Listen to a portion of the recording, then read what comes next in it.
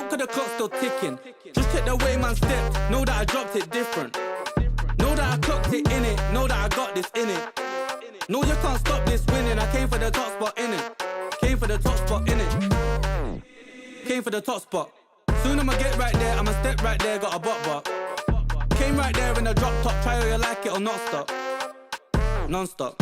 Yo, if you wanna get this poppin', you better get to shopping. I came in a different drop this time and they thought it was the same one, they didn't clock it. Oh well, it's nothing, they call me a dripperholic. Just watch how I'm dripping on it, please just don't be slipping on it. Oh well, it's nothing, they call me a dripperholic. Stepped out with my new swag on, I'm dripping. If you wanna chill with a hot boy, come my way. Good morning and good afternoon to everybody and all MLBB fans out there who are looking to watch what is going on with ENC, a highly anticipated tournament that we've been talking about on major broadcasts over multiple titles about this day, where countries are finally going to battle it out here in the Mobile Legends division. My name is Gideon. Of course, we've got Mirko here. We're doing the East Asia qualifiers, and I know that for a lot of you, you're going to be looking for your own different regions. We're going to be covering many different broadcasts here today. So, Mirko, what are some expectations? Because honestly, even me coming into this, I'm like, oh man, I don't know what I'm going to see here. I think at this point, Gideon, especially considering we've been through MSC, we've been through at EWC where the meta is just so crazy. Even our own MPLs where the meta has continued to be crazy. Surprises you have in MPL Malaysia, but in MPL Indonesia, God, we've been seeing some crazy picks, man. And crazy is a way to put it very lightly. So at this point, I think it's better for all of us, casters included, viewers included, to have zero expectations and just let the waves of ENC bring us to our destination. And of course, our destination is who is going to get those qualification slots here for ENC. Now, we're starting off with East Asia. We only have 3 teams for East Asia. The qualifiers is going to require a double elimination bracket. Then non-qualification matches are a best of 3, while qualification matches are a best of 5. So, for East Asia specifically, and keep in mind that there are multiple qualifiers going on at the same time throughout today, so please stick to the stream. Now, we are only catching the most exciting parts of these tournaments. Here in the tournament bracket, we have the Republic of Korea, Japan, and as well as Hong Kong, China. Now, we're already at the grand finals, as the Republic of Korea have already taken a 2-0 victory against Japan, and in the lower bracket finals, Hong Kong from China has taken down Japan in a 2-0 fashion. Now, keep in mind, there's actually, before this, one more section where Korea has actually beaten Hong Kong, China 2-1, putting them in the lower bracket finals in the first place. So, technically, Korea would be, by air quotes, would be the strongest out of this group. It's crazy to see because I felt like it was just a few days ago where we actually saw the real lineup come in for Republic of Korea.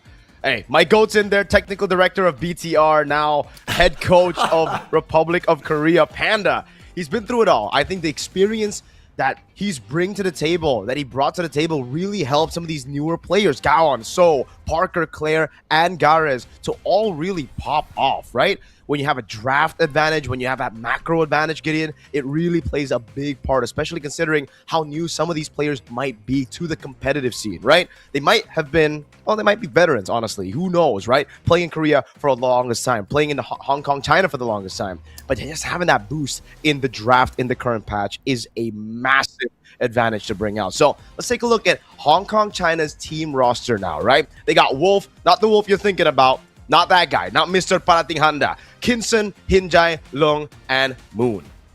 Interesting that, knowing that China in the MLBB space already has a couple of teams, you would have imagined that they would have fielded a roster that was going to be competitive overall. But maybe they already have. And maybe the real question is, how strong is the Republic of Korea in this particular bout to be able to not only, beat a Chinese team, but also take down a Japanese team, 2 regions that we've already seen have competed in an international before, whether through wildcards or even the main stage. So really, your goat over there, he's putting in the elbow grease for the Republic of Korea.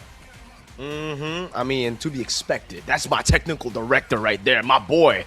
Heartbreak though for Japan, unfortunately. It's so crazy to see. I think most people who follow the MLBB esports scene would actually maybe predict Japan to go through from this East Asia qualifier, knowing that, again, they've had that experience. Mui Minette, so many wildcard tournaments, beating his previous team as well. Now, unfortunately, just not close enough to make it even to the grand finals. I thought at least it would be a top 2 finish here. Unfortunately, though, again, there's only going to be one team from East Asia that will make it to ENC. So there's going to be another heartbreak here between Hong Kong, China, and Republic of Korea. We'll see if Hong Kong, China have been able to really learn from that mistake, that 2-1 loss against Republic of Korea, or will Republic of Korea have fine-tuned some of those strengths from the previous matchup to bring into today's grand final.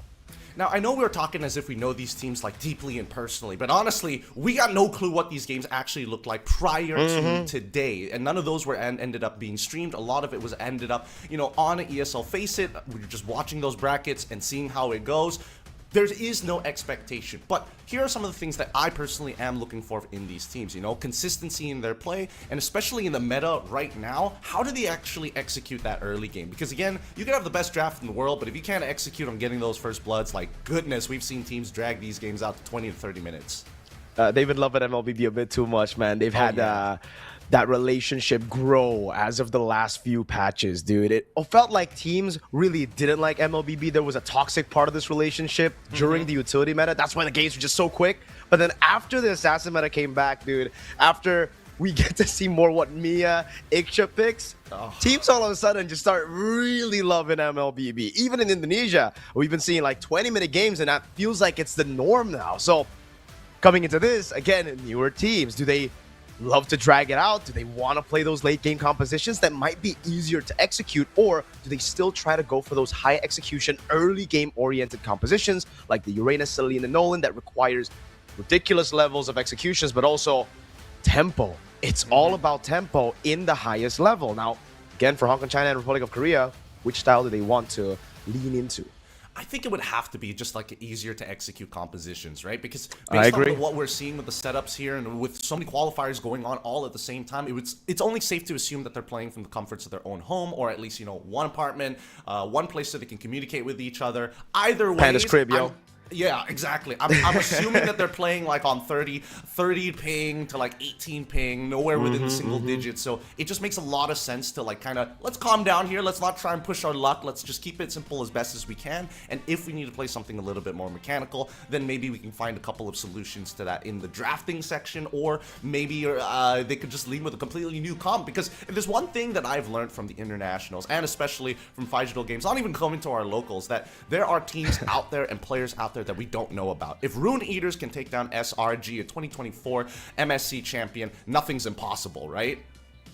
10 minutes too. That game was ridiculous. They just snowballed out of control with a crazy early game draft. So again, right, we talk about easy to execute compositions or high execution early game compositions, and that's why teams like Rune Eaters, technically nobody's in the scene, were able to beat SRG, MSC 2024 champions, with an early game comp that relied on tempo, that relied on them to execute some of those crazy plans. I think here, there might be a chance for us to see some of that, especially from Republic of Korea, knowing that Panda has that experience, has brought, I think, a lot of players to the international scene, and they continue on. But for now, I believe we're going to have to take a break for a bit before we get into our first game of the day.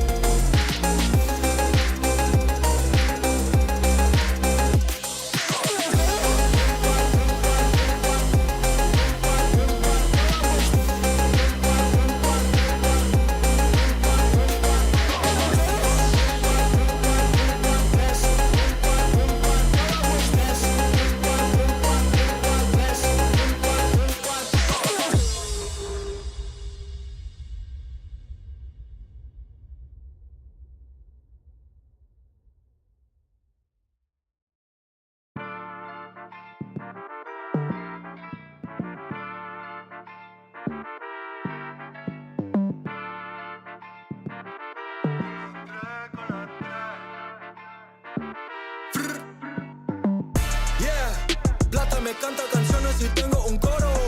Ganador ves el oro, brillo como un tesoro. Y tu novio es un bobo, mi gatita tiene todo, pegajoso y hermoso, con las tres peligroso. Ganador ves el oro, brillo como un tesoro.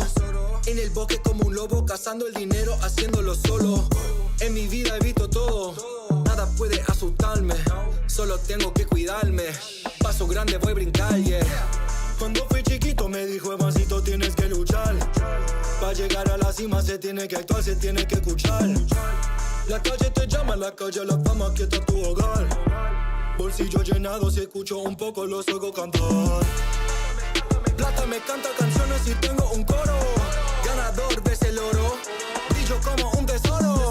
Y tu novio es un bobo, mi gatita tiene todo, pegajoso y hermoso, con las tres peligroso. Pegajoso y hermoso, estoy más grande que un oso. Mi pistola está muy hermosa y la tuya estaba so. Mi palabra tan filoso, porque el game es una guerra. Patrullando Panamera, yo no ando con cualquiera. Cuando fui chiquito me dijo, hermancito, tienes que luchar. Para llegar a la cima se tiene que actuar, se tiene que escuchar. La calle te llama, la calle la fama, aquí está tu hogar. Bolsillo llenado, si escucho un poco los oigo cantar. Yeah, plata me canta canciones y tengo un coro. Ganador ves el oro, brillo como un tesoro. Y tu novio es un bobo, mi gatita tiene todo, pegajoso y hermoso, con las tres peligroso. Plata me canta canciones y tengo un coro. Ganador ves el oro, brillo como un tesoro. Y tu novio es un bobo, mi gatita tiene todo, pegajoso y hermoso, con las tres peligroso.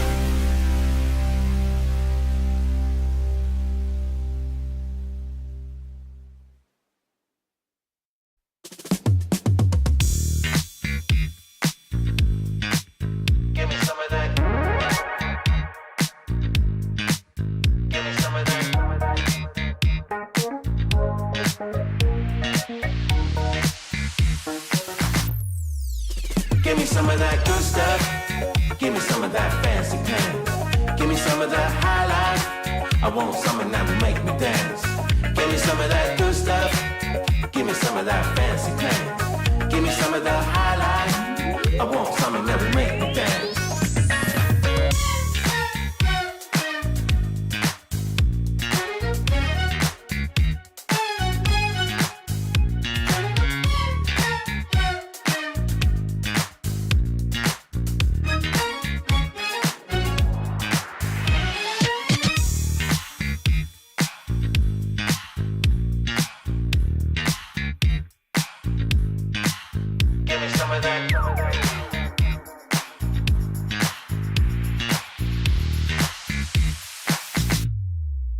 Give me some of that good stuff.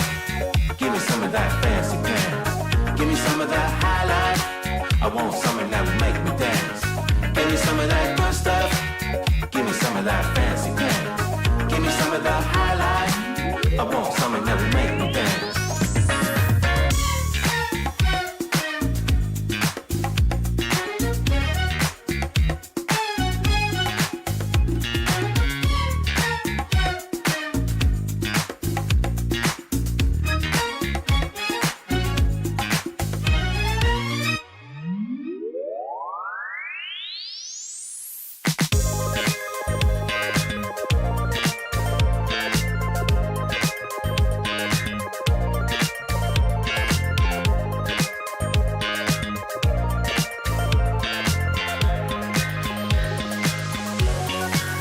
Give me some of that good stuff. Give me some of that fancy pants. Give me some of that highlight.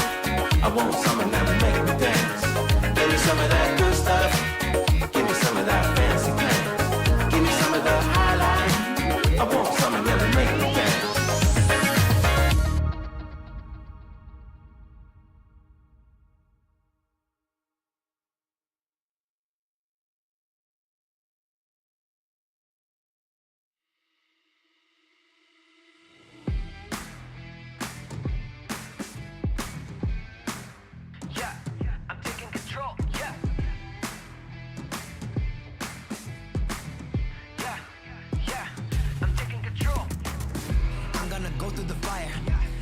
Show all the pliers. I'm gonna stick to the plan. I'ma show everyone how I built an empire. Hands always close to the gun. When the challenge arises, I come. I'm not one to just get up and run. It's my task, I don't rest till it's done. Glad to know that I'll be taking that control. Yeah, yeah, I'm taking control, yeah. Glad to know that I'll be taking that control. Yeah, yeah, I'm taking control, I'm taking control. Glad to know that I'll be taking that control.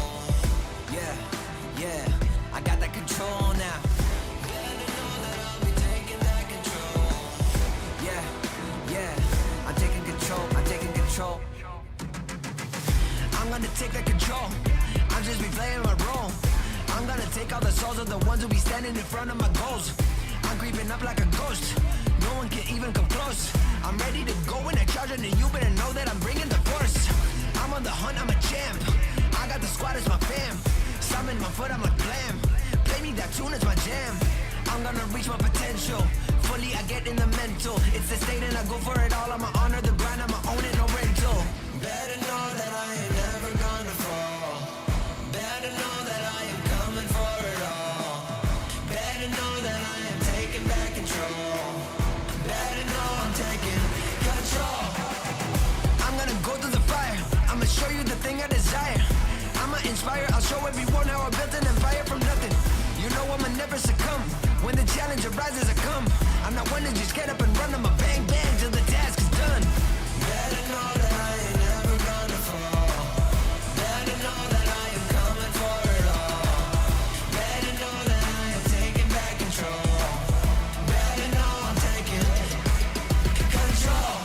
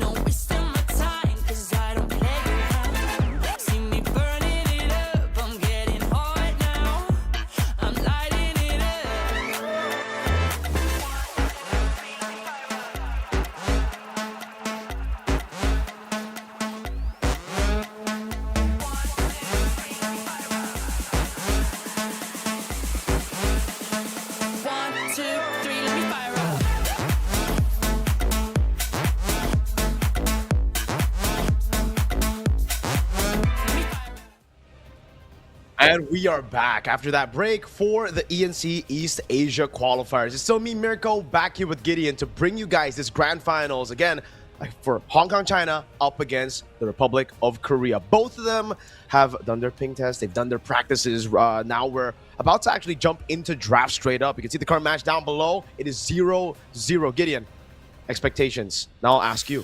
Oh, that's a tough one. You know, I'm not gonna lie. I'm just gonna go with crowd favorites here. You know, everybody people have seen Hong Kong, China. We need to see some new regions out there, and I think that Korea is going to be one of those regions that everybody's just like, man, give this region enough time, and eventually they're gonna start dominating. We said that about China. We said that about Japan as well. And I think out of those three, Korea, we were just waiting for when they're going to break into the scene.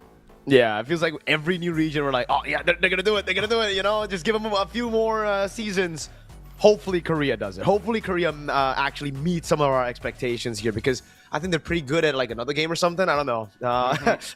They have the experience, what I'm trying to say, when it comes to MOBA titles. We've seen how successful they can be when they actually get a massive player base, when people get behind the game. And MLBB, I think that's why I love ENC. That's why I love these new tournaments coming in. You know, ENC, it almost feels like it's still an idea. It feels like it's still a dream, Gideon.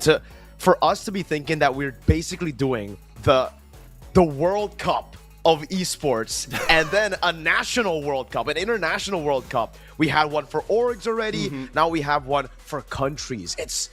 It just feels like it's a dream 5 years ago, 4 years ago when I first started. I just never expected this to happen at this scale. Yep. No, you know, watching the competitive scene for Mobile Legends actually continue to grow in this particular manner. I mean, I never did IESF and stuff like that, so it's great to see that ENC is going to be here to, you know, kind of bring the countries together anyways.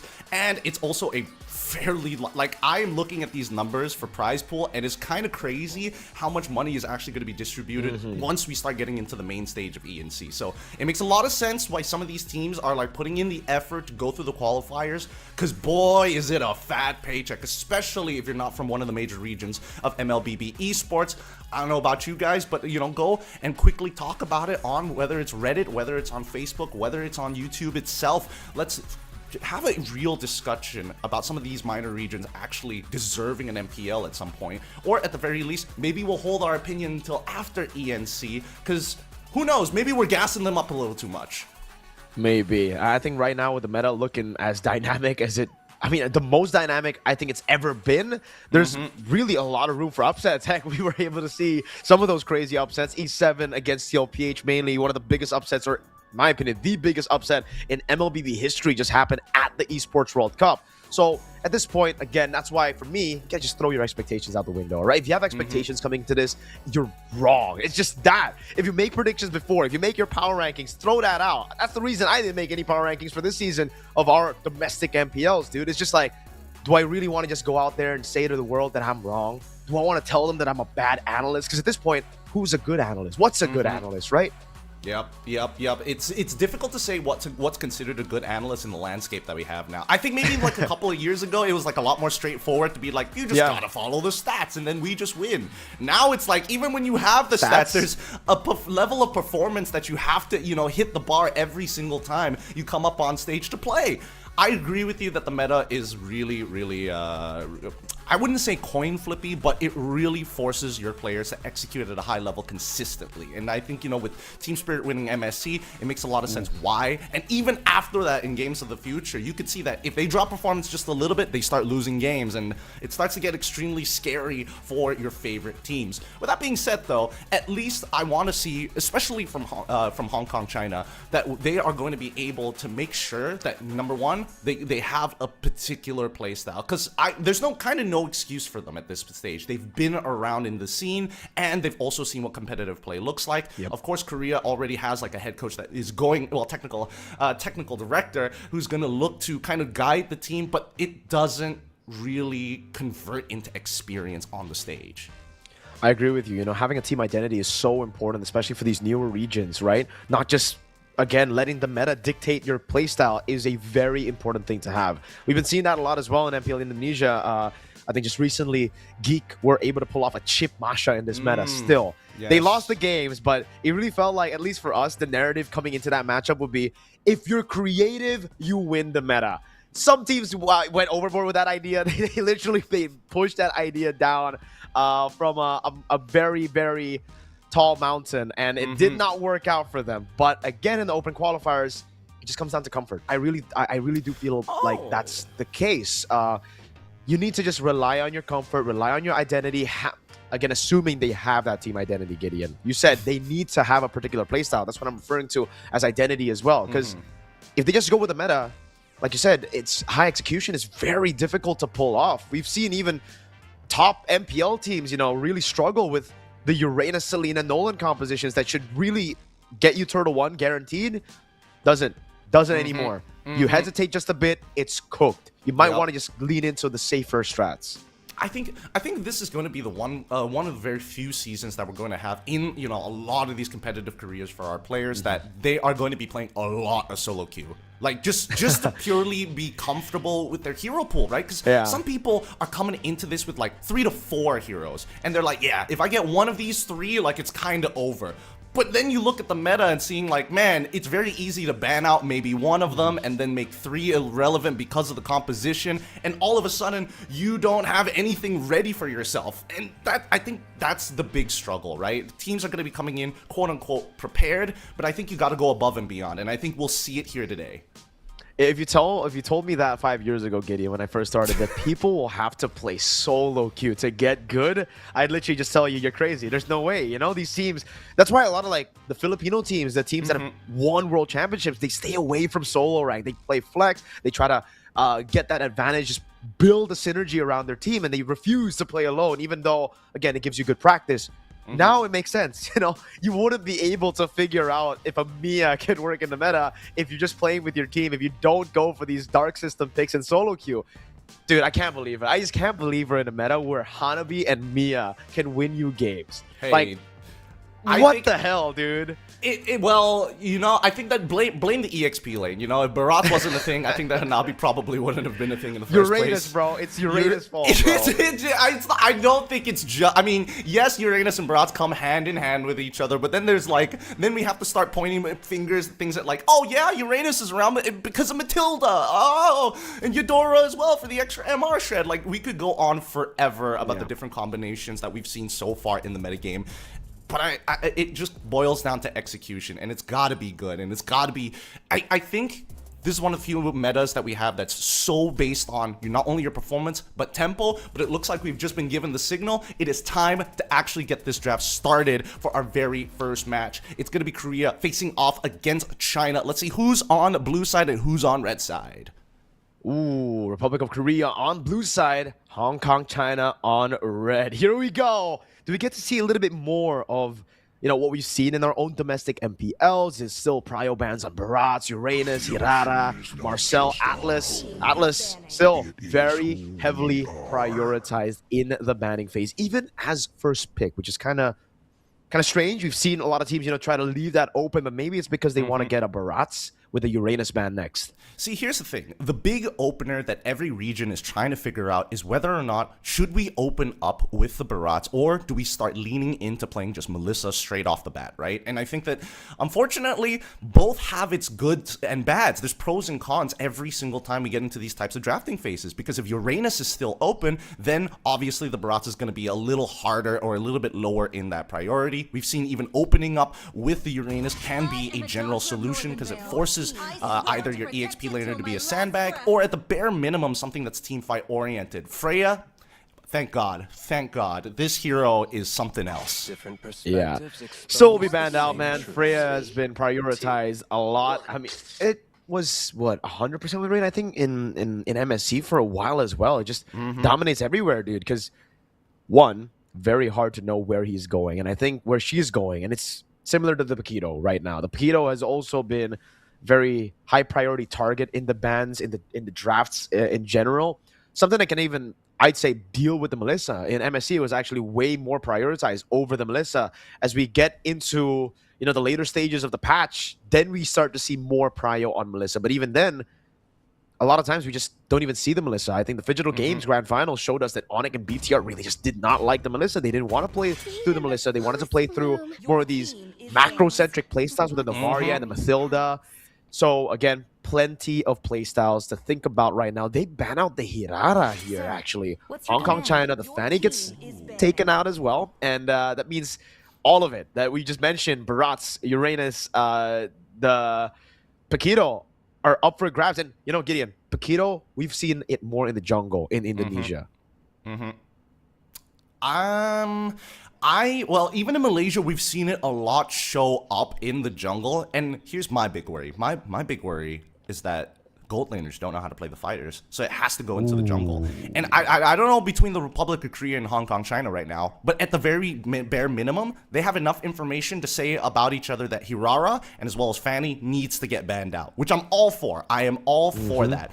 Let's see whether or not the Paquito gets banned out here or whether there's a bigger priority. I think let's not forget that they are on the red side. Paquito gets banned out, and right now it just seems very clear that either we've seen I've seen three different openings. It's either they go straight away into the Melissa, straight away into the Uranus, or straight away into a Barats of some sort, trying to set up for blue 2 and 3. But so far they go for the Melissa. Belleric still open, should be pretty straightforward. Wonder if they want to go for the Belleric and the Eudora, try to pick up the Barats for red 3, or if they want to go a different route, right? Because like when the Melissa gets opened up like this, usually you want to just secure a Claude pick straight up. You don't want to really wait for red 3 because that's where Republic of Korea could really start to force that error, force some of those picks. They go for the Uranus and the Belleric. Okay. Trying to deal with that Barats early, but this opens up an Esmeralda to get tempo over the Uranus, and it kind of forces them to pick that Claude in red 3 or pick up a jungler and leave that counter to the Melissa to be banned out in the second phase. Yeah. There's some deep relationships with some of these heroes, right? If Militia shows up, your general counters, yes, as per mentioned, is going to be Claude in this particular case, because unfortunately, you need sort of an EXP laner or maybe even your mid laner to have the range to blow her up before anybody gets to her, or at the very least zone her out from these fights. Artillery Mages generally is going to be that answer. And I think that, yeah, right now, Republic of Korea are trying to make the decision right now. It's like, are we playing for the lane or are we playing for tempo? Are we playing for the general pickoffs? That's what they're trying to figure out. Because if it's Esmeralda, then it's for the lane and generally for Peel. If it's Barats, it's also Peel, but also provides a very powerful tool during the neutral takes. Yeah, it's free pickoffs as well. That's why they go straight for the Nolan. If they went for the Esmeralda, I thought maybe it would probably be a Harley pickup, but they go for... Oh, wait a second. Yo, this looks like a troll pick. It looks like they're just hovering, but I just want to say, I've been encountering a lot of Natalia jungles in ranked, and they've been very annoying. Not going to lie, especially when you're on a Nolan, when you're on a Hirara, someone that really requires those skills. The silence is such a deadly tool. So I wouldn't take this out of, the realm of possibility just yet, especially considering we've been seeing a lot of Mias, Eudoras, and Hanabis, dude. I don't think there's any pick that we can say right now for sure that is just not in the meta, but they go for the Brody, it seems. This has also been, I think, a very, very weirdly prioritized pick in the first phase in Indo, dude. Because I don't really think it deserves... Yeah. It's been first phase in Indonesia, and I don't agree. I don't really like to see it in the first phase. I like it as a counter. I like it as a last pick type of deal, but we've been seeing it here, red 3, a lot of times, even in Indo, and I just, maybe the scrims have just been looking that way. The Brody versus Melissa, from what I've heard, is a skill matchup. If you have a really good Brody, you'll be able to win against the Melissa, but the reason you pick it up is because of pressure. When you win lane on the Brody, you just snowball out of control, and I get that. I guess with the Belleric here, locked in for them, they feel it's safe enough, right? Because they have Uranus Belleric to just stand up front, tank up everything for the Brody. Yep. I'm all for it. I'm all for it. And before this, we had a different opinion about the Melissa into Brody matchup. And I think now that we've seen the meta kind of solidify itself in certain areas, that it makes a little bit more sense. With just a little bit of help, you can really tip the scales in the Brody's favor, or even in the Melissa's favor. It's very volatile at this point of time. Now we go to the second half of the batting phase. We see the Matilda from the side of China, and Korea gets rid of the Harley, which I'm all for. They want to minimize the overall scaling from China's side, and getting rid of the Matilda means that damage is going to stick around. These Enchanter supports have shown up a lot more often, particularly Matilda. You know, some of the others haven't shown as show its reliability. I think that the Rafa has always been part of this conversation after everything that Aurora has done. Thank you, Midnight. But Now, in the second half, we're going to have to make sure that we can, get rid of some of these bigger follow-ups. And I think mages would have been the go-to for both of these teams, and especially for, like, Hong Kong, China, right? Like, they've got power in Red 4. Had they just gone for the mid laners at this stage, Republic of Korea would have been pinched. Yeah, I actually thought the Rafaela would actually show up for Hong Kong, China there for Red 4, right? Like, they ban out the Mathilda, and then they get the Rafaela, knowing again that the Barats, Melissa, and Nolan has been picked up. Usually, you just go for pickoffs there. So if you do end up getting the Belleric, say, in those pickoffs, insta respawn, bring him back with the Rafaela. The others should be able to pull it through. They have crazy sustain. The Ling gets banned out. I believe that's more of respect. They probably know from maybe some of the scrims from Hong Kong, China, or maybe from previous outings here that they are comfortable on the Ling. Now with no Harley, no Ling, they go for the Novaria. I am a fan of this right here. Melissa struggles against the Novaria, and I think it's pretty similar to the Nolan. The Nolan also will have a tough time really trying to find the Novaria. You have to get past all the turrets. That's one. If you win the early game, if you lose out, bro, we just saw this yesterday, even in Indonesia. This composition with Novaria just steamrolled everybody, but they go for the Selena, it seems. So still trying to go for that speed around those neutral objectives. Selena, Nolan, can they blitz through the neutral objective is the question. Yeah, blitz through neutral objectives, maybe steal away 1 or 2 camps away from potentially the scaling jungler. And I think this is a good idea because from Hong Kong, China's POV, they see two major junglers that scale, get banned out, and there also happen to be the direct counters to the Novaria. So now the Novaria becomes a lot safer to play. They still get a scaling jungler, but at this stage of the game now, Hong Kong, China has to play for this Brody lane, right? I mean, Uranus is always going to be good, but it really depends on whether they want to fight for neutral objectives, and that depends on whether, number one, Little Wanderer is going to get contested for the state of the mid lane, because as much as Novaria can clear waves fast, eventually it will come to a point where Gatot has to just block the shots so that they can get tempo back. That'll be the big question right now, man. We've seen so much. One thing's for sure, Hong Kong, China's got so much vision in their lineup. My goodness. Wolf on the Eastern Shin with the Mountain Shocker, Insta Vision. That'll give Novaria easy access to land these Astral Echoes. And with these bigger hitboxes, Uranus, Belleric, dude, the amount of pressure they have on the map is quite ridiculous. But it's all if everything goes to plan in the early game. Republic of Korea, they have a lineup that can stagger that early game composition for Hong Kong, China, stop that snowball from happening from the Brody, and they could actually be the ones to dictate the pace of the game with the Selena and the Nolan, with a very safe Melissa in the back that should be pretty safe. It really comes down to how clear lanes against Kingston. But here we go. Game number 1 into the Land of Dawn. For game number 1, Korea versus Hong Kong, China in the East Asia Grand Finals qualifiers.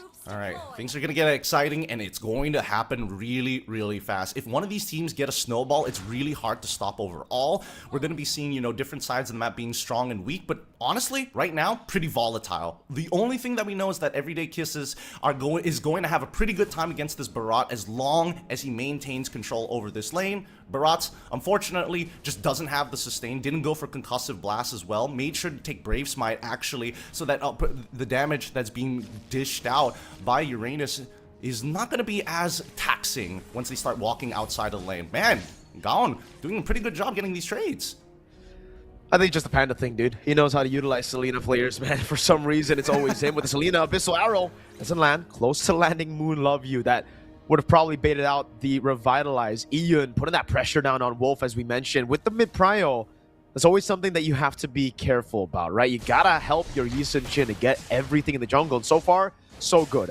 Gara is up top as well, not really getting bullied as we expected against the Uranus. He's playing it so well. The safe game up top on the Barats, and this is where it gets tough for the Uranus to control that XP crab.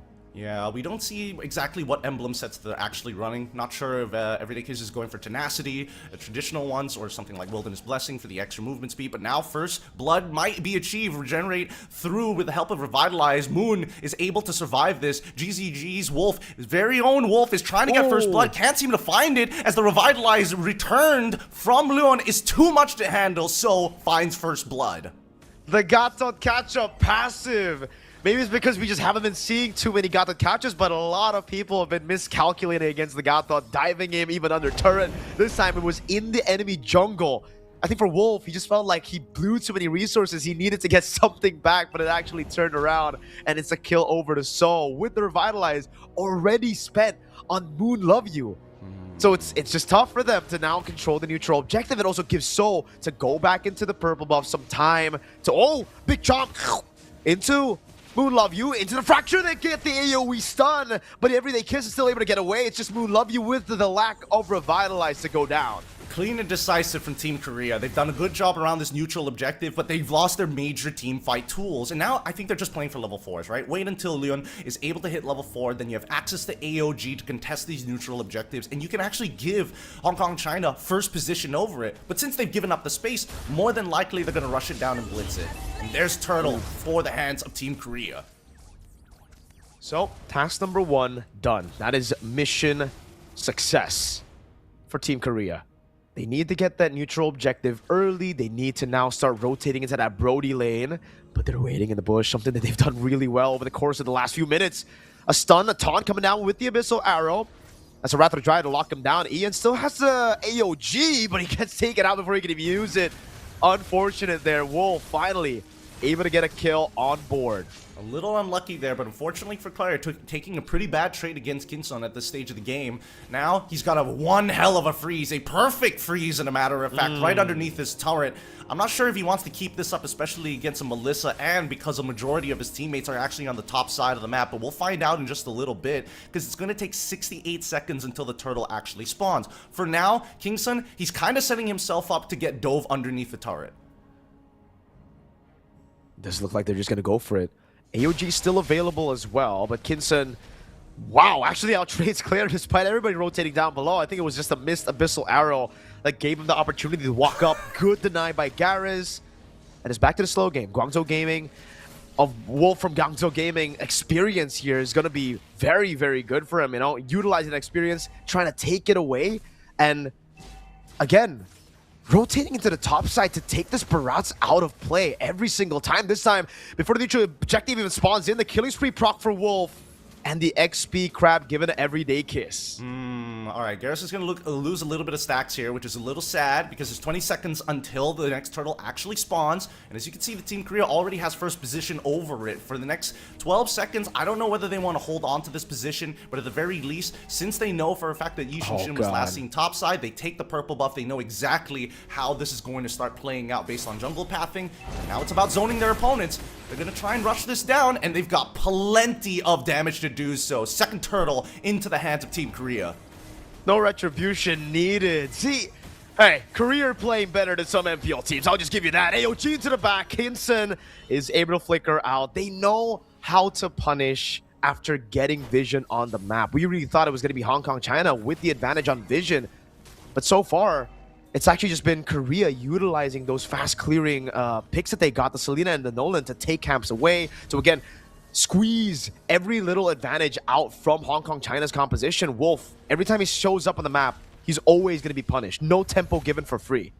They're making sure that at least whenever something happens in their lanes, they're converting it into something bigger. And I think right now, Hong Kong, they're making sure that, yes, they've got a bit of tempo, but I gotta say that the defense coming in from Kinson has been great. He's been denying a lot of opportunities from Team Korea. I would imagine that Team Korea should have dove him a couple of times, but Claire just isn't strong enough. And I think if they drag out this laning phase, that's the whole purpose, just to scale for the later half of the game.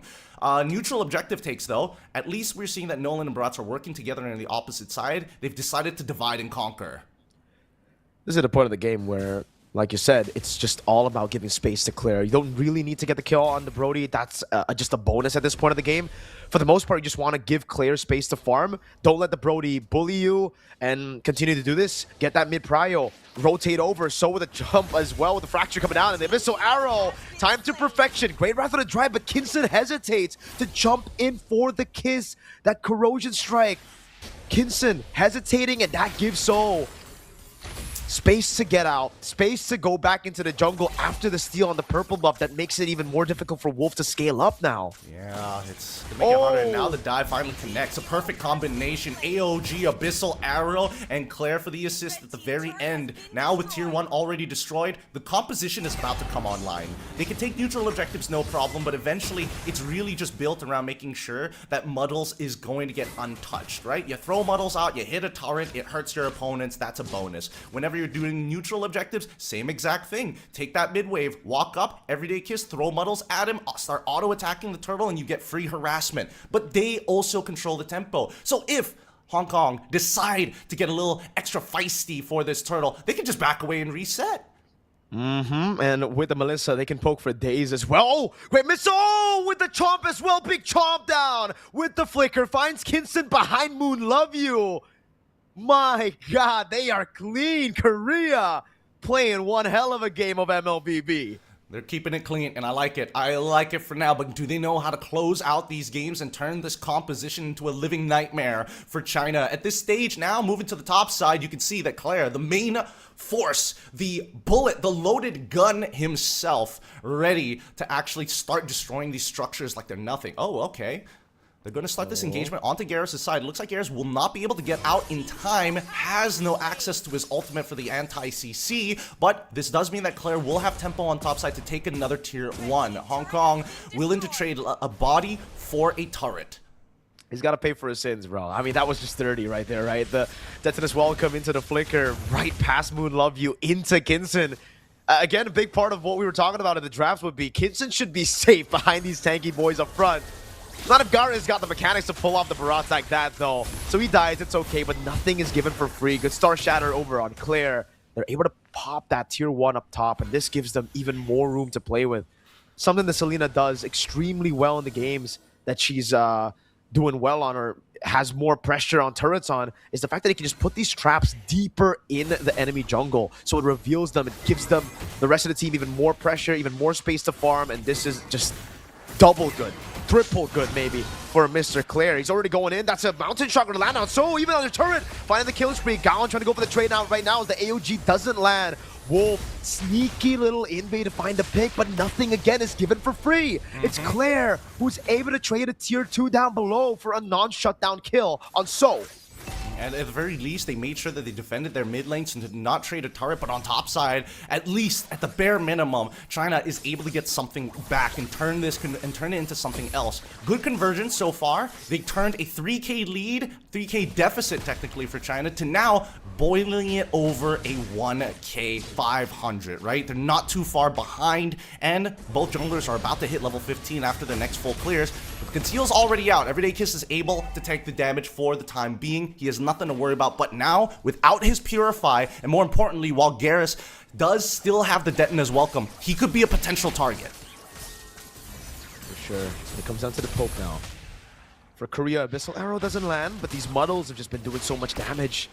Pushing them back, no Purify on Everyday Kiss means that it's going to be actually free for Garrus to go even for the frontliners. Moon Love You taking a big chunk of that damage. Garrus again with the flicker in forward, trying to go for the Death's Welcome, unable to find the right target now. The Revitalize coming down with the AOG. So it's Wolf away, but Kinston is able to find Gowan in the back now. Melvin gun picked up, and Kinston is massive in the fight. Going for the shots now over on Ian. That's a jump in and a triple for Kinston.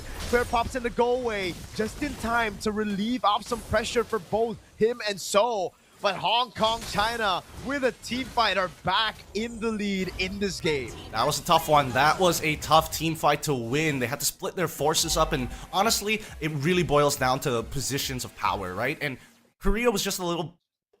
they were fighting in a position where they had to split their attention. Had they just played it a little bit further back, closer to where the Lord Pit actually was, then they would have plenty more space to kind of direct their opponents and herd them like sheep. But unfortunately, they're not the shepherds this time around. China now going to take the tempo and turn this around from what was a deficit in the mid game as we come into the late game, is now converting into something bigger. They're taking the structures they weren't able to take in the early stages of the game to even out this score. And now they have a 1.2k lead against Korea, but they're not pushing them all the way to their inhibitors. It's just tier 1s. With this comp, Hong Kong, China, it almost seemed like that early window to get that snowball was going to be gone. But they slammed the door at the window. They broke it again. They found another opening. And now Kinson 0-2-0, back to a 3-2-0. This is just prime position. Ian, up at the top, they're gonna go in right for the Dryad, locking him down as well. Kinson's looking for the flag. I don't know about this. Garrus can't get in range of the Detonus welcome, so it's just poke from everywhere, all the angles. Hong Kong, China, utilizing that as distraction so that the mid waves in the bottom lane can take a free tier 2 as now they look for the siege. Good Star Shatter on Gaon. As again, they go onto the mid lane. Oh, wait a second, the Nemesis arrow landed. They're now Detonus welcome gets a chop down on Okimoji. Hong Kong, China, they were caught lacking in the positioning game. And now they have to lose their mage. At least they still get the tier 2 up top. So it's not over. They're still able to get some good trades. No shutdown. So I still think it's a Hong Kong, China win. Okimoji, he's probably thinking to himself, like, I wish I took Purify. I was so bad that I had Purify in moments like that. But it happens. It does happen in the middle, and especially within the chaos of battle. Let's quickly look at the items to see, oh my goodness, all right, Gara's just trying not to die every single encounter. Chastised Pauldron on top of having the Guardian Helm. 3 items already complete here by Claire, looking for Winds of Nature completed as well. On the opposite end, Moonlove making sure that he has a Chastised Pauldron, Dom Ice, but also make sure that he also has Blade Armor, just to make sure that, I don't know, the extra armor here, considering that it's going to deal with like a DHS, I would have preferred if he leaned more into an anti-cuirass, if he wants to protect himself specifically from the burst, but I think in the overall long-term fights of it all, since Claire doesn't have the Malefic gun, it's still worthwhile. Yeah, these Star Shatters are still going to really hurt, man. Claire went for the Wind of Nature. That means he's still going to be very vulnerable to those Star Shatter shots. And even for Garrus, I mean, they have a little bit of defenses, man, but it's not enough to keep them at bay. God, look at that Astral Echo now with the torn apart memory as well from Kinson earlier. Basically takes them off the map as Hong Kong, China use that poke advantage to reclaim position on the map. That top lane's good, though, at least. So was able to utilize his friend's bodies in mid as distraction to push up top, and actually it's Wolf who gets sent up top. You gotta remember, Selena Nolan clears really quickly. This could just be the call to burst it down, Gideon. Yep, they're gonna start the blitz immediately. Detonus Welcome's gonna connect, and they reposition to try and punish this, but unfortunately they're a little too tanky, and they're able to power through with the help of Revitalize. AOG tries to disengage, but unfortunately not enough as Wolf is able to take the Lord. Kinson takes Leon, and now it's the chase. Winds of Nature already out. Claire unfortunately drops the ult really, really late into the fight. Punished, but loses out on the flicker, but doesn't trade their lives. So they still, 1 Lord, 4 Leon, and overall, Hong Kong have taken control of everything. And we see the trade back. The Abyssal Arrow connects Kingston, loses out on his stacks. Oh, way too hasty. But I could have sworn, Gideon, I've heard of biased casters, but never of a biased Lord. 2 Lord knockups onto So and Claire, I believe, in that skirmish, giving Wolf the opening he needed to just go for the free retreat. Didn't even need to try on that retribution. 1 level advantage for So, didn't matter. Completely free. But yeah, way too hasty from Kinson, man. Could've just waited. Oh, what? They just opened it up. Big chop. Wolf gets caught, and it's a free kill. Gone.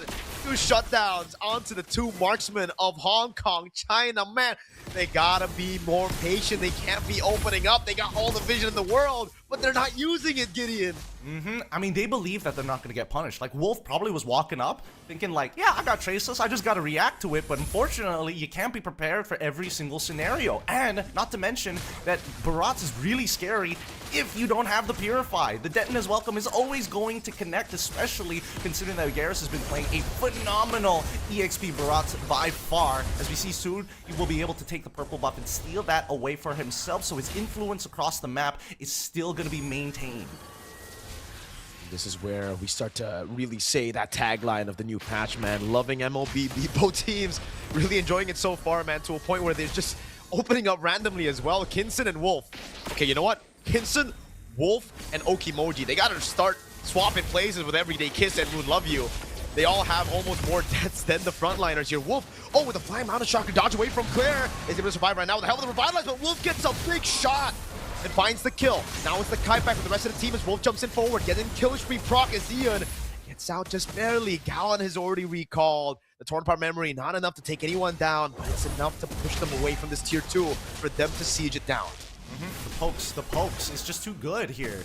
So far, these Star Shatters have been doing a lot of work in this game to get some permanent damage onto Team Korea, forcing them to actually go for these recalls every single time, and it's breaking up the battle lines, right? The AoE is good. Even Gaon, despite Garrus, you can tell he can take the damage, no problem, but Gaon, he can't. He lost half his HPs now into the fracture. Moon might be in some trouble here, but with the Revitalize, they stay healthy. The front lines are fighting each other. Wrath of Dryad's already out, but here comes Yixin Shin to pick up the kill onto Yun. So far, so good for Hong Kong.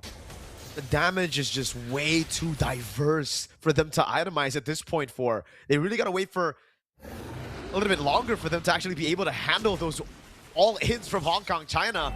I think it's also just because of that scaling, dude. The Star Shatters are really starting to melt these tanks. Wolf as well. They have double marksman composition. Without Ian, it's just not possible for them to just walk up. Moon, love you. Taking that position in the bush, the Astral Echo revealing all of them. They should just be free. Unless Claire can get the muddles in, but man, great Star Shatter, great read by Okimoji. Wolf with an attempt, the Abyssal Arrow lands, but there's no one that can really walk up forward. Garrus on this Dino. Not too big of a Dino with those Star Shatters landing constantly. The missiles actually land, big chomp. And the Flicker, throwing him under turret. Immortality down, the Fracture coming down. Ian going for the zone. That Wrath of the Dryad, just a bit desperate. Kinson playing it slow, has learned from the mistake of the past. Will just wait for the Lord, but yeah. I think for Hong Kong, China, again, every time they get the Lord, they just keep on overextending just a bit. This gives Korea a man advantage for the defense. Yeah, I love the fact that Team China right now, that they're willing to greed out. They're willing to like reach a little bit further. Yes, they're getting punished, of course, but that's more due to just how decisive Korea is playing on the defense and on whether or not we're going to guarantee kill this guy and make sure we zone out the rest. We don't even mind trading 1-for-1 in those particular cases. Luckily, they didn't, so it's just an upward trajectory for Korea on the defense, especially after being completely zoned away from this Lord. I think the one problem this composition is facing right now is the fact that Gaon can't seem to extend his angles, right? Not like Okimoji, who can basically shoot from all the way behind in the back lines. Unfortunately for Gaon, he doesn't necessarily want to do that. He needs to show a little bit of presence from multiple angles, so it starts breaking up the formation of Team China. Because so far, that's what Team China is doing right now. They just open up the map front to back, and all of a sudden, even Kinson sometimes is trying to pull the attention away to make sure that the front to back is never fully aligned. And I think Okimoji, if he's able to find those, shots again through these frontliners, it'll be very big. I mean, look at his items, dude. He's on the way to a Holy Crystal last item. Oh, God. There's no magic defense for Claire, so it wouldn't even be crazy to say that I think he can one-shot Claire if he gets the Holy Crystal, dude. Claire's got to be very careful. This is a greedy build. Not even going for Rose Gold Meteor. I don't think he'll get one shot. I think he'll lose at least. Oh, I don't want to say 7/8. I think I think he's out of the fight. That's for sure. If he gets shot, yeah. He's gonna be quite out of the fight. He can still heal back up with his Trinity, but that's assuming that he has like max stacks all the way from the beginning to the end of the fight. And Moji, again, seems to have his heat-seeking missiles directed to Su. This is unfair, man. I thought that was supposed to be a skill shot. Oh, Claire, you gotta be careful, buddy. These are auto-target skills. They're just that skill shot is a deception. It's not. You gotta be careful, especially with the Astral Echo. All right, when there's no Astral Echo, all right, it's actually a skill shot. But there you go. More members revealed. Not in range. Claire just staying out of bounds here. He goes for the lane in the bottom lane. Solid stuff for Wolf. They're just trying to fight for control over the far lane. Claire doing a good job at playing these dodgeball, Star Shatter. Oh, big chomp. It's only onto the frontliner now. It's only onto Everyday Kiss. That's okay with it. Onto the Consecration is able to escape. Claire free hitting in the back line with the muddles as well. Just shredding down these frontliners. Now in Tournament Memory will be able to take Garrus down as the AOG doesn't land. And Kinson is able to space himself in the back. A big Wishing Lantern proc on the Star Shatter is now Wolf. Jumps in again, goes for the arrow strike, finds the kills, he tracelesses forward. The shot of the Star Shatter doesn't land, but Hong Kong, China have the game in their eyes. They're looking for the end game scenario right now. It's up to Claire and Su to make it work, and Claire can only do so much. Star Shatter doesn't connect. Inhibitor finally falls. Muddles is doing a little bit of work, but eventually she's going to run out of targets to actually auto-attack. The Meteor connects as well as the Shatter, force the winds of nature, and they clear the wave just in time. Korea gets to see another day, forcing Hong Kong back, but they should be able to take the Lord here for Team China. And I love the decision from Hong Kong, China. They didn't go straight for the Lord. They knew that they had time to get the base turret at least to try to put some more pressure, maybe bait some of those resources, right? A battle spell, something out from Claire or from Seoul before they got the Lord. Now they have an evolved Lord at 21 minutes. That's usually a death sentence. Kinson and Wolf, Okimoji, these three backliners have scaled fantastically in the game from what looked to be a bad early game. And they have 3 waves to push Gideon. It doesn't really seem like Korea will have the space necessary to stagger these waves from coming in all together. Yeah, it's man. If it all comes in, if it all syncs up, that would be the most ideal situation for Team China. For now, Moji is going to start the work here. Going to put some damage onto Garrus, forcing out the Detona's Welcome early on. They still have waves that's being delayed on that top side. It doesn't collapse at exactly the same time, and Hong Kong may have just missed their opportunity. They've got one more chance here with the next waves already spawned and about to push in, but it looks like they're not even going to bother. Wolf got picked off up top alone, down. Really going ban for ban on those skill shots. An Abyssal Arrow landing on a Yi Sun Shin when they have Evolved Lord. Korea's really making this difficult for Hong Kong. China, folks, this is just game 1 of a possible 5-game series in the grand finals of this East Asia qualifiers for ENC. And we see just exactly how much it means for both these countries to try to make it to the ENC main stage. Wind of Nature again for Claire. It was a sell earlier for the Immortality. And now it's back to level playing field because Hong Kong, China weren't able to get a far lane, a side base turret earlier. It was just the mid that's still very easy to deal with now for Korea. Yep, and they got a bit of a push on the bottom side of the map here. I don't know, we've seen many different facets of this game, but we're also seeing the many different facets of these teams. Some people are stepping up at weird times in the middle of these fights, and it makes all the difference, because so far, as you see a lot of these 5v5s, it's a lot of pushing and pulling, right? Nobody really wants to commit until they see the mistake or opportunity, mainly just a window to punish their opponents. And they might have found it, forcing Kingston to actually use his Winds of Nature early on. Good fracture by So, forcing out resources. That is big resource spent right there. Kinson did well in not flickering there. That could have been an easy flicker bait. Decides to go for Wind of Nature, has the composure to save some of those resources, man. Even in the position like this, 23 minutes in. Wave up top looks good. They've dealt with it because they got pressure from Kinson using the Wind of Nature early. Now I think for Garrus, it's all about him saving the Detona's Welcome. He can't really be using it early anymore against Moon Love You, against Everyday Kiss. These guys can take that beating, can take that one-shot potential. Oh my god, Trace us away from the taunt. The arrow lands on Kinson. He buys the Immortality, so he swaps out the Wind of Nature. Wave up top is good again for Korea. They're going to go in for the missiles over on Everyday Kiss. Detona's Welcome again saved by Garrus. They bait out the Consecration. Ian in the front again. Lord taking a half HP as the mid-wave gets pushed out by Kinson and the boys. Garrus the flicker out. He's so low in Immortality, not even Poppy uses the Detona's Welcome. Defensively, the taunt lands on Claire, but no one was there to follow it up. There you go. Claire's out of the fight with a Star Shatter, and it's back to Hong Kong, China with a hold over the Lord as the Abyssal Arrow lands, and it baits out the Purify out from Everyday Kiss. Wolf will be able to get that Retribution down. A bait from So, the Wrath of the Dryad lands, and that was Claire with the muddles on the back. Garrus, no Detona's Welcome. Korea will have to defend from an Evolved Lord again. Good punish from Moon. Really good punish. Saw the initial dash coming in from So, immediately went Wrath of the Dryad. He knew and anticipated the Fracture combination coming out of him and gets the taunt to secure themselves the kill. Great plays by Hong Kong, China. So far, I think the biggest issue right now for Korea is the fact that they can't seem to get Claire into position to start hurting them and fight for that space. It's really interesting to see how Hong Kong has been maneuvering around them and specifically trying to cut down on the HP of Garrus, keep him in the fight for as long as possible. And now, Detona's Welcome already being used, they're not going to be able to run away with this easily. Kinson with the Thorn of Our Memory there, Immortality buyer as well. They're able to get Moon Love You gone! In the back finds the shutdown! And now it looks possible again. Hong Kong, China playing with the Star Shadow, landing on Claire again with the muddles onto the frontliners. He's melting them down with a taunt land. And Wolf's right there to go away, finally used up. Now the Star Shatter taking the Immortality down as that's going to be Okimoji with the Astral Echo again. Down, unable to survive through that thunder. Oh god, it's game 1 to Hong Kong, China.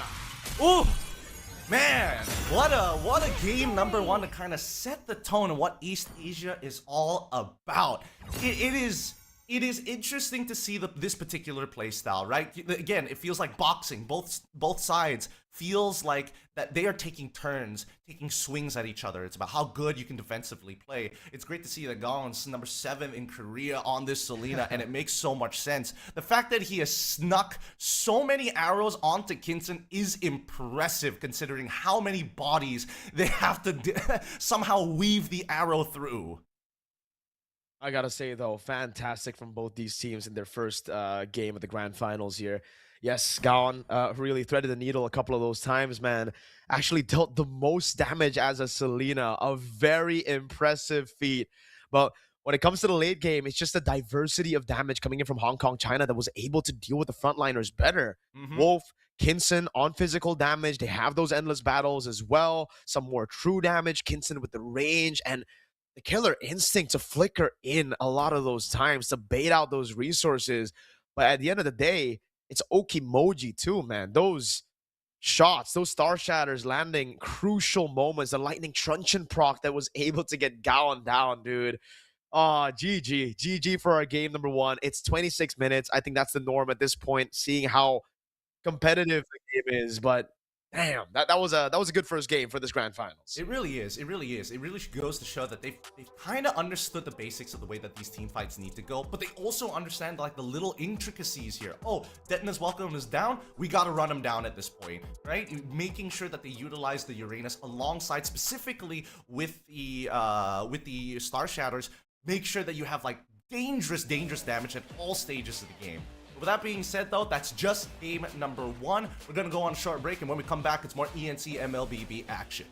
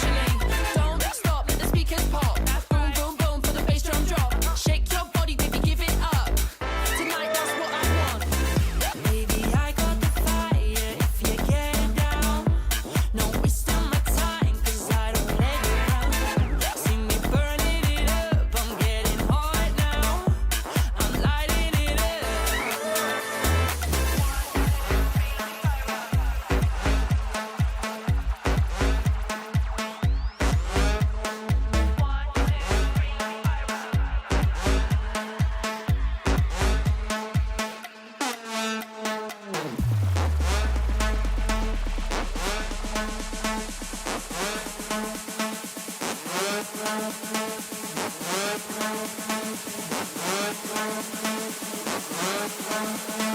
two, three, let me fire up.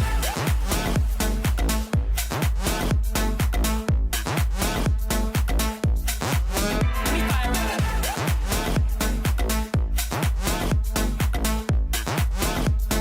One, two, three, let me fire up.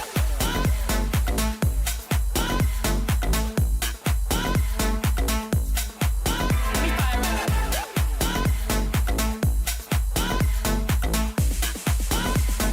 One, two, three, let me fire up.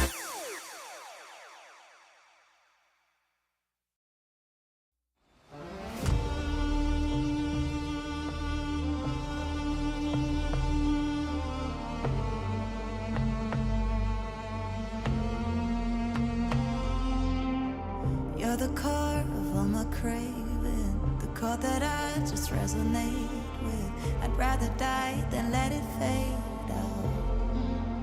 'Cause you make my night a little brighter, the heavy days a little lighter. I'll be with you down to the wire. You are the spark to my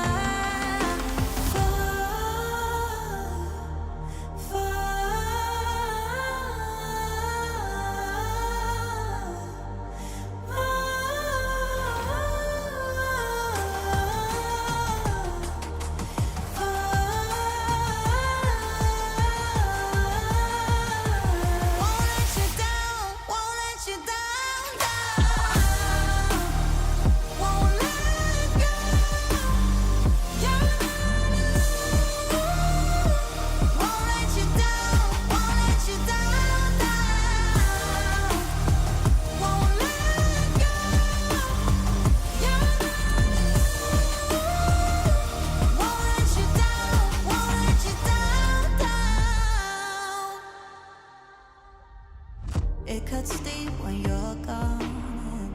I can't sleep 'cause my head song is keeping me awake, keeping me awake. You make my night a little brighter, the heavy days a little lighter. I'll be with you down to the wire. You are the spark to my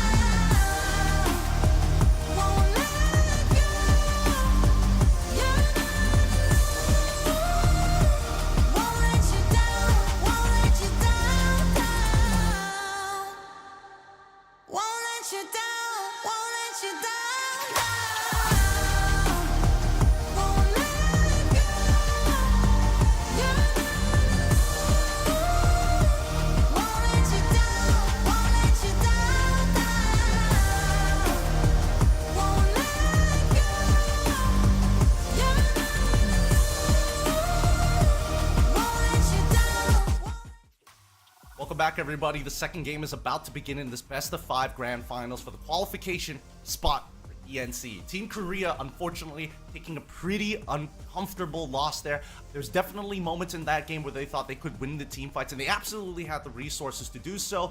Unfortunately, the experience and also some of the plays that we've seen from Hong Kong, China have been exquisite, but it doesn't come without its punishments, and that's what we're going to be talking about here. The punishments that happen and the greed that happened in this game needs to be adapted for game number 2. Like Korea, they're thinking about this. They're like, all right, their conversions are a little greedy. We need to be having a composition that punishes that. Yeah, they gotta be more careful, that's for sure, man. Especially the frontliners, right? Because Wolf, Kinson, and Okimoji, for some reason, they were playing like the Uranus and the Belleric of that game. And on the other side, the tanks were actually playing the safer games, the chill games, waiting for Lord, playing in together. So maybe it's also because they were too comfortable with the amount of vision they had, right? Because Astral Echo, Mountain Shocker, they had all the utility possible, and they just thought maybe that Korea wouldn't be making these moves in the jungle with all those resources. But hey, they subverted Hong Kong, China's expectations. Now in game number 2, I'm thinking that there will be some adjustments for that for Hong Kong, China. They won't be too comfortable anymore on the vision, but also similar to that, like you said, the punishments, right? Earlier on, and also not letting go of the game in the mid game, like still sticking to their main win condition, because it almost felt like they got too comfortable with the lead early and they strayed away from their win condition of playing front to back for the Melissa. You can definitely tell, like, between the two teams, like, there are moments of, like, autopiloting where it's, like, clearly there is nothing to, like, fight for. So now we just, like, oh, I'll check this bush out for fun. And we've seen both sides getting slapped around because of that. I think, you know, they got to clean that up. And I like the fact that both teams are able and capable of recognizing, hey, this is something that we can do. This is the moment we need to start locking in and fighting for, but there needs to be purpose behind everything, and both teams have shown it. The draft is ready. Let's jump right into it. Let's see which side they've decided to take on, because it looks like it's going to be Team Hong Kong China on blue side against Team Korea on the red side. Yep. Swapping sides this time around. Blue side, red side. Has there been a distinct, like, all right, side that's been better in Malaysia? Because in Indo, I believe it's still 50-50. It's, dude, don't even talk about our stats.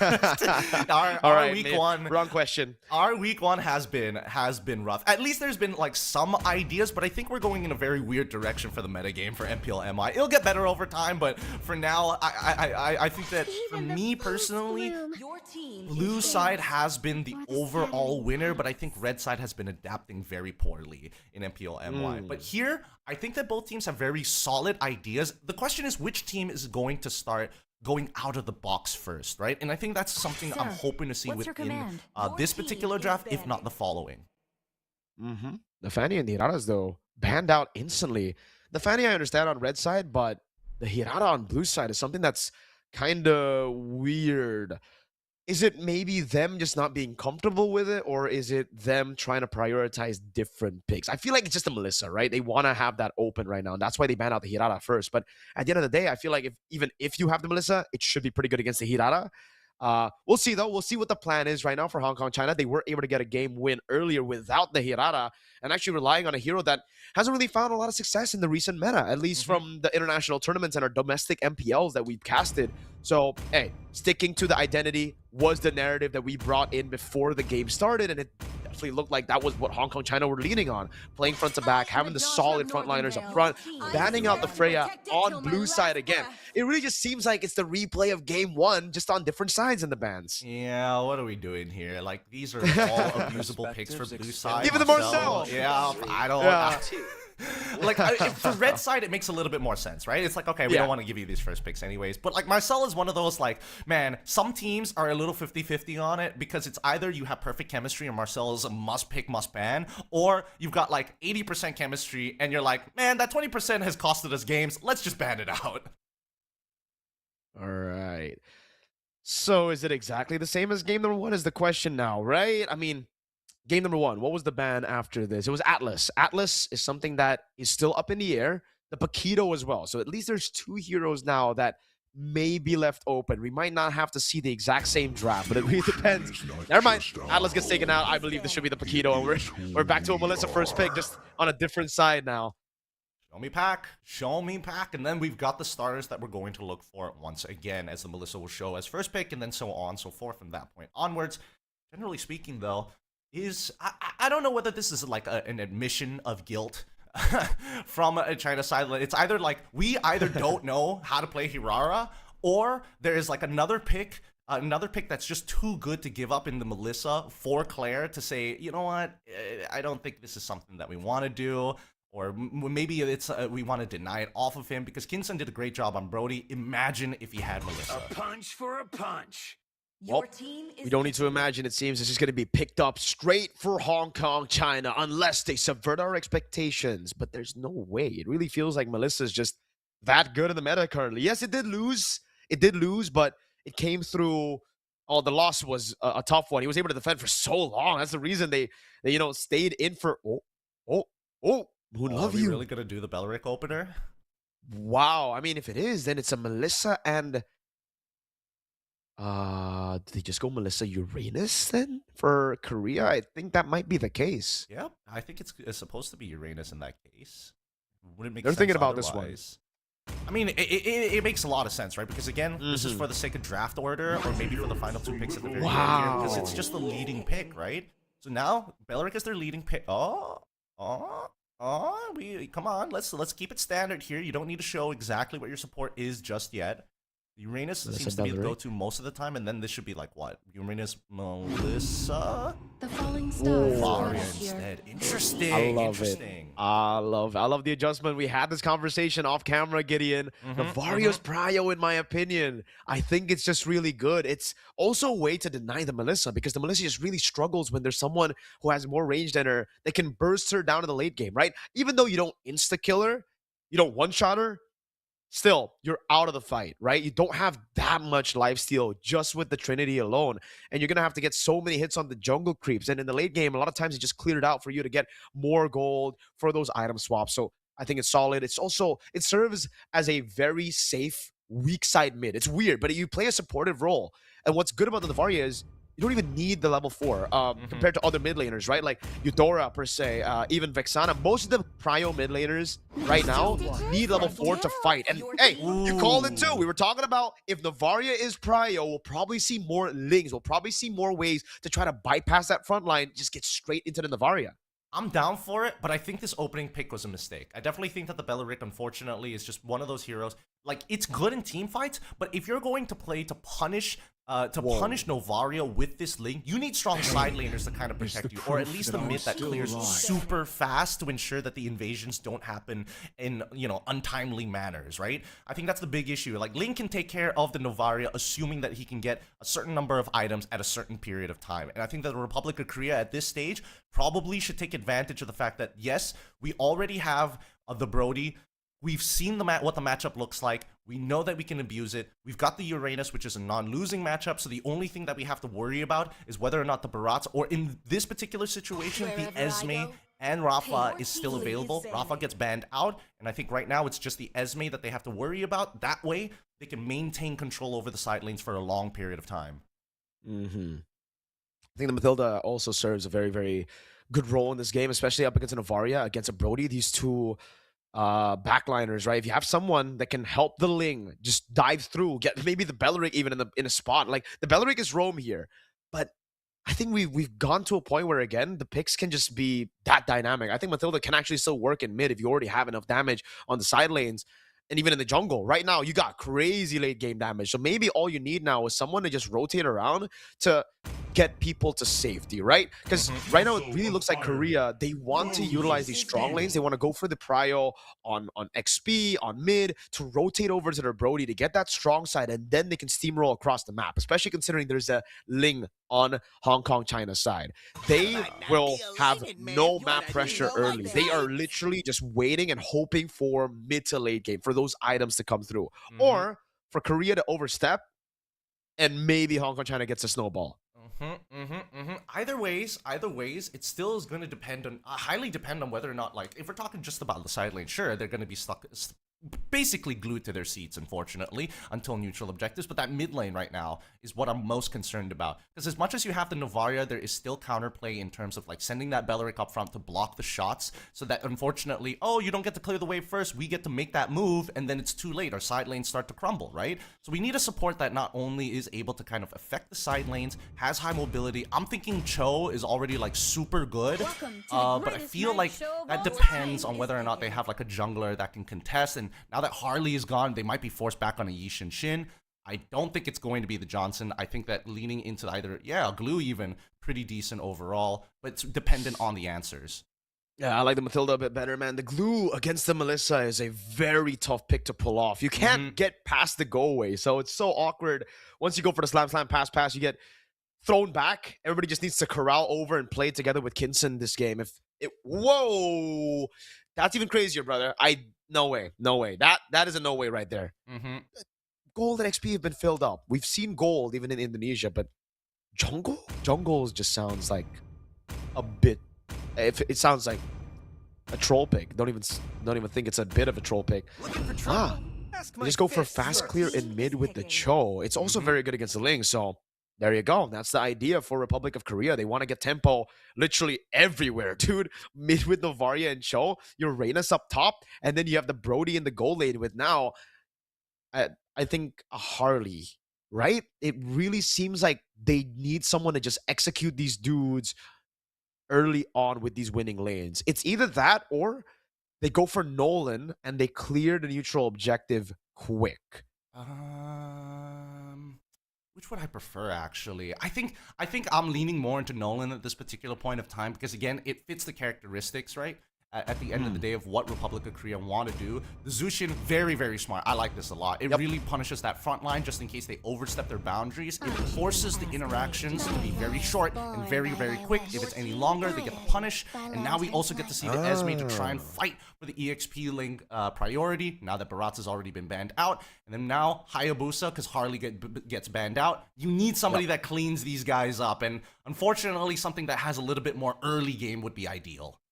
That fits the bill. You know, I didn't see the Harley get banned out there. But yes, Hayabusa, someone else that has been rising, I guess, in popularity, especially in GOTF recently, right? We've been seeing a lot of those games. And this really reminds me of that Rune Eaters game where they were able to stomp through. It was just all about tempo. And then the Hayabusa getting all the kills, maybe a possible Sky Piercer over the Brody. It gets locked in. And wait, has there been a swap in players? Oh yeah, I believe Parker coming so. in, right? Parker, yeah. So literally, is not in the lineup anymore. It's Parker. Interesting. All right. So maybe this is something we probably should have brought up a little bit earlier, but we just noticed it. His hero pool might have been different. Maybe he performs better on these assassins rather than the scaling style of junglers anyways. I would have liked to see the Nolan. That would have, accelerated this game a lot faster, but we can't forget the Hayabusa at level 4 is just as dangerous, if not more dangerous, especially when he has access to Warcry, one of the few assassins that doesn't mind utilizing it in the early stages of the game to get extra damage. And looks like Ling is running with the Warcry as well, rather than the killing spree. He knows his job. Go in, bait spells, get out. If you can clean up, that's great, but leave Kinson to do the rest of the work.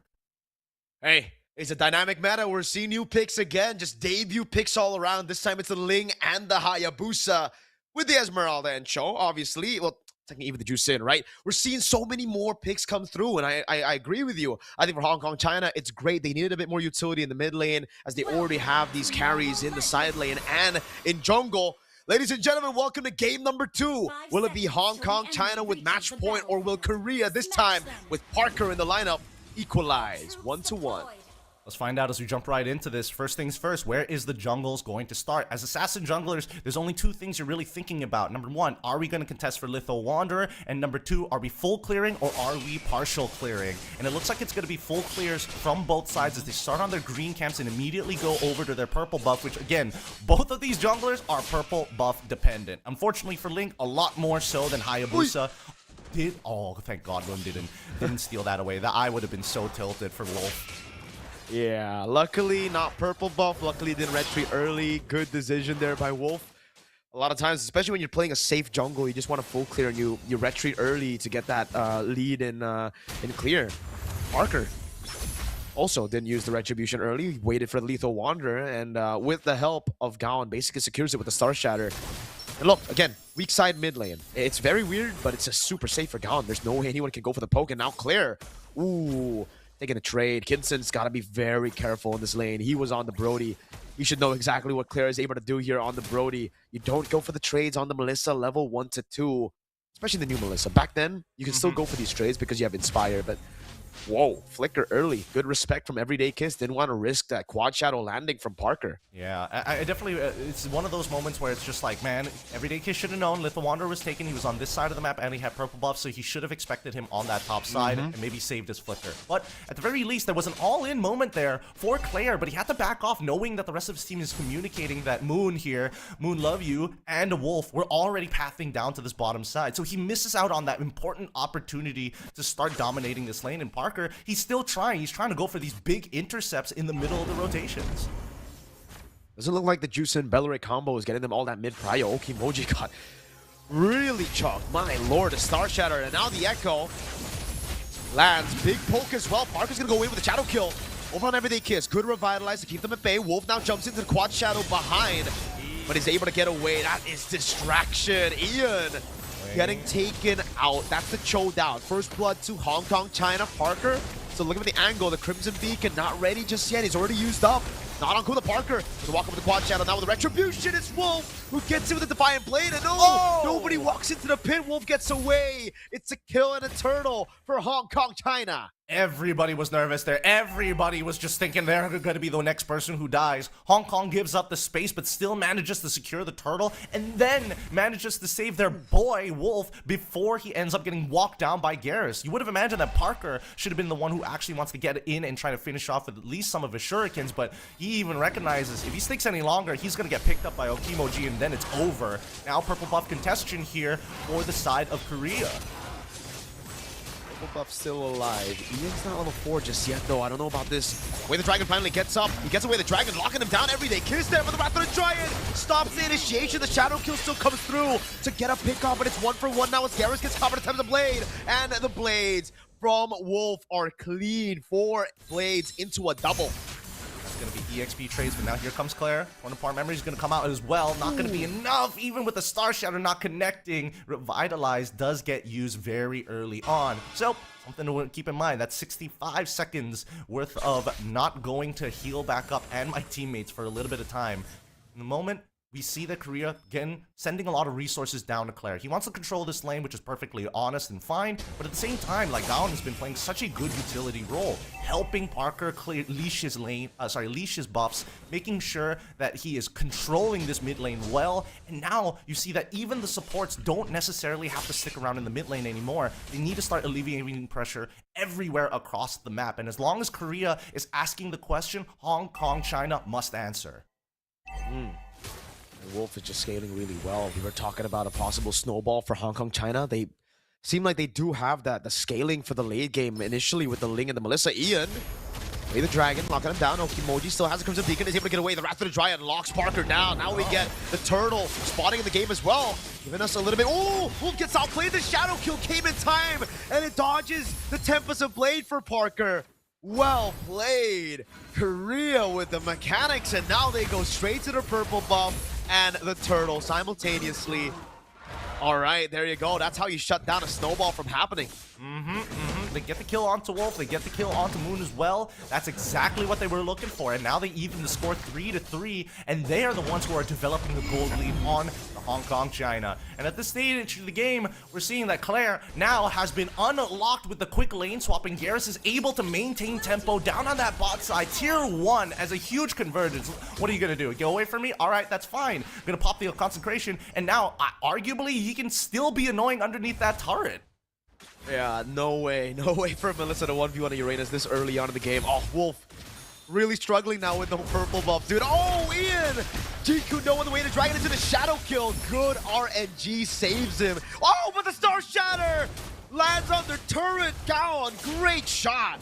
RNG? Nah, they take fate by the hands. They don't need a random number generator to show that they are good. And Korea, so far, this early to mid game has been looking great for them, but it's that transition. You've seen trying to do this in game at number 1. They get that early lead, and then unfortunately, it starts to fall off towards the latter half. Now, we're going to see whether or not Korea is able to maintain this pressure, because in this current metagame, if you maintain that pressure, you're going to be able to develop an even fatter lead. Tempest of Blade's already being used. Lone unable to set this up, but it does mean that Wolf can't just walk around and take any fights that he wants. He doesn't have his iframes anymore, but Lun did have to use his flicker, did also have to use the Way of the Dragon. Yeah. Retribution. Oh, I think Parker, stole it away there with his Retribution. Wolf, unfortunately, unable to get the purple for a second time this game. I wonder if he has tough boots, though. I think that's the case, because the Way of the Dragon was cancelled. Now, Okimoji with the Crimson Beacon walking up the go-away as well. Stops the quad shadow, but the Shadow Kill comes around, and the Star Shatter again. Threading the needle, the taunt lands. But Kids is going to be knocked up again with the Way of the Dragon by Ian. It's a kill again. Now it's going to be the 2 frontliners running away, but a torn apart memory takes Moonlove you down. It's a Sky Piercer stack over to Claire on the Brody. Yeah, this is working out like way too well. The Meteor, like not even the Star Shatter, just the Meteor alongside with the Ionic Edge coming in from Garrus is way too much damage for even Moon to deal with, right? And if they get locked down in place, that's even worse. The early game damage here is just too much for Hong Kong to actually handle this stage of the game, especially if they don't have their scalers with the right items. And it also doesn't help that Everyday Kiss, he's not exactly the tankiest just yet. I'm pretty sure if we pull up the items, he probably went for first item Enchanted Talisman and then started going into some of the tankier components to the build. So there's a Chastised Pauldron built up for Ian. Oh man, this is what we were talking about though beforehand. We were talking about the Brody picks, right? If you win lane, if you get out of that lane early, if you get that snowball rolling, the amount of pressure you have is ridiculous. A whole 2 levels ahead. And Clear feels comfortable to be using that ultimate just to poke. Look at that. Together with the Star Shatter, it just feels illegal. Would Love You has to use regen every time it's up, and Garrus has pressure on the other side. Stops the lane from farming. Oh, dude, taking the purple buff away again. Wolf is struggling hard this game, and they're all trying to get him. He has a Finch Poise, right? I don't know. I think he used the... Okay, it came off the cooldown. Thank God. Thank God. He gets on out of there, no problem. The one thing I can appreciate from both Hong Kong, China, and as well as Republic of Korea is the fact that they are playing for tempo, which is, again, something that I haven't seen as often in MPL MY, personally speaking. From, from week number 1. But the way that they are willing to initiate fights just to maintain that tempo, right? The fact that Lone was able to get a kick and force out the Tempest of Blades out from Wolf is good enough. And that's why these purple buffs have been very easy for Korea to steal away time and time again. So it's about not only when you use your abilities, but what does this lead up to? They're thinking further into the future. All right. Brody Siege potential with the zoning of Gaon on that Star Shatter. Working together, man. This is just amazing Siege. Hong Kong, China, at this point, really just trying to give Wolf the space necessary to keep on farming. But look at that. The kill squad coming out, and Claire unable to get the smooch on Wolf. Oh, wait a second. He might have to use his Tempest of Blades. Oh, that last shot didn't connect. That could have been a... Oh, wait. Ian in the back finds the angle. Luckily for Wolf, he's able to get out of the Jeet Kune Do. So, yeah. Would love to see the items. I think he has tough boots. There's no way he's able to get out of these Jeet Kune Dos like that if it wasn't for tough boots. Yep, for sure it's got to be tough boots. I would have imagined that, you know, Lin would have been buffering the way to the dragon as soon as possible, but it ended up getting canceled out by the Tempest of Blades anyway. So either or, it's still a big win, because without the Tempest of Blades, Wolf has no safe way to get in and out of fights, right? You can hope that your Divine Swords are going to be enough, but like really it boils down to your Finch Poise, which has a pretty decently long cooldown after you hop off of the wall, and your Tempest of Blades, which is kind of your intermediary ability to dodge stuff. Oh, Way of the Dragon connects onto Ling once again. Tempest of Blades doesn't get called in time. Doesn't have it. Unfortunately, the Oki Shadow Kill onto the backline catches Kinson, and now this is starting to boil over for Hong Kong, China, because nobody can stop Garrus from zoning up the rest of their teammates, and now Wolf, isolated from the rest of the team. Republic of Korea is going to start walking up to the inhibitor turrets. I think it might be the end angle here. 13 seconds on Kinson. Gaon's still there as well with the Star Shatters here. Claire, going for the damage instead of these turrets. The Lord charging in the mid lane. They're going to go for the base turret up top first. It's going to be the far lane. Way the Dragon locking them down now as Claire tries to go for the turret, and he does. That's a corrosion strike to go for the smoochy, to go for the stun. Oh, Ian gets past the wall. Survives, and it's another kill over to Claire. Not the end they were looking for, but they got the far lane, which is equally as good, or maybe even better, to secure that win here. 10-5, 6,000 gold lead. Ling with no purple buff since, what, the 5th minute of the game. This is going to get more and more difficult for Hong Kong, China to come back from. All of this is because of the early game, right? Had Hong Kong, China used a bit of their mid pressure early on, try and invade and try to steal away camps from Parker, maybe this wouldn't have been so difficult, right? Because unfortunately for Novaria, she doesn't necessarily have the cooldowns to kind of keep this up until we start getting past like level 8 plus the Enchanted Talisman. Then it's just the constant rain of meteor showers, the constant star shatters coming through against their opponents. At this stage, they don't have the tempo to do so. And worse yet, the big game changers, like if Moon maybe had a flicker, there's an opportunity to try and get these turnaround fights, but because he's running Revitalize, it has to be a traditional front to back. It's kind of all on Wolf and Okimoji to try and find punishes. Oh, a few more shots. Sort of memory coming down. Oh my god! Oh, so low. Kinson gets caught with the Star Shatter too, and it takes him out of the fight. Now the siege again. It's just so much pressure from this combo. The endless battle finally for Wolf. So he's scaling, he's farming. Can he escape from this? Parker, Quad Shadow. Oh, he cancels the recall. Wolf is in a bad spot. Gao now with a rotation as well. The Tempest of Blades used up. Can he get in out of time? The stun from Claire. And the kill over to Parker. Oh no, 20 seconds from the Lord spawn. And they lose Wolf again. Like they couldn't get from bad to worse. From bad to worse. Now they're just going to keep on sieging them until Kingdom Come. Kingston is going to try his best to try and zone them up, but Garrus, he's outscaled the Esmeralda at this stage of the game. Oki Shadow Kill comes through onto Everyday Kiss. Isn't able to RNG it to victory, but it's good enough. Now they've got the pressure that they were looking for, forcing the majority of the members of HKG to back off to their base to top up, but then the Lord is going to get rushed down. There's nothing they can do about this. No Sky Piercer for Korea, but it don't even matter. That snowball, that lead has just gone too big for Hong Kong, China to deal with it, at least outside of their base. They are confined to their base right now. They have to play under those turrets. They have to play for Kinson. Again, for Wolf, it's just impossible even after the scaling because he just doesn't have the resources, no mana, or sorry, energy for these skirmishes, dude. Oh god, he's still stuck at 3 items. That is a big 1k gold lead between the junglers, and you can see the Parker BOD being built up. So there is a Sky Piercer. It just okay, how many stacks does he have? Probably what, 3 maybe? Probably 3. Usually after that first kill they get the Sky Piercer, if we're going based on that theory. But either or, it's either 3 or 4 at the stage of the game. And worst part yet 30. is that the one person who's supposed to frontline for the team barely has like 3rd item. Immediately wait, the dragon. It comes, it connects. The Oki Shadow Kid kills the backline as well and also picks up Moon on the way out. That's 2 members already down. Tempest of Blades is going to come out to look for a trade onto Parker's side, but Parker plays it perfectly. Dodges all the abilities. Finch points to try and get him back, but he doesn't have enough energy. Lord knocking on that door. And it's only up to Okimoji alongside with Everyday Kiss, but they don't have enough. They don't have the raw single target damage as the Lord punches their way to get a game. It is 1-1 between Hong Kong, China, and the Republic of Korea.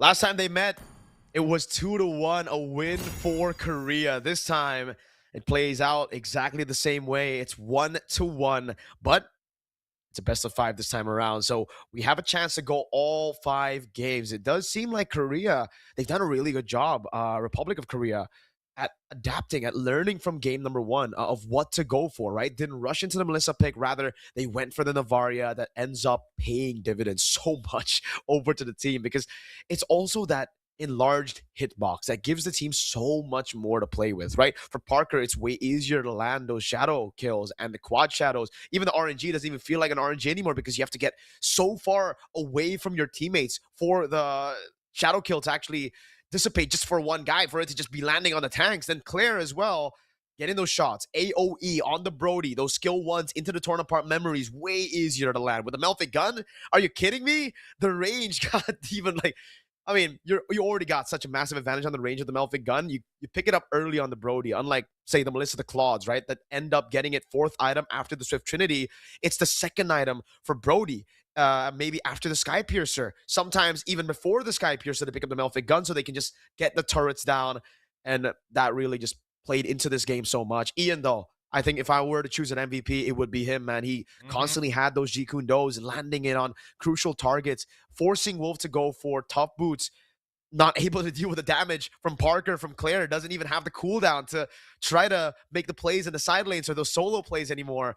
And maybe that's why we don't see the Ling. Even though it can be a good pick against the Navaria, you just literally have no way to play in the early game if your purple buff gets taken out. It's so one-dimensional until you get your items, or even if you get your purple buff. And that's why I think that this isn't a testament to the proficiency of both Ian and as well as Gaon at controlling that controlling the mid, right? Because technically, in these types of cases, you would have expected Okimoji and Everyday Kisses to be able to kind of maintain that control, block the shot and immediately keep your eyes out for Ian. As long as level 1, they don't get the trade specifically on to Okimoji and still has a healthy life total, they should have been able to instantly invade in the early stages. The only way that this Ling was going to be able to play the game is that if their side laners who have pressure are able to join on the invade to try and get something back, but they never found those moments thanks to the mid trio. And really well done coming in from Korea's side, but they only evened up the score 1-1, and this was an adaptation to the draft. Yes, technically they kind of like swapped a couple of the heroes and the type of composition they wanted to play, but at the end of it all, at least they had the hero pool to say, hey, even if we don't have a jungler, we technically have something that fits the build. So it's all about these small details now. So is it really Novaria our first pick? We'll see in game number 3 as we go for a very short break.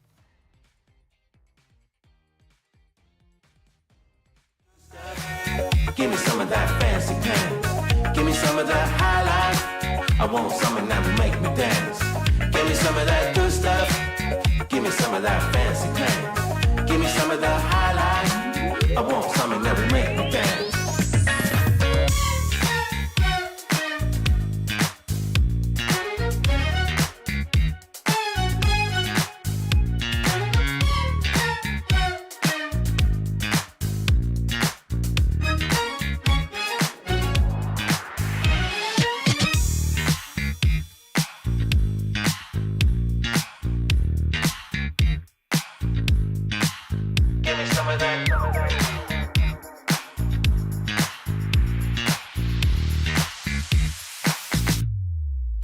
Give me some of that good stuff. Give me some of that fancy pants. Give me some of that highlight. I want something that will make me dance. Give me some of that good stuff. Give me some of that fancy pants. Give me some of the highlight. I want something that will make me dance.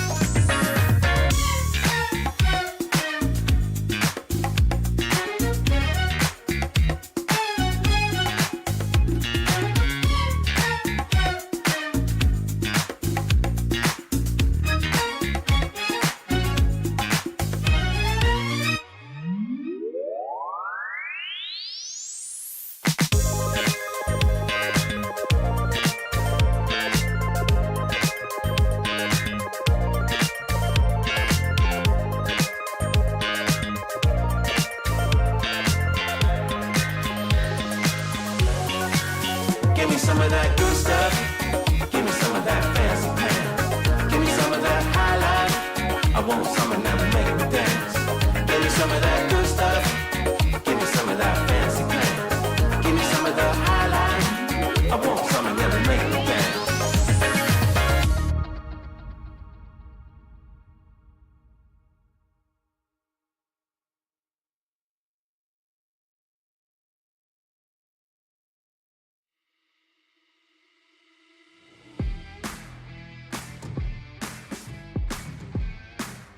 Yeah, I'm taking control. Yeah.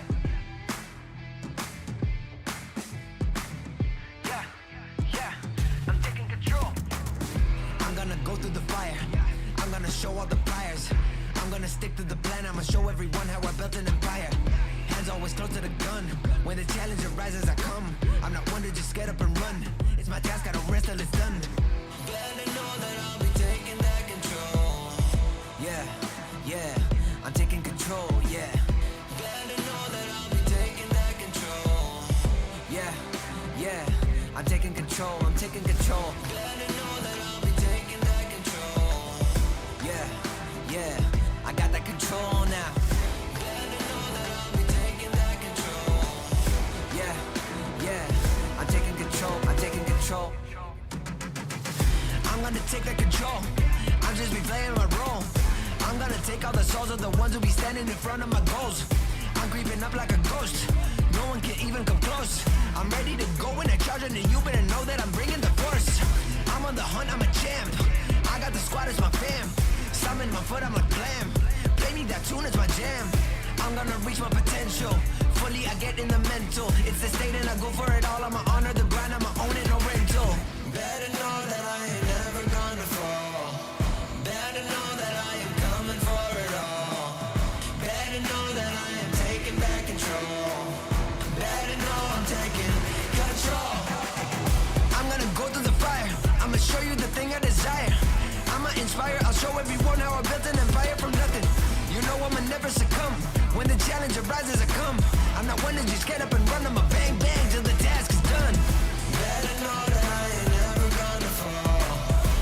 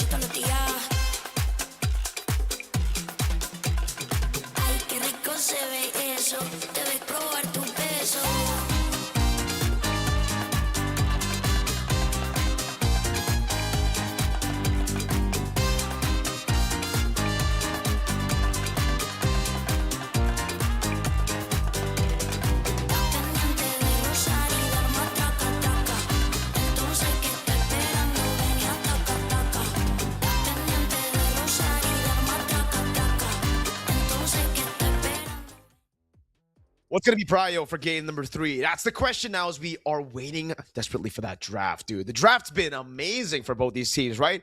Novaria picked up after we saw the Melissa in game 1. Then we saw the adjustment of the Novaria first pick on red side. That's kind of crazy with the Uranus, taking the Barats out of play and forcing a Ling out. That clearly, I think, shows why it's not meta in the current MLBB environment, brother man. Yep. I think they needed a better plan to try and get Ling out of that early game phase, at least until the point where he gets 2 items. And then at that point, Ling can do whatever he wants, right? I think that the Beleric first pick, unfortunately, was not the way to go here. It's definitely one of the on the lower end of the scale when it comes down to opening picks and its overall win rate. But who knows? Who knows? Blue side has been interesting. We have seen red side wins 2 times already. So maybe that's going to be the follow-up pattern here. If I was in China's position, I would want to get red side at this point. It seems like the counter picks have been better, just being on red side, picking up those picks again. Both games, red side victories. Hong Kong, China with red in game 1. Game 2 was Republic of Korea. And it seems like it's going to be Hong Kong, China who's taking red. You're right. Both these teams just eyeing up for that red side. But it could change with just a few ban differences. I just feel like they've been confined to the same draft, same hero pools, I guess, because they've just kind of continuously banned out the same heroes. It was Hirara, Freya, Atlas, Fanny, Marcel, Paquito. It doesn't seem like both of them are going to try to do anything different. It's still the Fanny ban for first phase here for Republic of Korea, Hong Kong, China. They go for the Freya ban this time, just like earlier. Then we see the Atlas again, and I hope something gets left open. You need to find something, right? Especially if you're Republic of Korea, because it just seems like the pattern is blue side equals to you get countered, so you have to get some of those prio picks open.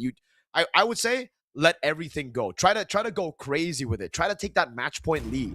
Yeah, no, I'm totally on board with that as well. I think that right now the only adjustment that feels realistic is to let the Paquito through. Like, you've got to trust in your Melissa player if that's going to be your priority anyways, to be able to kind of protect themselves against the Paquito. Or you can even dedicate resources for the laning phase if you're worried about double fighters, right? So that's usually what teams kind of lean into. Marcel gets banned here, all right? Nothing out of the ordinary. We're expecting the Hirara, the Atlas to also go at the stage of the game. Arguably... Ooh, do we need... I don't know. I feel like Novaria should be a consideration for bans here, just so that you can get something that's a little bit more susceptible to the assassins. Based on what we've seen Hayabusa, we've seen Ling already. I wouldn't put it past them to actually play the Hirara, to also be able to, just keep up with the Nolan as well, to potentially, punish these artillery style of mages once Novaria's out of the picture. That's the thing right now. Does the Hirara even get left open? It's been banned out by Hong Kong, China, even on blue side earlier. So I don't think they'll let it go, especially now on red side. Yeah, it just gets banned out. No way. So far, the exact same drafts again. We're just missing an Atlas ban and a Paquito ban to have the exact same opener, probably, right? As we saw earlier. But damn, I feel like Novaria might be first pick, Gideon. Like, it's crazy to say, but with the Melissa losing out value because of the Novaria, and because there's just no one that can really punish a Novaria early, it just seems like Novaria is the safest opener right now. Blind, yeah? I'm talking blind. Yep. Because obviously the Hirara, Atlas, some of these picks take prio over the Novaria. It just got banned out. So yeah, right now I think for Hong Kong, China, they need to look for a trade.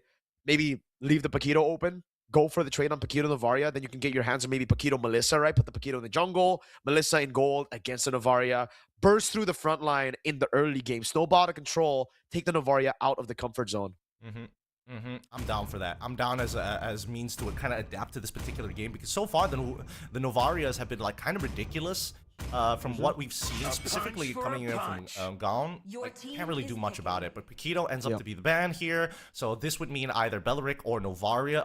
Novaria is a stronger adaptation, but they go for Uranus instead. One of the stronger openings based on what we've seen of MPL data. It does very, very well into the Barats, and it also combos really, really nicely with anybody who has magic damage. So Harley, Eudora, all on the table as soon as you see the Uranus.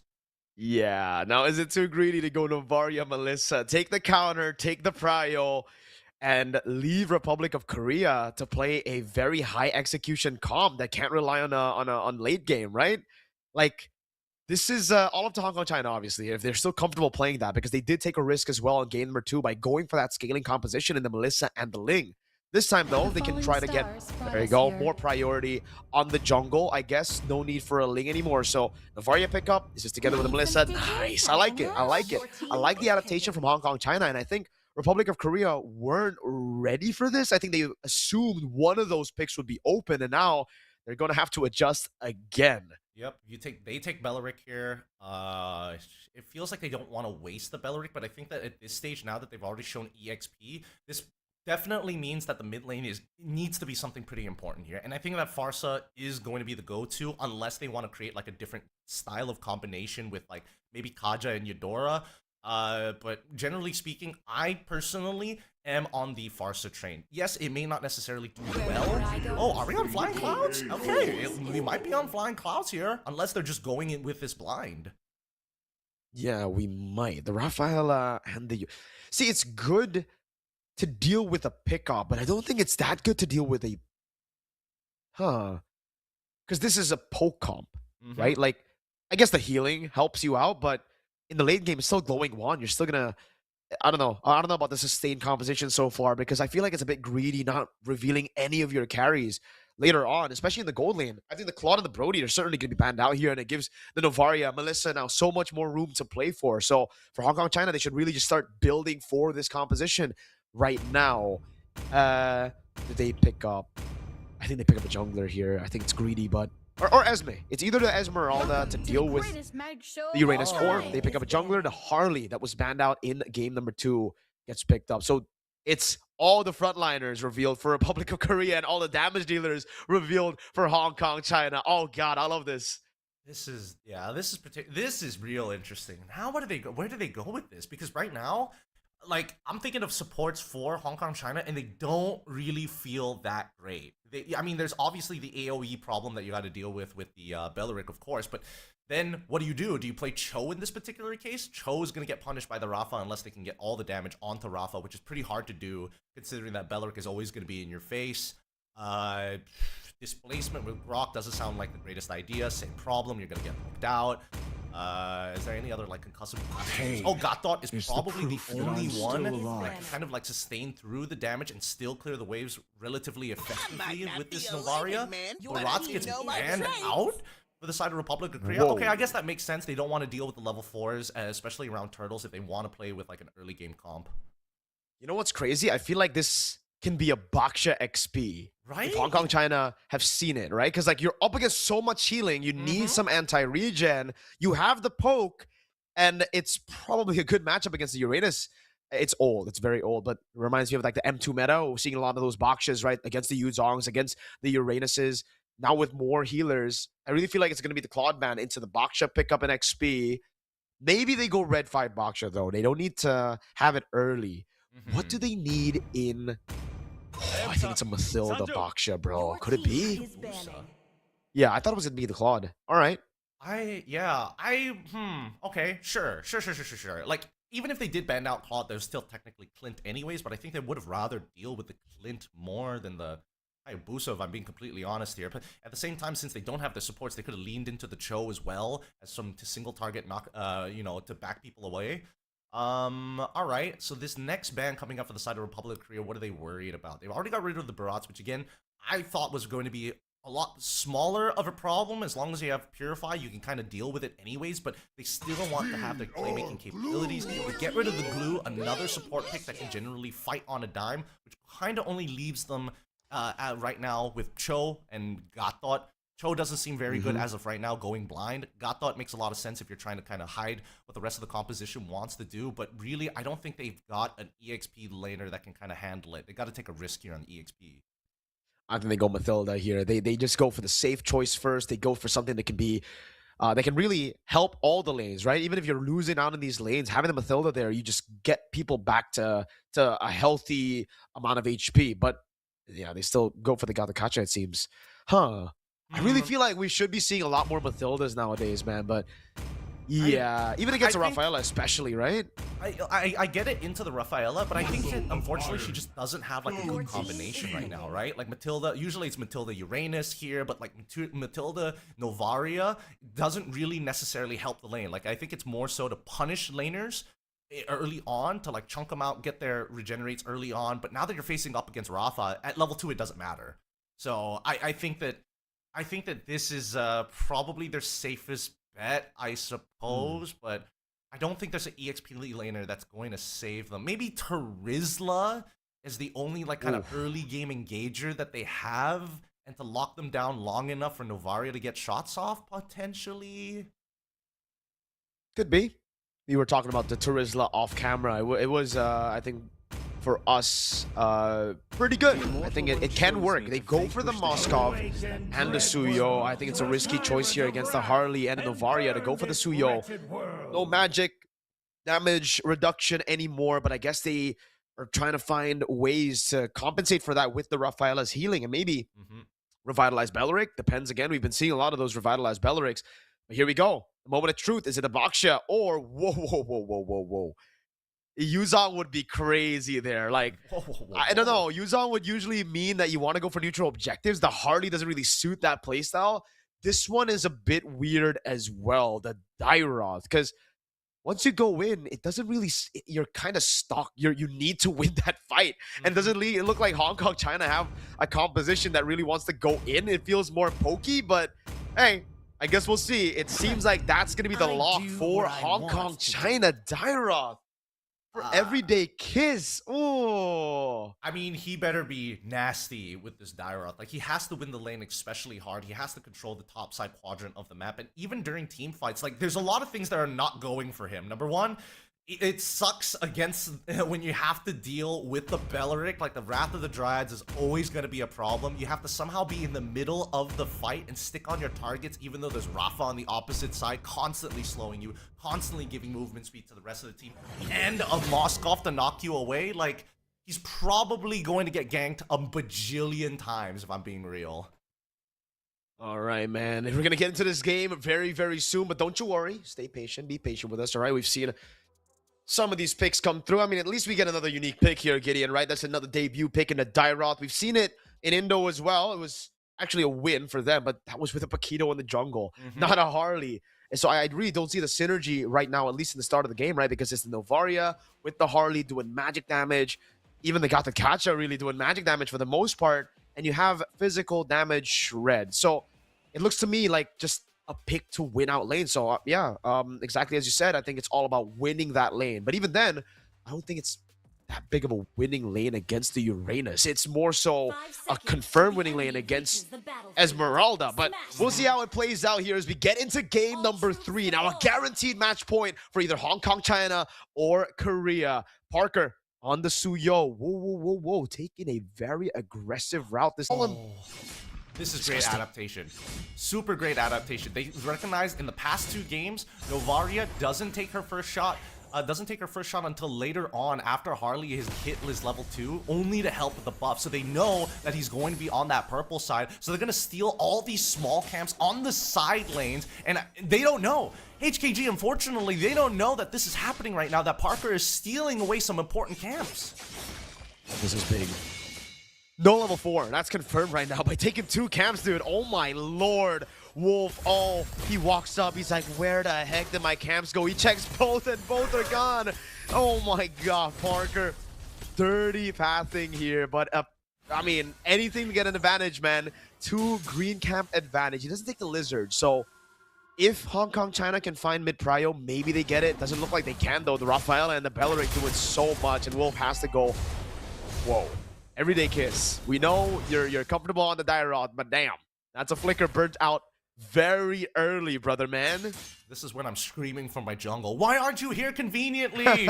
He doesn't have his only disengage mechanic. I can bait him into another fight, I swear. Please trust me. But with mid-prio already gone here, some good shots here onto Leon. Once he gets low enough, that's when at least for Hong Kong, they should be able to start stealing away some of these camps. Ooh, Blazer doesn't connect onto the correct target, unfortunately, forcing a flicker out of Leon's side. Now Deadly Magic forcing Gowan to flicker as well. That's 2 battle spells down. Even a retribution from Parker as we look away from the fight for half a second. Immediately, first blood achieved by Wolf, and they're about to find another kill onto, of all people, Claire. Worst case scenario already for Korea. The pathing was amazing, but I guess it got them way too confident to go for that brawl. Oh my god, Parker, you have to respect the magic damage, brother. You're up against so much of it, dude. Everybody there doing magic damage except for Kinson. Parker, leading that bush against Dyroth. I don't even think you win this, buddy. So he's got to play it safe now. That advantage after invading completely gone. It's actually now Hong Kong, China with the advantage. A kill each for both the carries, Kinson and Wolf. They go on to Moon Love You. He's all good with the passive. Now, whoa. Consecration used up early. Star Shadow landing on Gao. The Holy Healing not enough to get him back into the fight, but the regen is there. Parker, whoa, Blade Surge onto the Turtle. He has a Soul Sever, now Everyday Kiss. The jump over on Garrus. Kinson's right there. Garrus picks up the kill and Everyday Kiss. Now the AOG. Point blank. SOD lands Parker with a Soul 7. The Retribution able to pick that kill up as that's Wolf taken out by Leon. Oh, what is going on, man? It's both teams just going at it. I don't understand. I don't understand. They need to make sure. They need to make sure. The biggest problem right now is going to be Garrus in the early stages. Like Claire, okay, big deal if he throws the SOD. If it steals away your neutral objective, that's on you as the jungler. But like for Parker to be walking in on those fights like that and still being, thanks to his Rafa's passive, is still trying to keep in touch and actually has a level lead onto Wolf's side. It's so strange to see the trades actually happening in real time. Like HKG, they're winning out on a couple of these fights, but unfortunately, they're not getting enough of a lead to actually convert it into anything else relevant. Rhea on the opposite side, like, oh, he's taking damage, and finally they got a wombo combo here. Holy Baptism, Raptor drives into Blade Surge. They find one into Wolf and forces out the AOG coming out from China. Finally, we see Korea punch back. I love the fact that they just keep on going for brawls even after losing in the bottom lane, because that's what the composition is built for. Oh god, a pinch. They know there's no go away. Kinson's coming to Blade Surge, Purify out of there. Ian is able to get some of those shots. The Star Shatter nearly landing to take his life. But man, non-stop action for Korea. Again with this composition, they needed to go in for early action. They want to go for brawls, and for Hong Kong, China, they got way too greedy with the early lead they got, right? The early lead they got doesn't mean that their composition suddenly changes to an early game brawl comp. It still heavily relies on Kinson, Wolf, and Okimoji to scale up. But they forgot about that with that early lead, with those 2 kills in the bottom lane. They thought with those 2 kills, they'll be strong enough to fight this composition. And you can clearly see again that, yeah, they're not really respecting the damage potential, the kill threat, those ganks from Korea. They can play this game even without farm as long as Parker has the Blade Surge. It's a guaranteed stun, and I think a guaranteed flicker wasted for Everyday Kiss up top. Yep, this Dyroth was a mistake. There's not a lot of synergy with Dyroth compared to the rest of the team. Like, he has some good armor strength, but nobody can take advantage of that other than Kinson. He's halfway across the world, and it looks like he might have to keep playing defensively. This Team Korea secures another turtle. The snowball has started, ever so slightly, but considering how brawly these comps are and the execution hasn't been top-notch just yet, I think it could definitely still swing in anybody's favor. It definitely could. The Holy Baptism. Yeah. Alright, so it's just control. Oh, good steal by Okimoji, dude. So at least they get something back. And they still have the scaling, so it's not all over just yet. They lost out on some of those early win cons to try to stay even. They could have done that. But it's okay. 1,000 gold lead is still not the end of the road for Hong Kong, China, right? They can still scale up as long as it doesn't really start getting too crazy. I think if the snowball is lower than 3K, it's still manageable for Hong Kong, China. I'm with you. I'm with you on that one. So 3K is the benchmark that we're looking for as the dive happens. Raptor Dryads purified instantly. AOG to get Kinson out of there as he's been playing a good defense against Claire after game 1 and game 2. Claire on the opposite side. Oh, he's not. Don't take it, brother. Listen to your inner demons. Oh man, looks like the inner demons don't win this time. The discipline is strong for Claire. My mind's telling me no, but my body. Claire wanted it, bro. You can see it. You can see it. Even though we can't see his player cam, you can see that he wanted that kill on. It would have been a statement, brother. Right? But they still get the turret. Whatever. They cancel the recall on that. Kinson gets delayed even more. He loses a bit more minions, DHS. And yeah, it's just back to building this lead. It's now 2,000, so even more comfortable for Korea. For Hong Kong, China, They got to find ways to trade right now, and it's just looking very, very difficult. Oh, what a flag with the conceal.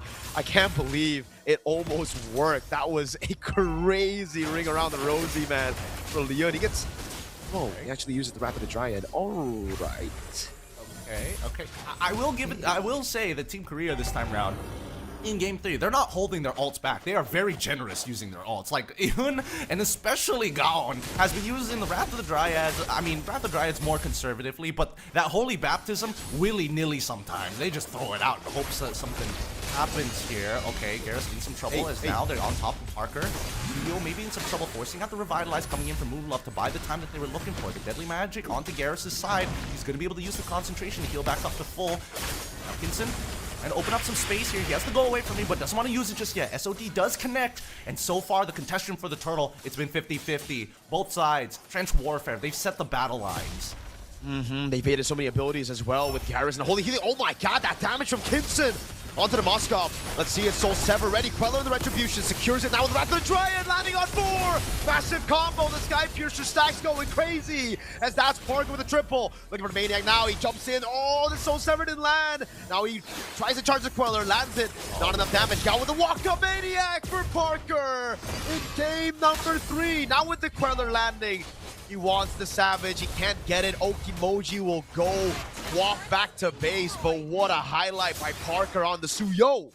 Huge play coming in from Parker as well. Now he's got a dedicated Snowball and a War Axe already complete, so he can take quick trades, walk away, go to one of his neutral camps, clear it up, go back to full, and get back into that fight. Unfortunately for Kinson, just wasn't 100% sure about the cooldowns of Parker. Definitely shouldn't be walking up there. Honestly, probably would have still died underneath the turret, even if he tried to run away. At this stage of the game, you can't be making mistakes like those. And unfortunately, for the rest of the team from China, Eun finds a major Wrath of the Dryads. And this is why I prefer Wrath of the Dryads with Flicker rather than Revitalize. Agreed. I will never be a fan of Revitalize Belleric, dude. There's too much green. I know you want to go green, but it's just too much, you know? Like, calm down, bro. It's okay. You have reactability already, even without the Revitalize. Just having that engage tool so big, and there you have it again, the Wrath of the Dryad right on cue as well. Massive damage, get some zone for tier 2. Never want to see it again. I just never want to see this this tree on Revitalize, bro, right? Always Flicker, please. Because Revitalize does nothing to you when you're falling further and further behind in that game. It helps when you're ahead, sure, but it helps maintain the lead rather than win these coin flip style of fights. And so far for China, unfortunately, they don't have enough of a lead to do much. 6k difference here between Korea as well as China. And Claire looks like the DHS is already bought. I'm pretty sure that's the end of his Trinity at this stage, if not second. But considering that he's level 11, I would assume that he's only on a second item, right? No. Kinson's doing too much damage. It's got to be Trinity. I think so. I think it's Trinity here. He's been ahead of Claire for the longest time, even in lane, so should be. 10 minutes in. Makes sense for him to have that. He also almost bursted Claire earlier. A big fight. Wrath of the Dryad again. Oh, the other gets taken down now, but look at the flank coming in from Garrus. It's Claire with the damage. Blade Surge coming down. The respawn as well. Just for the Belleric. Oh, Queller finds a mark. Soul Sever. Does he get the second kill? But it's going to be Garrus still able to survive against Kinson's damage. The Star Shatter is there, but the photo keeps them healthy now. Wolf walks up, or rather blinks in forward. Leon is back up again. It's Kinson with the poke. Ah, God, dude. This Rafaela, that respawn is just dirty. It is. It's really dirty in maps in these particular types of games. And obviously, it's not flying clouds, but still, as long as you're only trading 1-for-1, it's actually more beneficial for Korea, as long as they're not giving like fat shutdowns at the end of the day, which honestly, the majority of the shutdown right now is on Garrus and Parker. Everybody else is sort of like, okay, sure, you're gonna get an extra 300 gold, but that's not gonna matter. At the end of the day, when the gold lead is already getting close to the 10k mark. It's a 7.5k lead here for Korea. They've got the items, they've got the Trinity build, they're going into situationals, they've even got the Malefic Roar, so even the tanks can't even deal with it. CE in the brute force, that new build for the Harley, just playing safe but no damage against Claire. Oh, Wrath of the Dryad, the flinker combo together with Claire's SOD. The flicker in, and that's a win. Kinson all alone left to defend. Parker goes in through the goalway. Gets the Soul Sever, gets shut down in the end, but it don't matter. It's a wipeout for the Republic of Korea as they seal match point, and they're a game away for qualifying from East Asia for ENC. We just got a different look at Team Korea, a new style. Well, I wouldn't even say a new style of play, but definitely a different facet that they've shown that they're capable of playing. And again, Parker, he played a strong game, but I got to give it to the rest of his team for not only setting it up, but playing around the tempo. They got comfortable. They got hyper comfortable against Hong Kong, China. And you can tell that they started to get a little disrespectful towards the end, but they limited themselves. They're so highly disciplined in a lot of these fights. They don't jump in unless there's some guarantees. Or at the very end, when you're Parker and you're max stacked on Skypiercer, do what you like, King. Freestyle on them if you have to. Man, that's what we've been missing all these games, man. Ian on the Belleric, making those plays. Certainly the MVP again. This guy's been seeing the show, man. Even on Cho, game number 2, right? I think it was our choice of MVP. If we were to choose an MVP, definitely not the in-game MVP. That's rigged. No, it's probably the Rafaela or Garez because they got crazy KDA for thinking about in-game MVP. But yeah, I think it's safe to say, Gideon, that we called the fraudulent Dairoth pick out before the game even started. It did nothing for the team. It did nothing in lane either way as well because Gareth was able to play such a good game and there was no shred. Even Kinson here, not really getting any of the benefits of that physical defense shred. That's why I'm thinking right now from Team China that Wolf on this Harley, I think this is more of a denial pick than anything else because looking at the comp over at Republic of Korea, like if they just swap out, if they switch the Suyo for Harley, I think the comp becomes even more disgusting, arguably. But then again, there's that same problem of like, how do you get on top of Kingston when you're max stack on Skypiercer and you're already like 2 levels ahead of everybody else, arguably 5 levels ahead here onto Moon in comparison. He's able to pump out the damage and talking about the amount of how much he's done here. 88% on team fight participation. But look, both Gaon and Garrus both at 94. You could tell who was kind of like corralling the sheep. For sure. And everything, dude. The team fight participation is nasty on both Gaon and Garrus. Healing. Oh, the healing. The healing was nasty as well. They just didn't have any bursts, and it came down to, I think, them forgetting the win condition in the early game. But we'll see if they can actually refine that, figure out the win cons for game number 4. If they want a game 5, they got to lock in. But we're going to take a short break before that.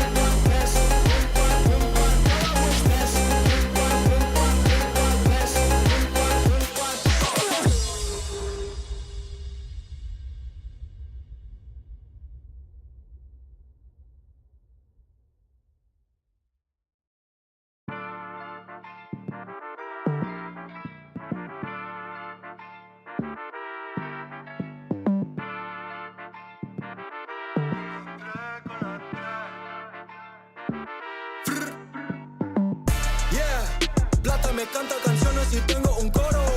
Ganador ves el oro, brillo como un tesoro. Y tu novio es un bobo, mi gatita tiene todo, pegajoso y hermoso, con la 3 peligroso. Ganador ves el oro, brillo como un tesoro. En el bosque como un lobo, cazando el dinero, haciéndolo solo. En mi vida he visto todo, nada puede asustarme, solo tengo que cuidarme. Paso grande voy a brincar, yeah. Cuando fui chiquito me dijo, Evancito, tienes que luchar. Para llegar a la cima se tiene que actuar, se tiene que escuchar. La calle te llama, la calle la fama, que está tu hogar. Bolsillo llenado, si escucho un poco los oigo cantar. Plata me canta canciones y tengo un coro. Ganador ves el oro, brillo como un tesoro. Y tu novio es un bobo, mi gatita tiene todo, pegajoso y hermoso, con la 3 peligroso. Pegajoso y hermoso, estoy más grande que un oso. Mi pistola está muy hermosa y la tuya estaba soso. Mi palabra tan filoso, porque el game es una guerra. Patrullando Panamera, yo no ando con cualquiera. Cuando fui chiquito me dijo, Evancito, tienes que luchar. Para llegar a la cima se tiene que actuar, se tiene que escuchar. La calle te llama, la calle la fama, que está tu hogar. Bolsillo llenado, si escucho un poco los oigo cantar. Yeah, plata me canta canciones y tengo un coro. Ganador ves el oro, brillo como un tesoro. Y tu novio es un bobo, mi gatita tiene todo, pegajoso y hermoso, con la 3 peligroso. Plata me canta canciones y tengo un coro. Ganador ves el oro, brillo como un tesoro.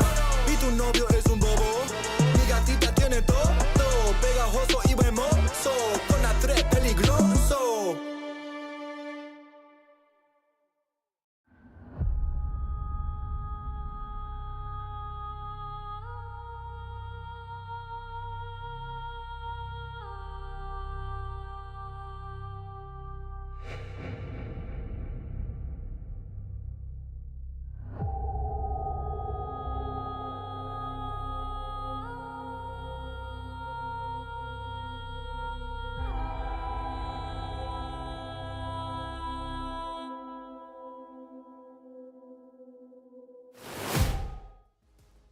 Welcome back, everybody. You're watching ENC, and currently the score is 2-1. Korea take the lead in this matchup and are currently at match point for the qualification spot here at ENC. Unless China has something to say about that. Red side has been very, very good. Let's jump right into the draft and talk about adaptations to the potential of what this game could be, as we see that Team Korea is going to be on the red side. Once again, it looks like China has decided, you know what? We're sticking to blue. We got to fix this problem. It's back to blue.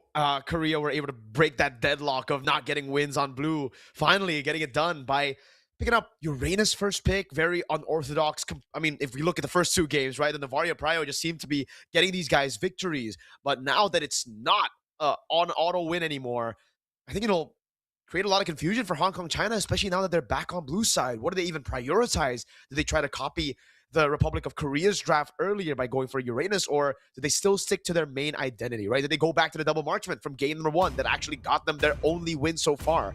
And hey, if we're talking patterns, so far, this is exactly the way Republic of Korea were able to beat Hong Kong China the first time around in the upper brackets of the qualifiers. But see, now it's a best of 5. That 2-1 don't matter. If these are championship rounds, these are grand final rounds that you're playing in Hong Kong China, if they truly want to make it to ENC, they have to lock in. They have to show that they deserve to make it all the way to that main stage. Marcel ban, it seems like for 4 games in a row, though, Gideon, we're going to see this exact same heroes ban. Paquito and Atlas are the 2 bans that we need to complete the big 6. I mean, is this a cardinal sin at this point? Like, I mean, especially on blue side, like, come on, you gotta make red side ban it out there. It's such good picks. Like, I get if you ban one of them, like, okay, sure, you ban the hero, you purposely leave up the Freya for later down the line, right? And then, unfortunately for Republic of Korea, they're going to have to come up with a comp that deals specifically to that Freya, so that means you can actually set up another win scenario on the opposite side of the map if necessary. But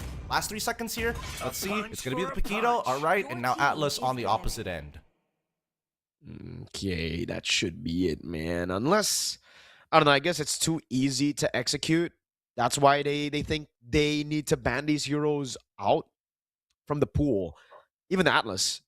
Well, I mean, on red side, it makes more sense to be banning Atlas, right? I feel like, especially for Hong Kong, China, these 3 bans should be on red instead of blue for a lot of these, choices for Hong Kong, China. I gotta question it.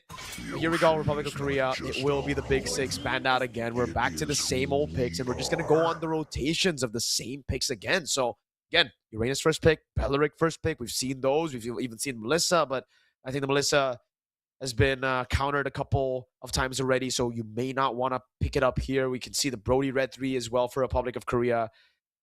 They're in a tough spot, not going to lie. I don't even know what they need to prioritize right now. Hong Kong, China. I think they just take the Uranus. Keep it simple.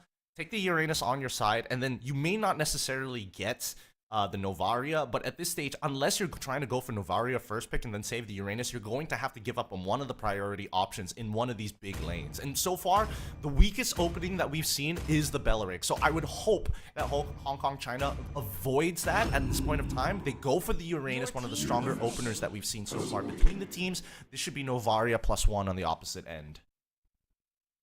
All right. Yeah, I don't think they'll go for the greedy move, the Novaria Melissa. I think we saw that earlier, and that's why, yeah, I think one of them would suffice. I think the Novaria takes Prio over the Melissa. There you go. And then they go for Belleric. There you go, Novaria and the Belleric. Red 3 should be Melissa, right? Because Hong Kong, China are technically countered by it already, by the Novaria, but God, this is tough now. They're put in a tough spot. Coach Panda, that experience is really helping Republic of Korea out. That's why they just go for the Rafaela. They try to go for that sustained comp that Republic of Korea did so well with, but without a Belleric, Gideon. That's the thing. They take it away, and Ian on the Belleric, that's definitely a flicker. That's definitely crazy plays that he's looking for already. Yeah, and fortunately, going for the single target, it might be a little difficult, especially with Wrath of the Dryads, as a means to kind of cancel the second half of Cho's Way of the Dragon. Unless they've got like a different pick, maybe even like a Badang. Not the worst. It has some degree of sustain, but mainly as a natural setter. And his early game damage is actually pretty relevant. Glue, even better. One step ahead of me, in a matter of fact, as a means to kind of punish this Belleric, and also as a means to be able to consistently fight pre-level 4. Okay. So the Glue gets... This should just be an instant Melissa, dude. Don't really think they should think about it too much either, right? Because the Glue also, you're talking about it, it's very, very bad against the Melissa. You pop the go away, and it's just insta anti-mount for the Glue. There you go. They hover on the Melissa. This should be the pick. They ban out the Brody that has won over the Melissa so many times, but this time, maybe they even take away the Claude, right? Kinson earlier was countered by the Moskov, so maybe Korea bans both. Oh, not both, but like maybe they ban Moscow over the Claude, because technically the Claude is still more difficult to utilize over the Moskov. Well, it really comes down to their options, to the options that are available. I think it's kind of on the onus of the Republic of Korea to actually ban out some of the bigger picks. I think Brody for sure, but then the +1 can kind of be anything. If you get rid of the Claude, then it's Clint that's going to show up. If you get rid of the Clint, then it could just still be the Moskov even. So now they're attacking the jungle instead to make sure that, sure, you have a strong mid trio and a strong side on EXP, but the bottom half of the map, we got to make sure that your jungler isn't able to participate in these fights. Okay. So what choice do they go for now?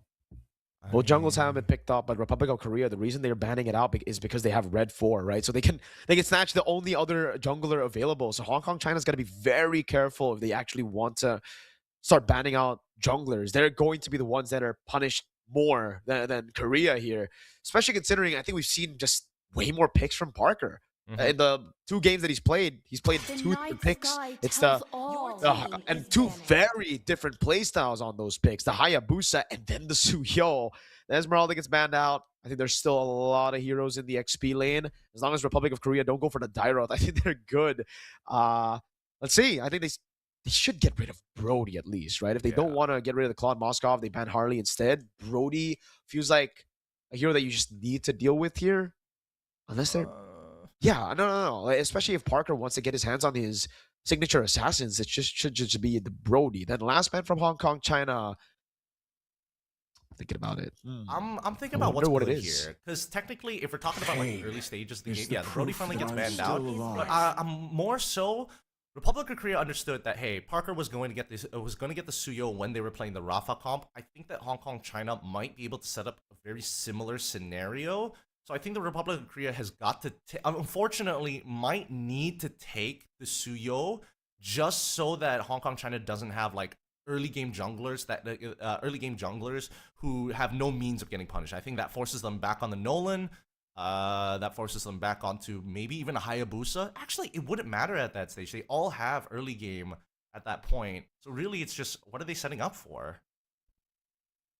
That's a good question. I guess we'll have to find out here. I still think for Hong Kong China, they should get the Claude pickup. It's good against the Novaria as well, right?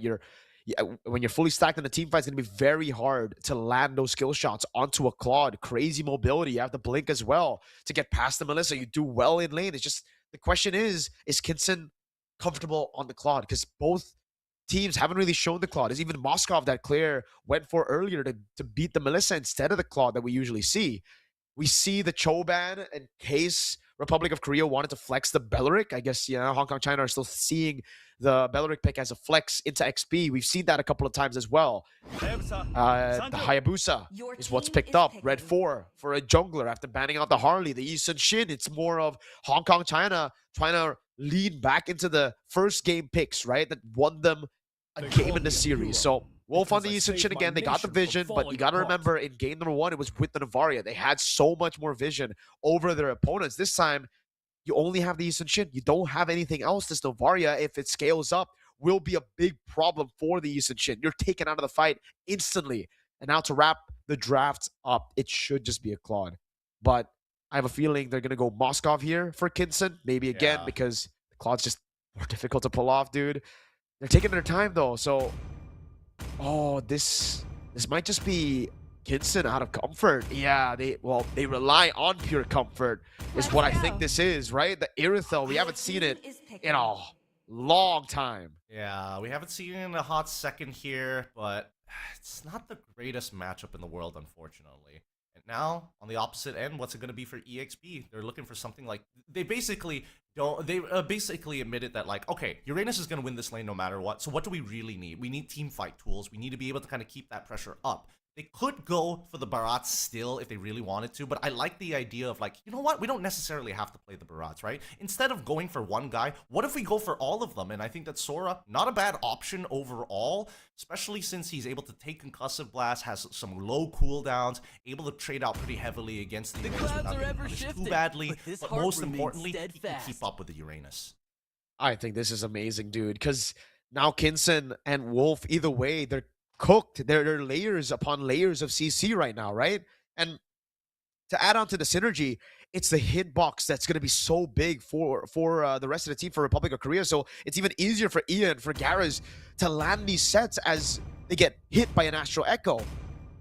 They don't go Purify still. They go for Sprint. They go for Flicker. This will be tough. If they don't get the early lead, Gideon, I feel like Republic of Korea, they've done it in the draft here. Yeah, oof. Oh, I mean, I'm looking at these comps one last time, and I'm thinking, like, the only out that I can see happening is early to mid-game between Uranus and Glue. They got to make, like, a lot of things occur within the matchup itself. And I think that's going to be, like, something that we have to keep an eye out, because on the opposite end, Novaria's job is pretty simple, but you can hit as many shots as you want, but if Glue is blocking them, specifically with his little globules, he takes no damage from it, which is kind of bull, but hey, you know, spaghetti code, it happens. We'll see if Hong Kong China has the execution to pull this one off, or if Korea takes the entire series. It can be a repeat of what happened in the upper brackets of the qualifiers earlier on in the round. Here we go. Possibly the final game of this grand finals for the qualifying spot, the only one for East Asia. Wolf, Yun won. Wait a second. I just realized there's a substitution in XP. Interesting. Wasn't 100% sure about that or whether I was just seeing things, but like it is going to be a substitution here for the side of Hong Kong China's team. Now, early game, as expected, you're seeing the fast clears happen. They figured out that Parker is already on that purple buff side, starting with a partial clear, not a full clear on this bottom end. On the opposite side for Team China, we see that Yi Shin is starting on green camp, immediately moving over to purple. So they're going to end up on opposite sides of the map. And I'm actually down for this, right? Because it feels like they just need a little bit of help to get Garrus out of this lane, and then they basically win neutral objectives, assuming that Hong Kong can't take first position. Okay, so at least Gao's gonna play it safe in the mid lane. To be expected, the Lizard will be taken away by Wolf. Here you go. At least on the Eastern Shin, you do clear really, really fast, right? So you can rotate around with the help of the Glue and the Rafaela Prio in the mid lane to steal camps away. Right now, Parker is actually struggling to get level 4. Not gonna be able to get it. Kinson in the bottom lane actually winning up against the Melissa, which is surprising, and they go for the guy straight up. Now Wolf unable to get the last shot, but they bait out the flicker. That's massive in the mid lane. Now it's Parker who finally gets level 4. The Star Shatter doesn't land, and this will be an XP advantage for Wolf as he clears out the entire bot side jungle that he hasn't even touched yet. Longer trades, Kinson, as long as he's not in between Melissa and Muddles, is able to actually win out those trades, especially since both of them are going for that quantum charge, just to make sure, you know, they can sustain a little bit. But the extra movement speed here is what's really making the difference for Kinson, right? As soon as he's able to kind of like move around and, you know, hide around the Melissa, he's also getting his passive back up to get the extra auto attacks in. So for Claire, it's understandable, but at the same time, Claire cannot give up these types of positions in Kinson in lane. If not, he's going to get zoned out like we're watching right now. And as we look to the turtle, he may be a man down, but this is kind of all or nothing. A whole level ahead, dude. There's no way. Wolf just gets it for free with a Mountain Shocker as well. They knew where the Hayabusa was. It's now up to Kinson to know where he's at. Parker, can he land the quad shadow? No, he can't. Heavy crossbow. Kinson winning in the matchup against Claire and really able to stay safe. Wow. Flicker, by the way, is the choice. He swapped that out late into the drafts from Sprint. And I think it is the better choice over the Sprint against these setters, right? I still think the Purify was something that they definitely had to think about, but man, wait a second. Wolf is really abusing Parker's, you know, wasted rotations to punish. He's going to be 2 levels ahead if he gets this. Garrus walking up. The Retribution coming out. Shifting skies. Oh, Parker's able to land the quad shadow now with the shadow kill. That's giving the CC immune in the skies. First blood. The respawn gets him back, but that means Korea, Parker, will be able to stop that snowball from happening. He's trying to even up the score right now. He managed to get at least 1 EXP crab for himself, but he's technically still 2 green camps down. So unfortunately for him, it's going to take a little bit of time if he wants to try and snowball this out of control. But this is leading from what happened down in the bottom lane, right? All of this is stemming from this problem right now, that Kingston having a pretty decent matchup and not only has won the lane convincingly against Claire, but he's just waiting for timings to continuously trade against Claire. Yeah. We definitely see how comfortable Kinson is on the Irithel here, winning it out against the Melissa. Now they try to go for it. Parker, so they're rapid dry, able to lock people down. That's with the Astro Echo, and now the Shadow Kill with Claire. Popping the Muddles, finding the kill, and all of a sudden that lead is looking not as juicy anymore for Hong Kong China. They're trying to force out these engages, trying to force out these advantages in the early game, and it's just not working out. I think with the initial lead, they should just try to play chill and rely on neutral objectives, Gideon. They're getting way too hasty. I don't know, that was just silly. Like, you should know better. You should know better. He has Flicker, he has Wrath of the Dryads. As soon as you Traceless, you're like, you're in some big trouble. You're expecting even to actually int in these moments, but now it's a full 5v5. They managed to get right on top of Parker here. However, in the back line, we already see that Sora able to get his ult off in time. Wolf secures the turtle at this point in time. Kinson trades against him, and they managed to get 2 in the process. No casualties on the side of Team China, but Korea will be walking away with this turtle. Claire now double waving with the help of Gaon, but these neutral objectives, they got to be careful. Once again, this glue, a little bit of an issue. And it's Moon Love You with the massive play, jumping on Parker, really just zoning him away, forcing Parker to go in, either risking his life for the neutral objective and dying, or not even getting the neutral objective and dying straight up. So, Korea now, they are back to farming it up. Hong Kong, China, again, we kind of knew that in the neutral objectives, they would still win, and that's why we said it was pretty silly that they try to go for these advantages pre neutral objective. So as long as they play with this, they should be able to build past that comfortable spot for Korea to scale up. Again, now 3,000 gold ahead. That's the sweet spot for Hong Kong, China anymore. And I think they've basically just gotten the game back into their hands. Now it's all about conversion. Now it's all about how the team uses the advantage to get even more structures. Oh, you hate to see it. Wrath of the Dry to the Flicker. Now the Star Shadow landing as well. Baits out the Flicker at least from Kinson. But that should have been a kill. That should have just been it. Unfortunately, the first time Ian with a micro mistake. They need to start getting some pressure over the mid lane. Now that they've already shown the Uranus here, a majority of the Korean members are thinking like, should we need to start moving away? There's no way we're taking this tier 1. And now the interception is about to be in place, but luckily, at the very least, Korea decides to call it off. There's no point going for this any further. Let's just double wave. If not, let's look for maybe the tier 1. They have to play this map. And look at Wolf. This is what you get when you have someone like Uranus in the XP lane, right? Especially as a carry. Wait, they go Shifting Skies. Good CC immunity. Still, they'll go for the Astral Echo, the Star Shatter as well. 2 ultimates for Glue. Ain't really worth it. But I guess that's what they can find. Up top, though, to finish my point earlier, when you have a Uranus, when you have these enablers in XP, you just give the entire wave after minute number 5 to your jungler. And this is what has given Wolf the advantage. Oh, you definitely don't want that to happen, but hey, it's okay. As long as it's still part of your team that secures the neutral objective. But yeah, 2 levels ahead. Still comfortable for Wolf. Very comfortable. Yep, very technical game here. We're looking for like very, very small punishes and honestly nitpicking at some. But now that they've gotten the tier 1s down, does he get it? Parker, he tries his best, and it looks like he was able to secure it with his own retribution. Orange buff in the bag, but it doesn't change the fact that it's still a 2-level lead. And Wolf, he doesn't mind Parker using the retribution early. It just means that he's not going to have it for later, or he's not going to have it if he happens to see him in his own jungle when he goes for the full clear. At this point, it is a very long and arduous process for Korea to actually come back into a reasonably stable game. Without those tier 1s, it's going to be a lot harder for the Melissa to actually walk up in the lane because there's just so much more space of which you can get run down. And being the insurance policy of the squad, you generally don't want to die. Nope.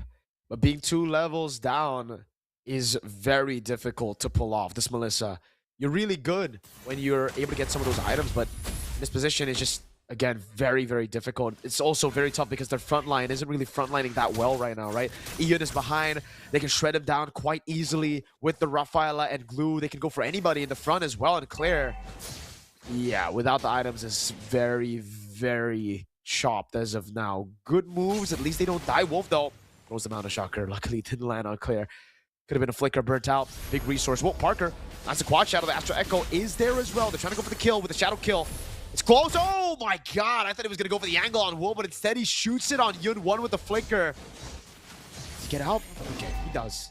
I don't like this. I don't like the way that they're trying to make this happen. Wait, hold on. The conceal comes through. It gets revealed straight away. Star Shatter actually lands, including the Holy Baptism to slow down the flicker into the Wrath of Drides. Catches it, and now the Cloud Shift gets set up perfectly, forcing 2 flickers out from their carries. They're blasting them down one by one, but unfortunately for Garrus, doesn't get the second half of that Cloud Shift to be able to start punching down and slowing down the members. Battle spells out of the way. Ogi's Shadow Kill gonna get used. Parker in trouble. Wolf wants this trade, and he's willing to shut himself down for it. Parker able to get a huge Sky Piercer stack and might end up dying here over to Kinson. In long term, it didn't work out the way they wanted to, but the heavy crossbow has been used underneath the Tower Claire, forced the flicker away.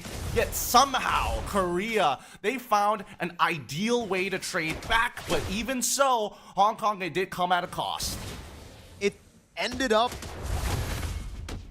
I mean, it's still a bad trade for Hong Kong, China, but it ended up pretty good for Korea, right? Like, they're able to delay the game. The lead still stays. There were no shutdowns, unfortunately, for Korea because the lead has been mainly through neutral objectives and structures, but it bought them more time to scale up. Claire had to use the flicker, and now this should just be a give over onto the neutral objective. They don't have the flickers. They don't have the resources to actually go in and go for another set. It really relies on Ian and Garrus to have flickers to be able to go in, but at least, again, they're able to buy some time.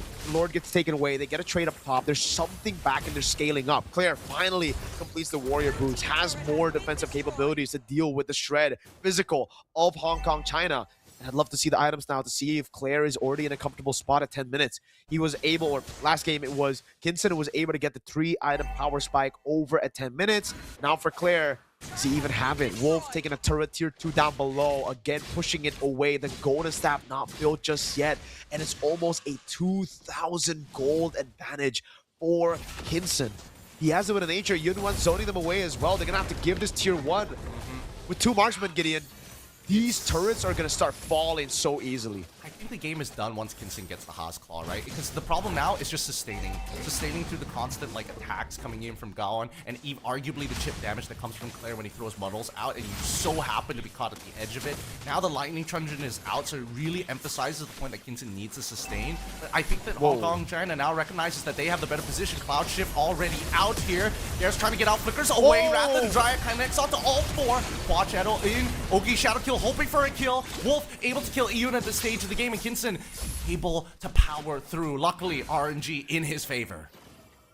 Hero plays for Korea.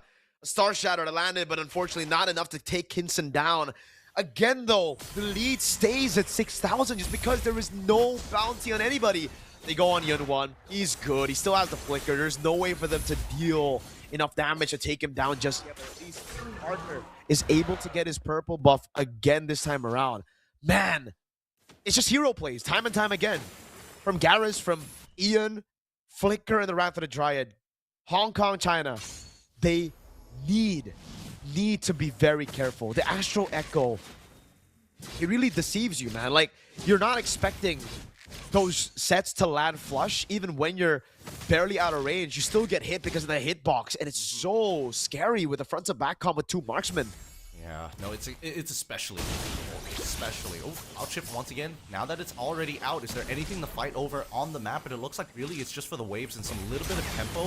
Wait, hold on. All right, Holy Baptism out. Yun taking way too much damage. Wrath of the Dryad is out, and now Yun can start peeling. Kinson, he's looking for a backline access here. He's thinking about the heavy crossbow, but he's also scared that maybe Garrus could stop him at this stage. Now that Ewan is gone, they had an opportunity, but they didn't know where Parker is. And now that they figured it out, Kinson, he's waiting for somebody to make a mistake, especially Gaon. If he just walks a little bit further up. Now they dance once again. Whoa. Goes in onto Parker of all people. It's okay. It's good. It's able to bait out the Quad Shadow. 10 seconds for the Lord. It should be another free one here. Unless... Yeah, I don't think so. I don't think Korea will try to go for the contest. They do have the setting tools, but they should also be aware that the flickers are up on the side of Hong Kong, China. They should be aware that they have a Novaria and a Melissa. And this front to back is broken through Hong Kong, China, looking for those angles. Again, with no turrets, it's much easier now for Hong Kong, China to be able to flank. So, playing it safe, playing around the Novaria and Melissa, just defending, I think, is the better decision to make. It's not an Evolve Lord just yet, right? You can actually still keep all your base turrets alive here. Yes, there are 2 marksmen, but you have great clear with the Melissa and Novaria.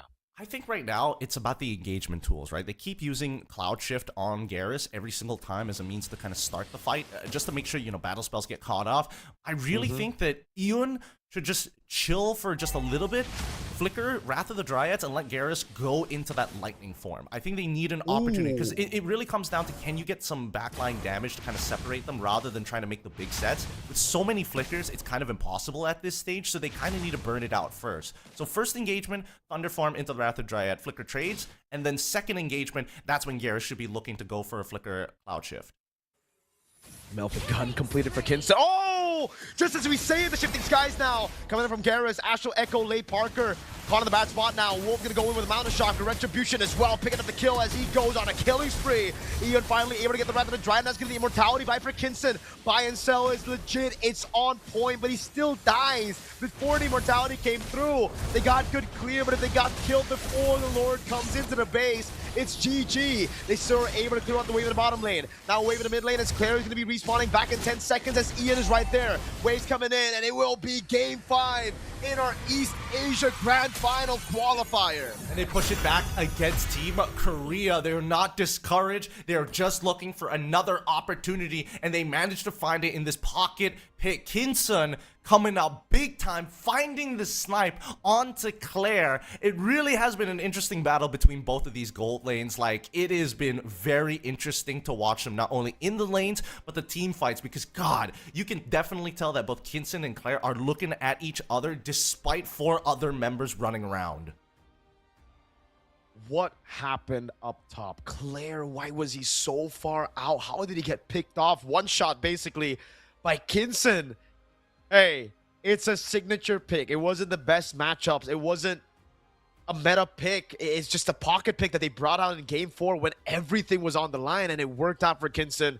Back again to their identity. The double marksman seems to be their most comfortable strat getting. And I think at this point in game number 5, Korea might also have to go back to comfort instead of playing this Navaria Melissa. Now we've seen it twice. Once from the hands of Hong Kong, China. The second time here in the hands of Republic of Korea. Navaria Melissa failing again, despite it being such a big prio pick in the meta. Both. My lord. We're going to game 5, man. If this was a best of 3, Korea would have already qualified. That already happened in the qualifier stage for the upper brackets. And now we're seeing these grand final rounds, these ENC rounds. It's true. It's true. And honestly, like, I'm thinking back at these comps, like, naturally, I'm leaning into very much, you know, the tried and trues in the picks that the Republic of Korea got, but then you start to think about the synergies here, especially with the Irithyll alongside with the Rafa. The extra movement speed on top of the heavy crossbow is also like just a good way to kind of dodge like a majority of the abilities, assuming that Ewan isn't able to land the flicker Wrath of the Dryads, or even Garrus doing the exact same thing. But that's the issue, right? I think that it just comes down to whether or not the Republic of Korea is confident enough to actually go in for these bigger engage. Because if you take away all the frontliners, the backliners from the side of Hong Kong, China, unfortunately scales just a little bit better in a lot of scenarios. And that's why I'm thinking whether Republic of Korea, should they have used the lead that they developed when they are in these 5v5s, should they have said, you know what, instead of Cloud Shift, we need Thunderform. We need Thunderform to bait out spells so that Ewan can go on to make that flicker play. Yeah, I think early on, maybe going for the Thunderform would have been great, but towards the end there, I think it was just, they got scaled past already, right? Like the Wind of Nature was already there. Maybe go for the Thunderform, could have still baited the Wind of Nature, but at that point, it's just very, very difficult, and we're going to have to get into game number 5 to see which one of these countries makes it to the main stage of ENC. We're going to get into a short break before that final game.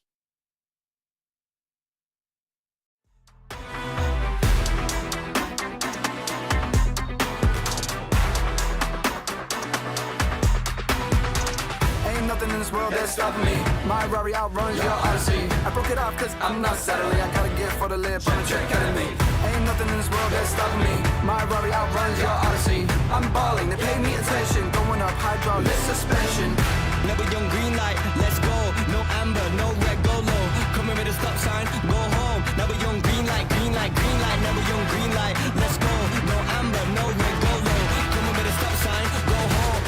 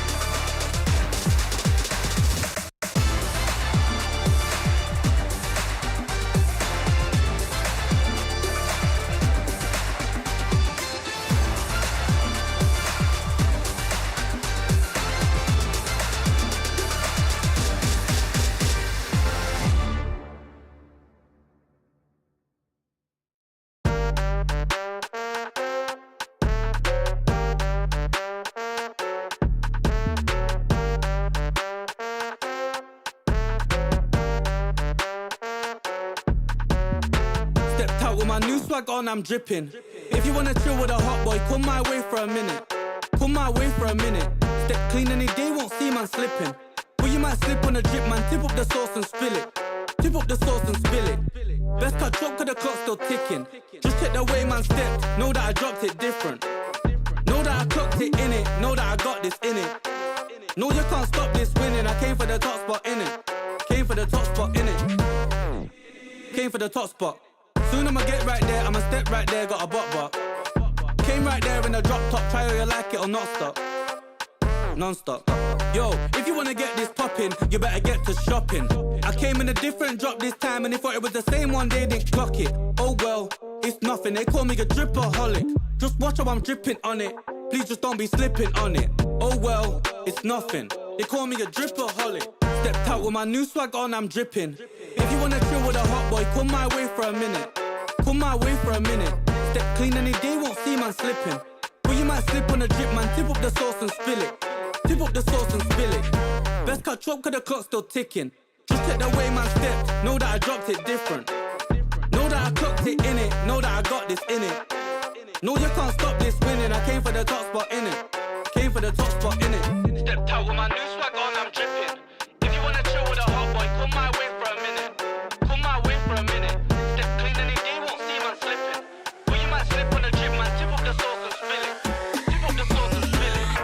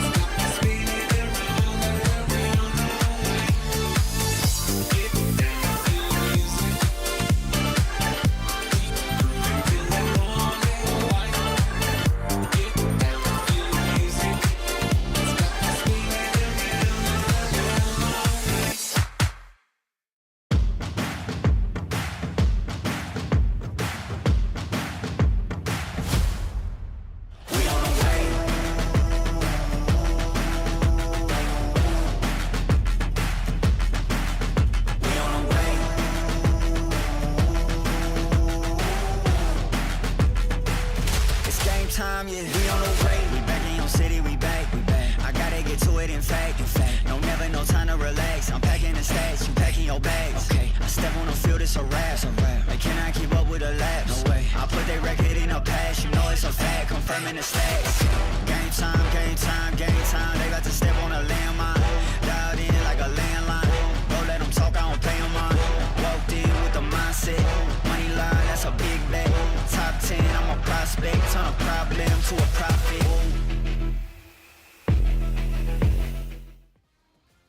Welcome back, everybody. ENC's finals for the qualification of East Asia continues today. And we thought, hey, maybe this could be a sweep, but it ended up going the entire distance between the Republic of Korea alongside with Hong Kong's very own Chinese representatives. It has been tough. The current score is 2-2. My name is Gideon. Of course, this is Miracle here for those who are just tuning in. And this has been the more technical games that I think I've seen in the past week as is. Like, they are not messing around here. Like, these teams are taking the drafts extremely seriously. And more importantly, they are fighting for good reasons. It's just the smaller details is what's costing them these games. It's also about understanding their strengths, right? For Hong Kong, China especially, right? Because for Korea, it really feels like they're still playing the meta game. They're taking away these prio picks, still picking the Belleric, the Navaria, the Melissa. But we're seeing way more unique picks coming in from Hong Kong, China, as in unorthodox, the Yi Sun Shin, the Irithel pickup as well, leaning back to comfort as we get into these championship rounds. Game 4, Game 5, it's been a hell of a run so far in game number 4. Again, if we just look at that 2-1, it's the exact same story as what happened in the upper brackets. Korea were the ones to qualify through the upper brackets to this final.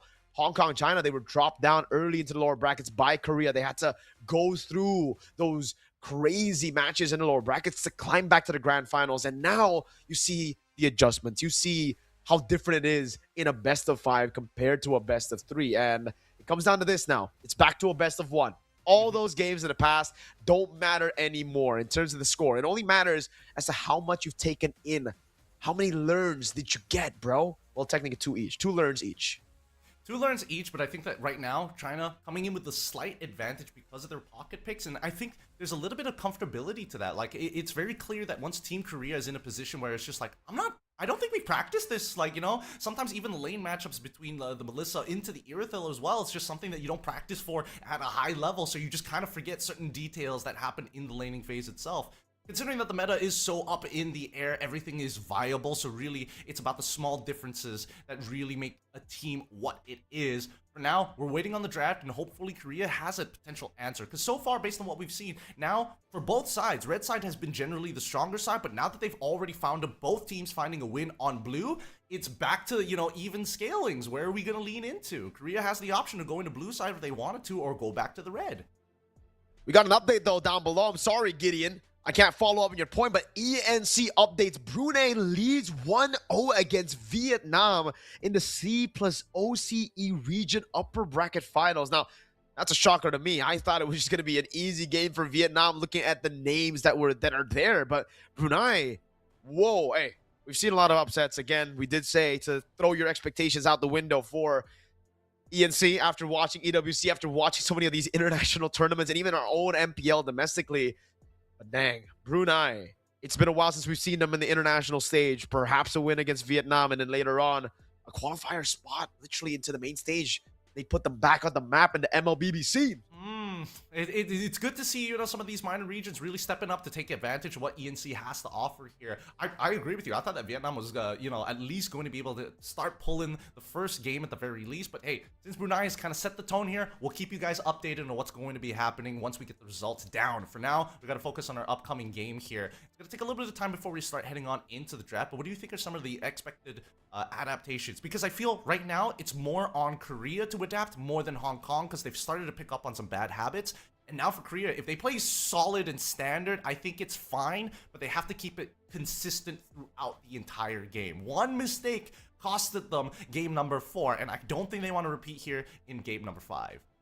Yeah, I agree. I think it comes down to Korea to be able to adapt now, right? They gotta start, I think, banning out comfort heroes over just meta heroes. I think that's been the case right now. They've actually just gone on to ban out prio picks, meta picks so far in the second phase. They got to start leaning into like, all right, man, we've seen some of these Irithels, we've seen some of these Yi Sun Shins. Maybe it's time to just take them out of their comfort zone. And also, I think that now is in the heads of Hong Kong, China. They might be thinking, oh God, we've revealed a bit too much in game number 4. Should we start to maybe pick these heroes up in the first phase? Now, question is it worth it, right? The Yi Sun Shin and the Irithel, it got them the win, but is it worth first phase? It's so costly, it's so expensive. Or will we finally see a different banning phase? Some of these heroes need to be let go in game number 5. You can't just stick to comfort all the time as well. Sometimes you gotta open it up, try to get some of these big picks, and as Gandhi would say, boom bang bada bing.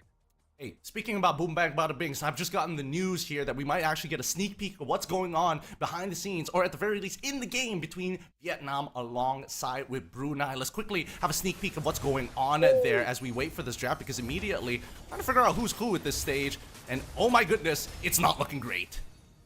It might be a 2-0 lead for Brunei.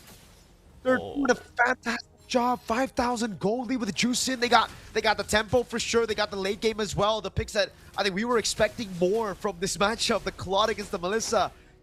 Hey, these are veterans. These are dudes who've made it to the wild card constantly from the side of Vietnam. Nart, hey. Also, Daylight, man. It's not looking good. I'm looking at the KDs, and it looks like apparently Crown has been like a huge foot on the gas. He's 5-0-3 somehow compared to Nikita on the opposite side. Arthur, of course, 2-1-0, level 12 to level 14, so a 2-level difference there. Looks like the jungle was really suffering here. Not to mention even the mid lane, 0-3 compared to the 1-0-6. They're just using these leads from the start of the game, that tempo. And the team fighting. Let's take a look at that gold chart, man. Yeah, 5,000 gold lead, about to be 6,000. The BOD completed as well from Crown. Vietnam, they went for the greedy build or the greedy composition that we saw earlier today, Gideon. We saw the Melissa and the Ling, but it was against an Novaria, so it made more sense. But here, it doesn't really feel like it. It feels like the Ling is just going to be caught, and I think it's because the purple buffs has been taken now. Try to take it away again. Arthur, Nikita, Arthur. Oh, wait, they're able to find Crown. Big shutdown. That should be able to get them into level footing. They should be able to get this purple buff now, right? Retribution, Divine Blade, and Tempest Blade. They're going to go for the force of the fight. Wrath of the Dryad. Oh, even the... If these guys used up, but wait. It's the Claw, taking everything, dude. Daylight is trying his best. He finally pops the go away, now goes in, the AOG defensively, and just a bit more time that they bought. Great ball lightning there. Smokri walks up, and now it's going to ignore it. Oh, wait, that's massive. Brunei, they had the lead, they had everything, but now that 6,000 gold lead has dropped down to just 3K. Oh, Nart, well played, getting a fat taunt at the very end there to make sure that Daylight gets to live for just a couple more seconds there. If he got picked up, I'm pretty sure he would have died 100%. But now they got to contest somehow, and you can see that Crown can't get in. Nart zones him out. They've got Ant on the opposite side. They are covering these exit points, and they are not making it easy. We're just waiting for Arthur to get there to get the retribution down, and this is where we're... I mean, based on what we were analyzing earlier, Vietnam has closed the gap from 5K all the way down to 2K. They are so back, baby. Oh my god. They got a late game comp. It's a greedy comp, but if you get enough gold, if you get enough team fights in, it should be deadly. Nikita Arthur as well. This time, he should have enough map pressure now to finally take the purple buff. Hold on. Wrath of the Drive with the Crimson Beacon straight up. That was a crazy face check, and hey, will fall. They like to be caught in the lantern now. They go all in and Crown picks up the kill. It should be done and dusted if they have a wave in the mid lane to clear it up. But Brunei does look like it's going to be a 2-0 lead. From that team fight alone, Gideon, big upset. Yeah, it looks like it's going to turn that way. We don't know the end result, but hopefully they're going to give their best. Let's jump on into our match at hand. Here's the draft. It's going to be Hong Kong, China facing up against the Republic of Korea in our final match here to see who makes it on into ENC. It looks like China has been given over first pick on blue side compared to the Republic of Korea, who have opted to go for red. The red side was more successful for the first few games, but I think after Republic of Korea broke that deadlock, we started seeing more adjustments as well from Hong Kong, China on blue side. Didn't really force some of those picks to come through, and now we were expecting some differences in the bans. It doesn't look like Hong Kong, China want that. It seems like Hong Kong, China want to keep it at the same level. They want to have those comfort picks open. They want to take as many prio meta picks away from Republic of Korea. So the Freya, the Paquito, the Atlases, and even the Hiraras should be taken out again from Hong Kong, China. Now for Republic of Korea, they still ban out the Fanny. They ban out the Marcel here, right?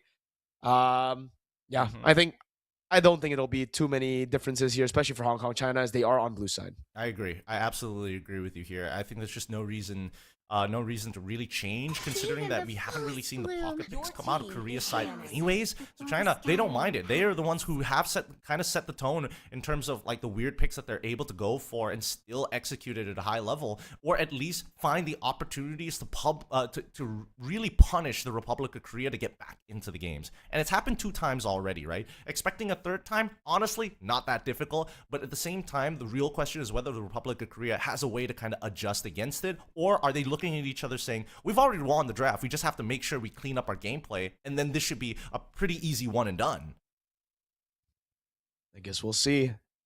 Again, whenever we come into the batting phase, it just feels like there's not much to talk about because they just keep on going for the same bans, especially in Game 5. That's the Fanny. The Hirata was banned earlier. Now we're just waiting for the Paquito and the Atlas to finally see what's prioritized. At least from game number 4, it feels like Hong Kong, China should go for the same approach, at least for first pick. It's a good blind Uranus, right? But after that, that's where we should see some adjustments, because if you leave those 2 jungle and gold comfort picks for the second phase again, I think Republic of Korea are just going to be happy batting it out instead of leaving it open again. That's the Paquito. The Atlas should come through. And again, the big dilemma is just, should they pick Yi Sun Shin and Irithel early, or do they go for the same route? Oh, tough calls. Really, really tough calls. Personally, I think there's even an argument to let the Atlas through at this stage so you can kind of change up what the mid lane can go for, right? You go for something like a Valentina, then you actually have like a legitimate trade to have. Oh, Uranus, finally! We get something different! Oh my god! We finally get something different. No. No, please, dear God. Why? Why not go for Barats instead of your first pick at this point? It's fine. They still get the Rafa. It doesn't matter what map it's on. Like, China is willing to whip it out at any point in time. I guess the Rafaela technically counters the Barats, but the Atlas is still available, and they can still keep the Barats for later for Red 3, right? They can just go for Atlas Valentina right now, or maybe just straight up Atlas Melissa, right? There's already a Rafaela there. I think it's going to be mid lane. I mean, so far it's been mid lane for Okimoji. If you force the Rafaela to go roam, I think they're just basically going to be too squishy, and you can actually take control over the early game. But they go for the double CC instead. They go for the Atlas Barrage. There you go. They're not expecting this Rafaela to go into roam. It's going to be a mid lane. They're assuming the Rafaela is going to go. And to answer our questions, they go for the Yi Sun Shin early. Not with the Irithel, though. They still stick to a little bit of the meta. So Rafaela and the Beleric with the Yi Sun Shin here, and this should just be the Melissa pickup for Republic of Korea. Great drafting from the Republic of Korea, because at this point it puts China in a really awkward spot. It's like, now your Rafa as a blind pick was supposed to be your more flexible option, whether it goes into the mid, whether it goes into the support, either or would have been fine. But they would have to either give up on their support option in Beleric or their EXP option, and it looks like China just said, you know what? We're just going to give up on our EXP option. We're going to have to save that for later. And Republic of Korea don't even go for the Melissa. They're going to start banning it this time by giving Claire his comfort hero. And these should all be marksmen at this point, right? Wow, yeah. Damn, they're really trying to go for the early game. But we do have some information. Brunei able to close it out with a comeback score of 7-18. 2-0 in that grand final against Vietnam. Nice. That means Brunei, they're going to be punching in their slot to head on into the main event of ENC itself. Big congratulations to Brunei. It has been a very long time coming to see them back on an international stage, but they've done it before, and they're going to keep on doing it again. I like the scene being competitive. And now it's back to this early game. So far, it's been the case, Gideon. It's been whoever wins the early game ends up just stomping through. I don't know. Maybe having just that failsafe would have been a bit better. No, the Brody gets picked up here, and they ban out the Esmeralda. So they're taking away all of the picks. They can actually still deal with the Barats. I like it. But still, we have to see where this Beleric goes. The reason Beleric is so good in the meta is because of that flex potential, and you can still put it against the Barats if you need somebody to just take that chomp in. I think the unfortunate part of it is that, yes, it is flexible, but at the same time, it's just, I don't know. It's useful for the neutral objectives, and you have access to the flicker, which is always nice, but then you're going to come into the problem of like wave clear. So that begs the question whether or not, if he goes into the EXP, and we're assuming, because we haven't seen Rafa go into the support position for China, that is going to be their mid laner, they're still going to need something that can actually, you know, eventually clear those waves. I'm thinking about even marksmen. It's still going to be a bit of a struggle once we get past level 15. Sorry, the 15-minute mark, not level 15. Mm-hmm. And now it's the Harley that gets banned out. I'm wondering now if they're taking so long because they're thinking about the Irithel ban, right? Mm-hmm. Something that definitely should come up right now, something that they have to think about because it was deadly. I mean, the Brody shouldn't have those problems, but we thought the Melissa wouldn't have those problems either against the Irithel. I think it was just comfort that got them the win in the matchup. So Let's go. they do. I like it. I like the respect. They needed to give a little bit more of that respect. So it's back to normal. Now I think the Melissa still is a great pick. It's good against the Atlas, against the Barats as well. Just poke them down before the fight. It's only a question mark when you go up against the Brody because Claire and Kinson both have done better when they've gotten their hands on the Brody. Even if they don't do better in lane, they do better in these team fights. So let's see. The Nolan gets banned out. So at least now it will also be Parker limited. But I think it'll just be a signature Hayabusa to come out again. Yeah, I think it's going to be Hayabusa again. Unless they want to get really wild. Suyo? If Korea wants to get really, really wild, they go like... I mean, I want to say Suyo, but at the same time, like, Beleric is always going to be a problem. What about Martis here? Ooh. I don't know. It's like super dangerous because again, it kind of fulfills the goals that both Atlas and Barats already want to do by themselves. It's just now that you're like heavily dedicated to the early game, and knowing how Korea's been drafting, they generally want to have a nice even spread across the board. They go for the Suyo. Oh, red for Suyo and the Brody with the Atlas and the Barats. This is an early game composition. They want the early game, and it's the Alice that, is a pretty, still very good hero up against Barats, even against the Atlas. And against the Brody especially, by the way. Will it grant immortality? What do they ended up with? I think the Melissa just works. The Claude is also okay, but I think the Melissa should guarantee a safe lane in gold over the Claude. I think no matter, like, even if they go for Moskov, it's not the worst thing in the world. No matter what they're playing, it's going to be a general tough matchup. You could get Melissa for the sake of the lane as well, but you need a Trinity Builder, unfortunately. You kind of don't have a choice in that matter. With the Trinity Builder, you'll be able to get through these tanks a lot easier, and more so, force the tanks to, unfortunately, diversify their build. Bruno as an answer. Okay. All right, sure. It's going to be a lot easier for the tanks to actually itemize at this point, but we need diversity from the side of the Republic of Korea. They need their magic damage. Unfortunately, I don't know. There's not too many good picks. Like, I want to say Farsa, but at the same time, it's like they've got easy ways to cancel out the Feathered Airstrike. No way. If we're going crazy, might as well go all the way. Nana is being hovered over. Find a way. They go for the safe Ixana. It makes sense, but a part of me just really wanted to see something crazier, man. Then the Bruno, right? Because the Bruno is the craziest pick so far out of all these picks. We've seen the Suyo, we've seen the Brody, the Yushin Shin as well. The Alice and the Bruno with the Fixana. Those are the unique heroes in game number 5. Now, can these heroes be the difference maker in game 5? It's now or never. It's back to a best of 1. None of the previous games will matter this game. You're going to have to do it. Lock in, forget, reset. The winner makes it to the main stage of ENC.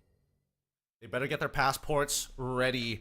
Because both of these teams, they are going to have to take a very long journey if they qualify for ENC right now. And the laning phase is kind of everything. It really is kind of everything. I think that this Vexana pick is so good. So very good. Deals with the tanks. If you happen to catch the Rafaela, what is she gonna do, right? And not to mention that it also, at this stage of the game with Atlas available, Bruno unfortunately had to take Purify instead of Flicker. But quick updates for those of you who are wondering about the Brunei versus Vietnam situation. It's a 2-0 victory for Brunei as they punch their tickets to ENC.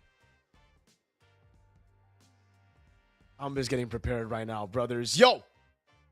Give us your predictions in the chat right now. I know people already hyped for this matchup. We've seen it all. The journey to making a game number 5. Now, are you team Republic of Korea or Hong Kong, China? Leave your support in the comment section down below in the chat because currently it is 2-2. It is a nail-biter game. And I say it like that because, damn, it's just completely different to game one already, Gideon. Like, we've seen the trajectory, we've seen the differences in the drafts of priorities as well, where the Melissa was prio to completely forgotten, to it being countered, to now not even seeing the Novaria going straight up early game gamble for Korea, and Hong Kong, China back to their comfort. Bruno, Yisun, Shin now.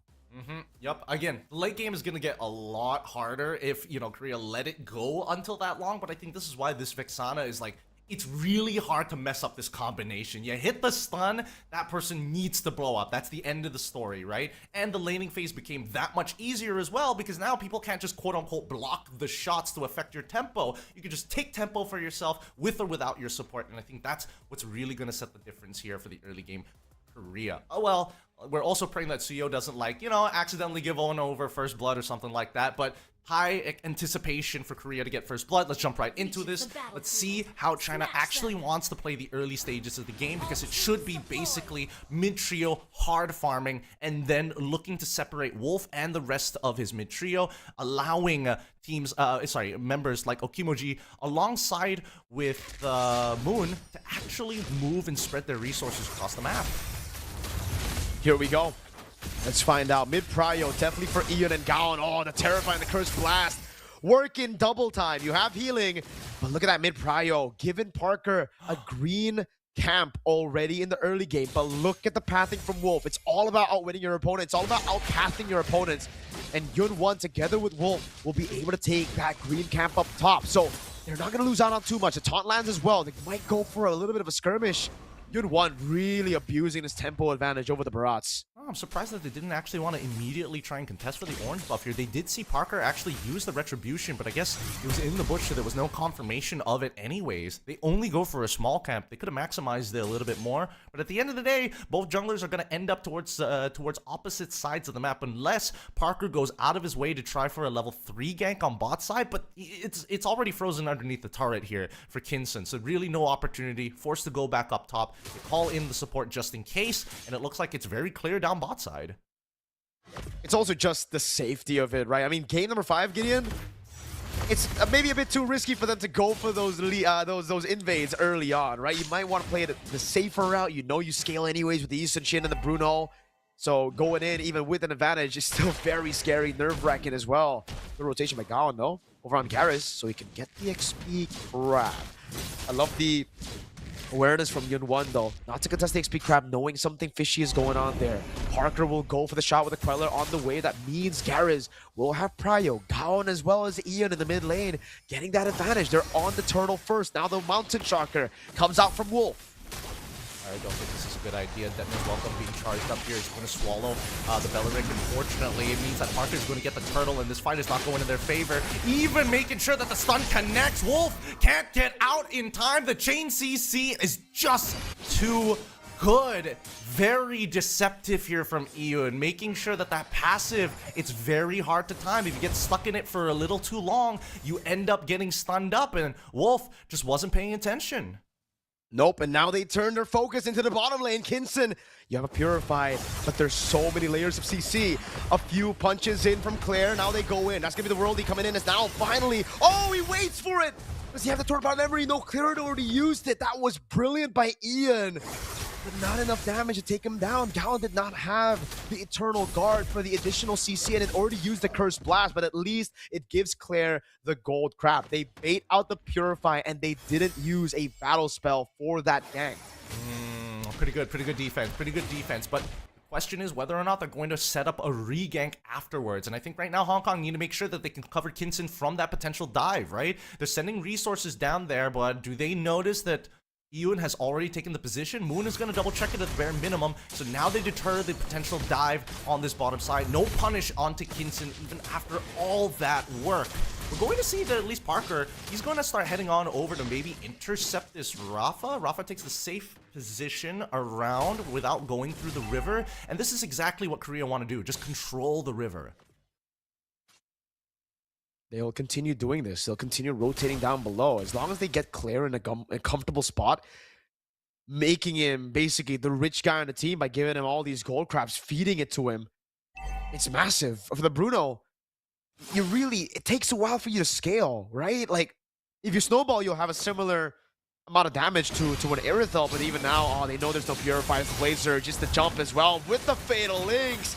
Clear with the damage, now the Eternal Guard, so much CC!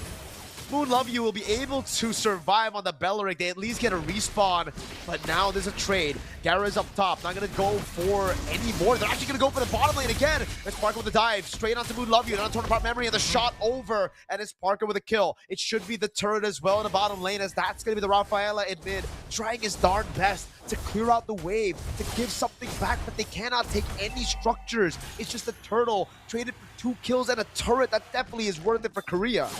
It's way more worth it for Korea, and Parker can still just hover around and actually go for the invade. Small camps were taken away here on the top side by Wolf, but it really doesn't matter. Now that they've already spotted him up there, I think this entire bottom side is going to get cleared out unless Kinson has something to say about it, which honestly, at this stage of the game, probably not. Parker going to be able to get an orange buff for himself, so overall, big wins for Korea. And not to mention, now their composition comes online. Detna's welcome connects even after the Fatal Links misses, but now the full wombo combo, and this is why Vexana is so good. The Eternal Guard connects, and Parker ends up losing his life. Big shutdowns here as China manages to find one. Hong Kong, China are not going to go down without a fight, Gideon. They're looking for trades. Even though Korea have the early game, they're the ones making the proactive moves. Hong Kong, China have still been able to get something back every single time. It's never been free. The Korea's been getting these advantages. Now a turret up top, though, it's still very much advantageous for Korea. Garrus is trying his best to clear out the way, but again, Hong Kong, China, tenacious, will still try their best to push it in, to be reactive. Ian is in the bush, has the Fatal Links. Now does he pop it inside? Wait, he just lets Wolf walk away. There was no Traceless, but he doesn't have the Fatal Links. It was on cooldown. No wonder, Gideon. Ian had the position, but not the cooldown in favor to go for that ambush. That's so sad. That's so sad. Not even like off of the skill 1 as well, just to like kind of slow him down, just to kind of spook him. But I think even then, maybe the perfect match was also on cooldown. Hard to tell, hard to tell. Detna's welcome does connect. We're going to see the turtle spawn here real quick. It's now the Throne Ruin is going to connect onto 4 members into the Wrath of Dryad. It's good. It finds 2 Purify. 1 Purify at the bare minimum. The second one comes out fast, but it's too late. Claire with the Torn Apart Memories with the help of the Blade Surge here from Parker. They're going to cut him down. Wolf's trying to go in right now. Gowan providing the peel. Flicker out already. For Ian earlier. Sorry, it was a flicker forward to get that Fatal Links. And now it's a free turtle. There's no way around it. Hong Kong, China won't be able to deal with this turtle. And now you get to see again why the Brody has been prioritized so much. As of late, it's the pressure you have. Claire's doing 1 billion damage. Blade Surge, Terrify, Chain CC, Eternal Guard not ready. Claire's going to try to get some more hits for the Torn Apart Memory, but he'll save it. Would love to see the items right now. Does Claire have a Sky Piercer is the question, or do they try to give Parker the Sky Piercer earlier, right? Because if it's on Claire and he has stacks on the Sky Piercer, man, is it double. I did not expect that. That's ridiculous. That is ridiculous levels of greed. Those are biblical levels of greed. But hey, in a make it or break it moment, I guess you got to go for it. If you're leading this much, Gideon, might as well double down.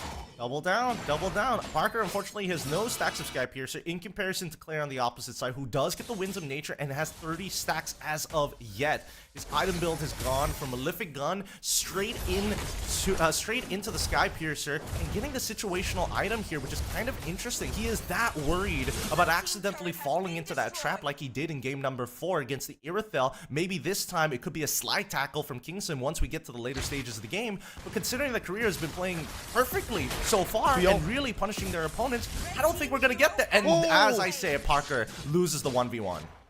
Solo kill, the power of the flame, bro. Red Tree gives you all the damage you need in the 1v1. Parker needs to be careful. Luckily for Parker, he's not... That death doesn't... Wait, he might actually go in. Nice Traceless. Very good Traceless. Good timing, good patience. Now with the Wrath of the Dryad, hold on. They're fighting this 4v5. Yun1 is already there. He has to flicker. It's both teams really feeling the pressure of this game, Gideon. They're using these resources. They're getting a bit too hasty. But it's still okay for Korea. They lost out on Parker, but not at a crucial time just yet. The Lord was still 30 seconds from spawning. The death timers were only just at 20 seconds, so Parker is back up right as the Lord will spawn up. They'll still be able to utilize this 5,000 gold lead. Did you notice something? I'm surprised that they're giving Kinson at least one of these green camps, right? Because I feel like right now it's kind of on Wolf to maintain his levels against Parker. It's not like he's been falling behind too far, but I think now that he has to share his gold over with Kingston, who just got the Berserker's Fury, I mean, they're trying to kind of like make the scaling kind of like line up together so they both get their power spikes. But I think they have to choose one right now. They can't dedicate all the gold and split it up between the two. I think it's just the nature of the composition right now, right? Like, either way, even if you try to give all the camps over to Wolf, there's no way you can go for the neutral objectives anyways. You're just way too far behind. So might as well spread it across the board amongst the two carries. Kinson, bullied in lane, canked by 4. It's a play safe gold lane moment where you just can't do anything except for accept your fate. Now it's Korea knocking on the doors, knocking on the base of Hong Kong, China. This is a very good move by Wolf.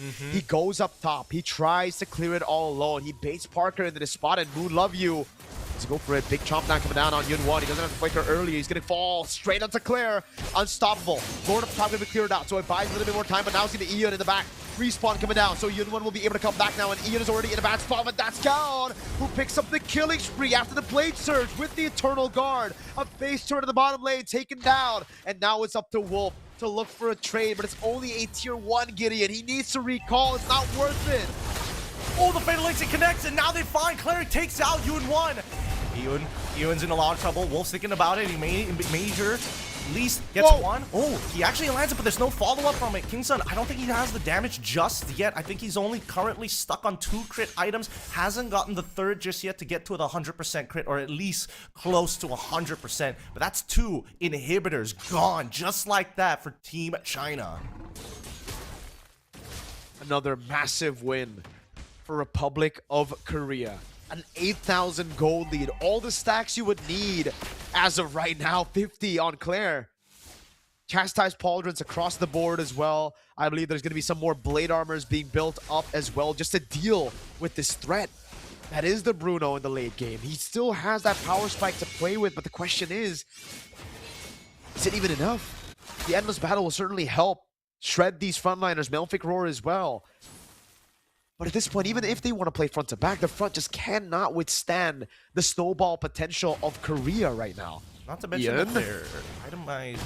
Okay. The Fatal Lynx does not connect there. They're just going to have to back off and wait for the Lord to actually spawn before they try a second attempt. But based on the items, they don't have a good spread in their items because they're so, unfortunately, so starved for gold, right? They don't have the Athena shields. They don't have the Radiant armors on their side. The most that they have is an Oracle and sometimes even the Cloak. Gaon already has the Divine Glaive, so his damage is extremely relevant here. Pokimoji can't just try and open up the map. They have to use their tanks, unfortunately, and Yun1 definitely can't open up the map. He has to wait for Moonlove to actually open it up for him so that he can set the rest of the team. Another free neutral objective. There's just no way for Hong Kong, China to contest these neutral objectives. They'll try again to defend. They'll try again to make the impossible possible, to hope for a miracle, because right now it does seem like it's up to Korea. It's Korea's game to lose, right? They have the lead, they have the Lord, they have the turrets, they have the minions now, and this time they're ready for Wolf to try to cut. That's why they've sent some members up top now. They know of these cheese strats. They won't see Wolf up top. They will go straight into the mid lane and the bottom lane, so 2 waves to play with. Perfect. They're taking advantage of the fact that... Oh, wait! The Flicker Detonator's welcome already connecting on one. Garrus has found it, and now they wombo combo together to take out Moon, but he gets the Wrath of Dryads off just in time. Into the backline, the Fatal Lynx, they're trying to find something here, but unfortunately, I think it might just be a trade. Wolf finds one. He gets zapped down, but nobody has been able to stop Claire. He still isn't letting them believe in it just yet, as they could go for the base here. Holy baptism, finally out. Parker trying to get out of there. Kinson ends up killing him at the end of the day. It's a 2-for-1 trade in favor of the Chinese as they manage to hold on for dear life. Hong Kong, China hold the lines up top. The base turret, They gotta clear it off. They gotta try to keep this base turret alive. This is the only one that they need to stay alive. The far lane has been kept alive. There's still a chance for Hong Kong, China to make it to the main stage. That would have guaranteed maybe another neutral objective, that Lord. But keeping that alive means that they finally have a chance again. Now it's different. Now they pushed to a point where there's kills on the board. Kinson was able to get a kill on Parker. He has some more items. Again, I'd love to see the items show up again for Wolf and for Kinson, because now we have to see whether or not they can finally contest for the neutral objective. It doesn't mean anything to keep that wave alive or that turret alive up top if they can't contest anyways. A BOD, a DHS. This is now or never. Even if they go and defend again, they'll lose 3 base turrets. At least that final base turret will go down, and Korea will just play the slow game again for the Evolved Lord. So I think it's up to Hong Kong China to try to look for a pickup before Lord, or try to go for the fight. But man, Korea want that advantage. They want to go on towards this turret. One shot is all they need. Eon's walking up. Perfect match. Oh, I don't know what that was. I thought he flickered it forward for some reason. Same. To keep the turret alive. They don't let Korea get a hit on that base turret, and Korea felt it was too risky to try to gamble on that base turret hit. Yeah, it's tough. It's really, really tough. Now that both teams have surpassed the 42k mark, you know that all of the cores have their items done, right? Done and dusted. Fourth items and even into situational items at this stage of the game. And considering everything, I think that Korea are making the smart choice. All you got to do is make sure that the long lane is going to be set up for a slow push, and then you're going to hover around this Lord until you see China either give up on trying to contest for it, or if they do contest for it, then you start thinking about looking a wombo combo onto one primary target, and I'm guessing it's not going to be Moon anymore. They're choosing to play it safe again, Gideon. They're not going to try to go for the Lord. Not even a pickoff here. Ian shows himself up top, so this will be a guarantee on the base turret up top. That's the guarantee. For Hong Kong China, they want to play for the Evolved Lord. That's the one they feel comfortable contesting. But I don't know. This could be endable. It's 60 stacks on Skypiercer. It's tough to judge. I'm really not 100% sure. You can see that the chip damage from Gone is actually pretty good. I think the only way... who has to make it happen?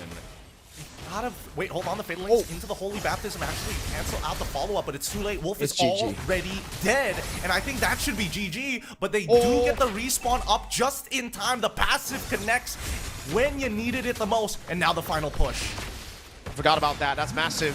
They still aren't able to get Wolf up there. Torn apart memory baited out. No, Yun1 falls in the bottom lane there. Into the Lord. Now Moon love you with walk up. Wolf able to find a mountain shotgun. Now the rather to drive, but it's still the damage coming down from Parker, taking the Bruno down. Now it's just up to Wolf. The base is open. Korea make their names known.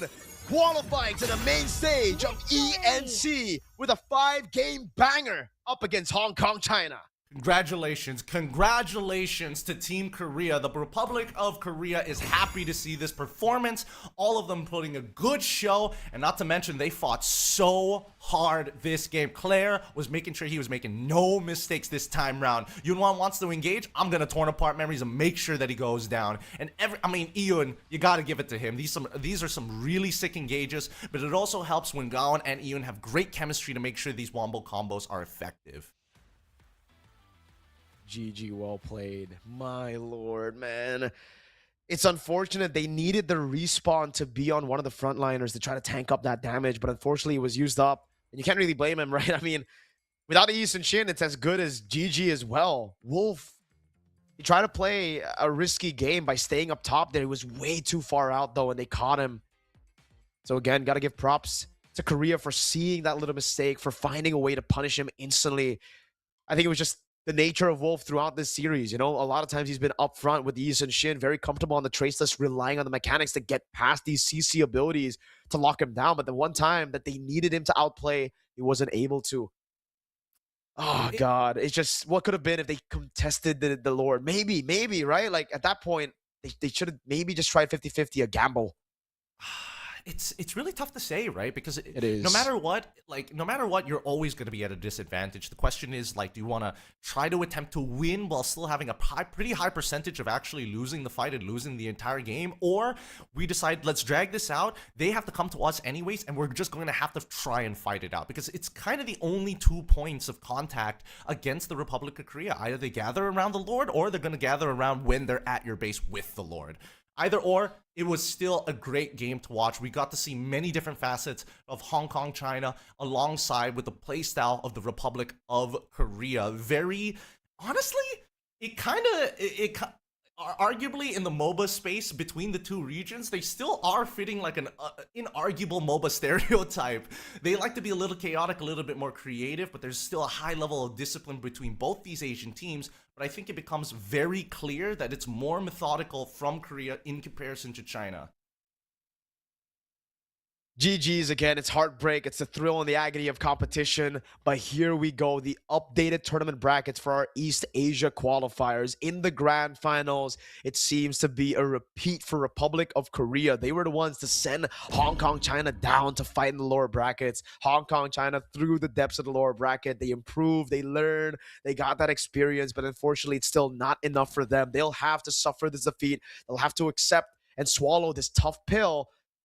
But the better team won today. Republic of Korea stuck through their guts in the early game, doing a fantastic job. And this is the roster that did it. It was Gaon, So, Parker, Claire, and Gares. Obviously, you got to also mention Ian on the roamers. A fantastic performances on the Belleric, on the Cho, and even in that last game, Atlas for Korea.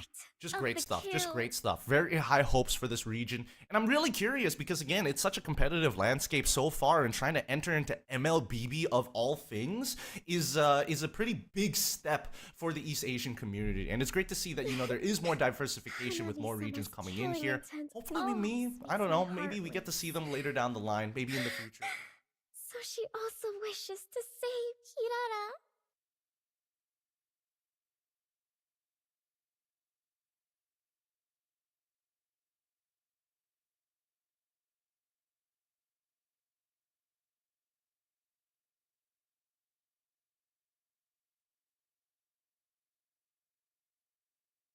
Usually don't see these regions at all. So again, congratulations to Republic of Korea. Unfortunate for Hong Kong, China, but we will have, I believe, an interview with Parker.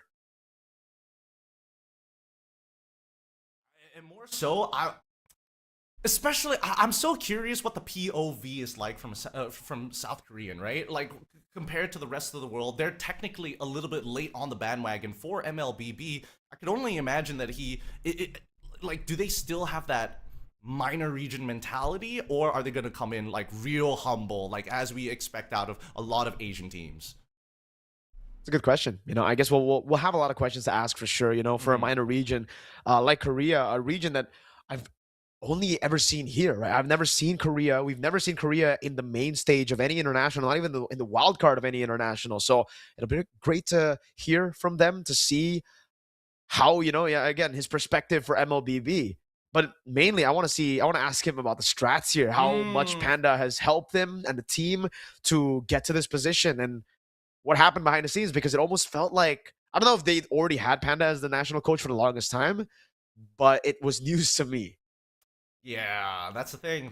Panda just spreading his influence, right? He seems to be everywhere all at once. You never know what's his next step. The last time I talked to him, which was like, what, a year and a half? Wait, sorry, no, literally a couple of months ago.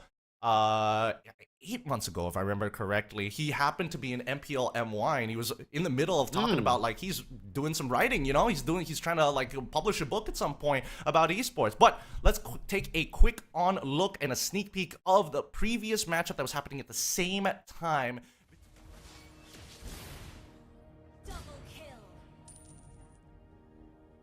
Currently, game 3. Yeah, in a best of 5, turns out, right? And they're winning. Vietnam coming back here, using experience in these championship rounds. If it was best of 3, Gideon, it would be already over for Vietnam. But again, this is the experience that we were talking about. They finally get their hands on the Hirata. Whoa, whoa, whoa, whoa. Going crazy. Holy Shields down. They've already baited the Holy Shields down. They're actually... Wait. It's a bit crazy there. Yeah, we're already 10 minutes into this game, if I'm being perfectly honest, and now they immediately find the big punish, right? I'm surprised that Hirara, you know, considering the games that we've been watching, it's great to see that Hirara is still around, but also Kufra on the opposite side, from the side of Brunei. Interesting way to kind of like deal with it overall, but then again, not everybody is like a big fan of the Kufra. Absolutely, man. The Kufra works sometimes, especially when there's a lot of dashes, but when there's a Cho on ground, definitely feels like it's a difficult pick to utilize, just because of the fact that you can't really sit in these bushes. It'll be very easy for the Cho to just walk up, Shunpu out of it, seeing the Kufra, spotting him out, and giving everybody else the information. It's been great though. I think with this draft, they look like they just went for a draft that works better. Just because it seems like they got all the counter picks, even the Brody against the Melissa, the Barats, and the Hirara combo. Those one shots in for the Barats pickoffs. Yeah, I wonder, like, because from the game that we saw earlier as well in game number 2, it really looked like Brunei had the advantage on the draft. So could it be a series that just gets dictated purely on draft here for Brunei and Vietnam? Or it's just one of those things where some teams are just a little bit of a slow starter, right? They kind of need to like see how the opposing team actually works behavioral-wise and also in the draft to finally take advantage of it. Because again, this is like a whopping lead for Arthur. He's like 9-1-3 in this game, which is kind of crazy. They should be able to... Wait, hold on. Whoa. Ruin connects. Are they going to punish this? Detna's welcome. Fracture, Flicker, good. Manages to get out of the way. His Daylight's still alive. And now Arthur gets to attack the backline for free with the help of Nard. They're still making it work. They can't run away from this. Flickering forward, even summoning a Fracture. Stolen away by the IMU. Wow. Still not enough. And Nikita chases them down. And every 3 seconds, what do you even do against this Hirara? As it looks like Vietnam is about to take it back here, turning it into a 2-1 scenario. The experience plays a part, man, in these championship rounds. When you think it's all over, when you think it's a best of 3, Vietnam climbing back into possibly turning things around against Brunei. But it was a good showing. Brunei with a 2-0. The fact that Vietnam were able to come back from that. Usually teams would already be too tilted. Usually teams would already be too exhausted mentally as well, right? They're able to prevail in game number 3. Now, question is it enough of a momentum boost, morale boost to try to pull off that reverse sweep? Oh, that's all we can hope of, all that we can dream of at this stage. But then again, they are playing through one of the harder qualifiers. It's Oceania plus Southeast Asia. So again, a lot of like veteran teams and players are going to be like mixed and matched together to see whether or not it's going to be enough. Now, it's going to be a long day with plenty of qualifiers to go through, and there's still plenty of upper brackets and grand finals that we got to go through as well. I'm so excited for some of these matches, man. Like our next match, Timor-Leste. To see them back on the MLBB stage. Do you remember? I mean, last time I remember Timor-Leste on the MLBB stage, it was like SEA Games or something, and it was them given, I think, a cultural gift to Team Philippines, and they respected Timor-Leste by wearing it to the grand final. So Timor-Leste, a name that a lot of people have already known to be a very respectful country, amazing people. We'll see if they can finally, again, also make it into the international stage for the first time in a few years. I forgot when the SEA Games was there, but it should be, what, 3 years ago, right? It was when the Bren era Philippines were dominating the scene. Yes, I think so. Yeah. I think so. Then again, it's Timor-Leste will have to face off either Vietnam or Brunei in that lower brackets. But now it is time for the interview. We have the one and only Parker on the opposite side. Please welcome everybody. Oh wait, I can't hear you. Wait a sec. Give you some time to Yeah. maybe. Can you hear us now? Is it good? Yeah, I can hear you. All right. Hello, Parker. Yo, nice to finally meet you, man. Nice to see that face behind the Hayabusas, the Suyos. Oh, thank First you, man. question is, how you feeling, dude? You made it I'm to feeling ENC so main great. stage. Like the game went to 6 games. You know, like it's been so exhausting, but the draft pick of Coach Pandey was really good, and we get the win. Speaking of Coach Panda, you know, we know Coach Panda for the many teams that he's coached, on the many different accolades as well of what he's done. What was it like working with him, especially since this I would assume, is it safe to assume that this is their first international attempt here at ENC? Yeah. So working with him was really nice. He's like really professional to his job, and he's very hands-on on us. So like he made us like do some things that like. Same with BDR, because he's in BDR right now, right? So he teaches us what he learns from BDR, what he gets information there. So working with him was really good, and yeah. Yeah, I think there's a lot of inspiration for the draft as well. That's what you mentioned earlier. But there were some unique picks to Team Korea, especially you, Parker, the Hayabusa and the Suyo. So talk to us about that. Was that more of your decision, saying to Coach Panda, Coach, give me my comfort picks? Yeah. It was actually my decision. We never used it in scrims. Actually, Wow. we never used Hayabusa and Suyu in scrims. But yeah, just like I've tried once playing it in ranked game, and I said I can work this out later. So I told the coach that I can play Suyu starting game, I think game 2. So yeah, it worked and we did it. That's pretty sick because again, I would imagine that like at games with such high stakes there would be a lot more nerves, but it feels like you guys have been like really comfortable throughout the entire tournament. Like what is this professional scene been like for you, especially like finding scrims, like good quality scrims? That must have been difficult, right? Oh, on finding scrims, we have like group chats on, like we can find MPL scrims or MDL teams, like that.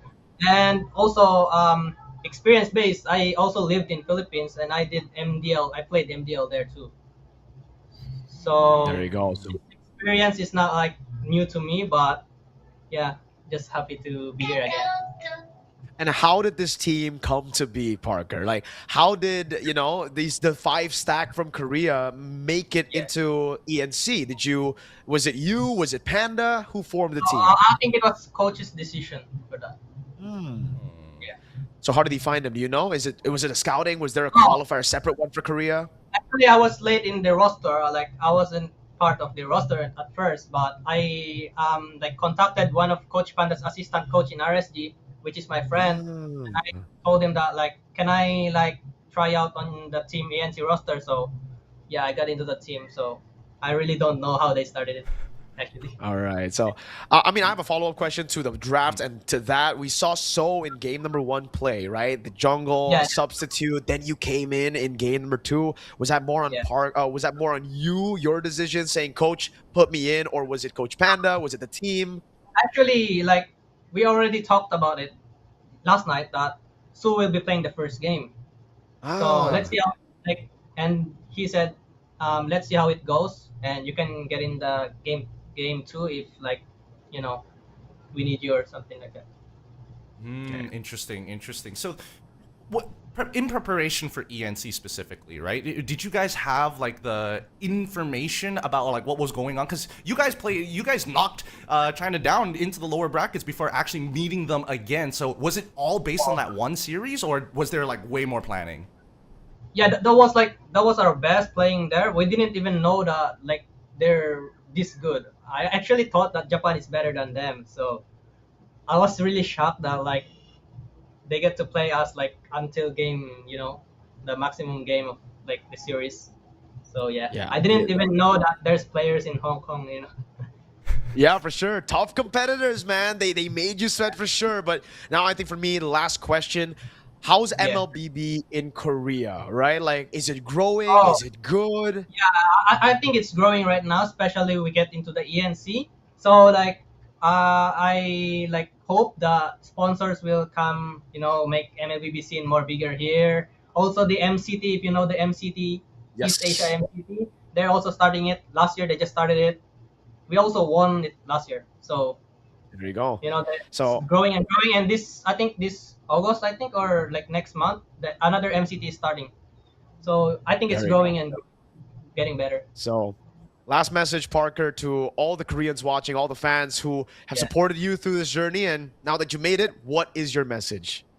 Oh, my message to the fans is like, I thank you very much for supporting us, and to those who doubt us, see you again. Thank you so much, Parker. There you have it from Team Korea. Parker, it's been an amazing time. Thank you so much for your time. Thank you, sir. See you guys. See ya, Parker. Thank you. Dang, I wish we had more time to keep on talking to Parker because, again, it seems like the Could be a Wild whole West. podcast. It could be a whole podcast. It's the Wild West over there for some of these minor regions, so it's really important to see what their infrastructure looks like, and it's great that, there's still, hey, as much as his experience in the MDL within PH and winning a couple of tournaments on the side, it really translates. You see that level of polish when you go into these high-stake games. Absolutely. We're still going to be waiting for this, by the way. But here we are. We finished match number 1. That was our first match of the day. There will be more matches. Next up is Timor-Leste waiting for Vietnam versus Brunei. That outcome of the match. There you go.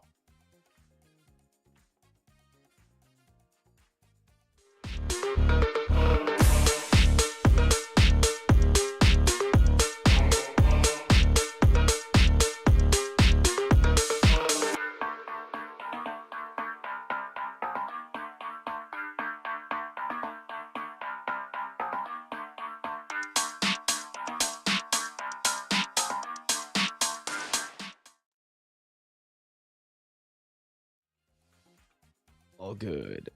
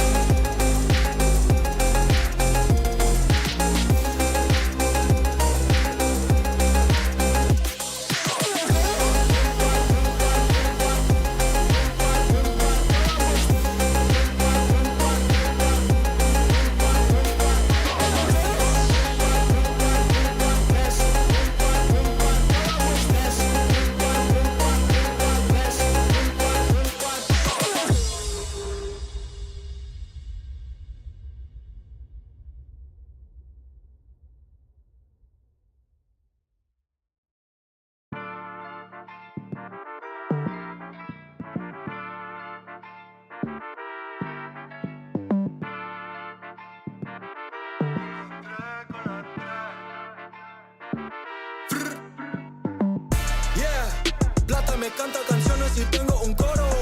Ganador ves el oro, brillo como un tesoro. Y tu novio es un bobo.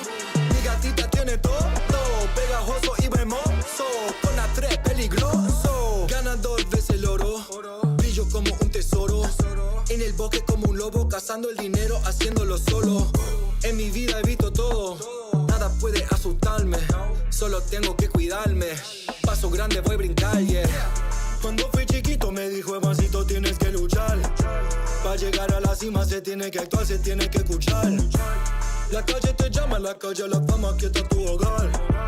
Bolsillo llenado, si escucho un poco los oigo cantar. Plata me canta canciones y tengo un coro.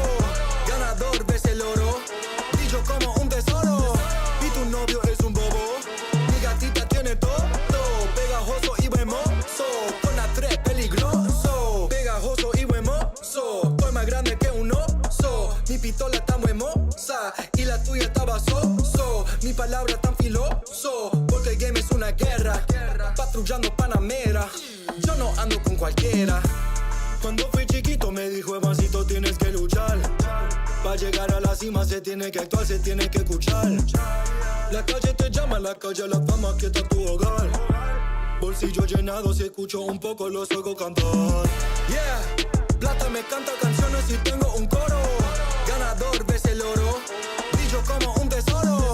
Y tu novio es un bobo, mi gatita tiene todo. Pegajoso y hermoso, con la 3 peligroso. Plata me canta canciones y tengo un coro. Ganador ves el oro, brillo como un tesoro. Y tu novio es un bobo, mi gatita tiene todo. Pegajoso y hermoso, con la 3 peligroso.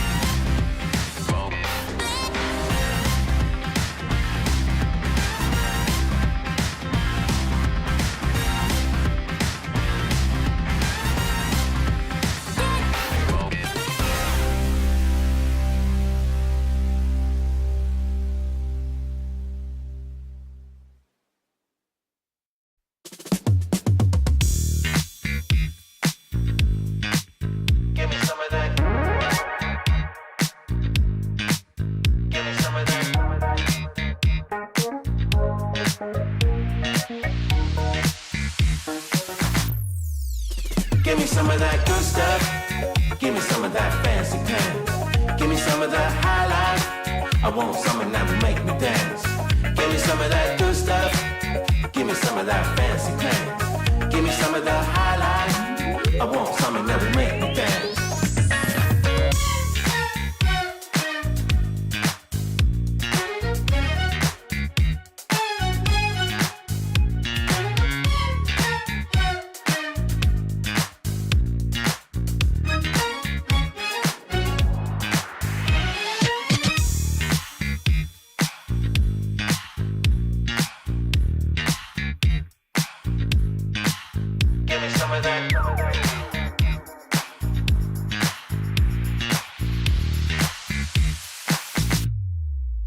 Give me some of that good stuff.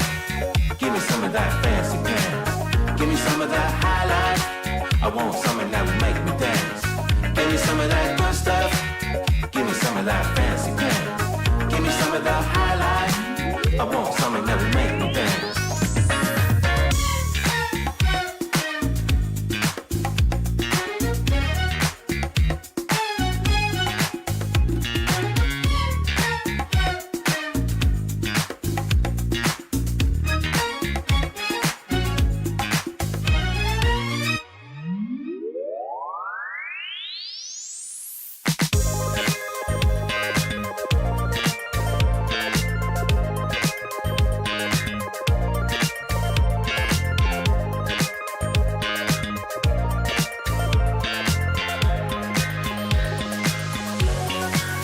Give me some of that good stuff.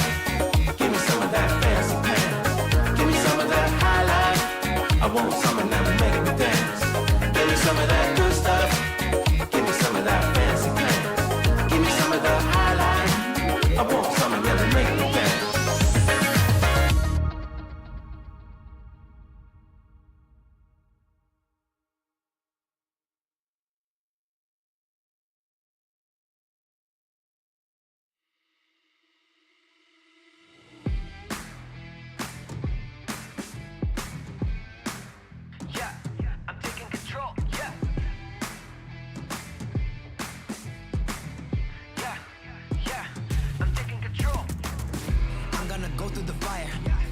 Show all the pliers.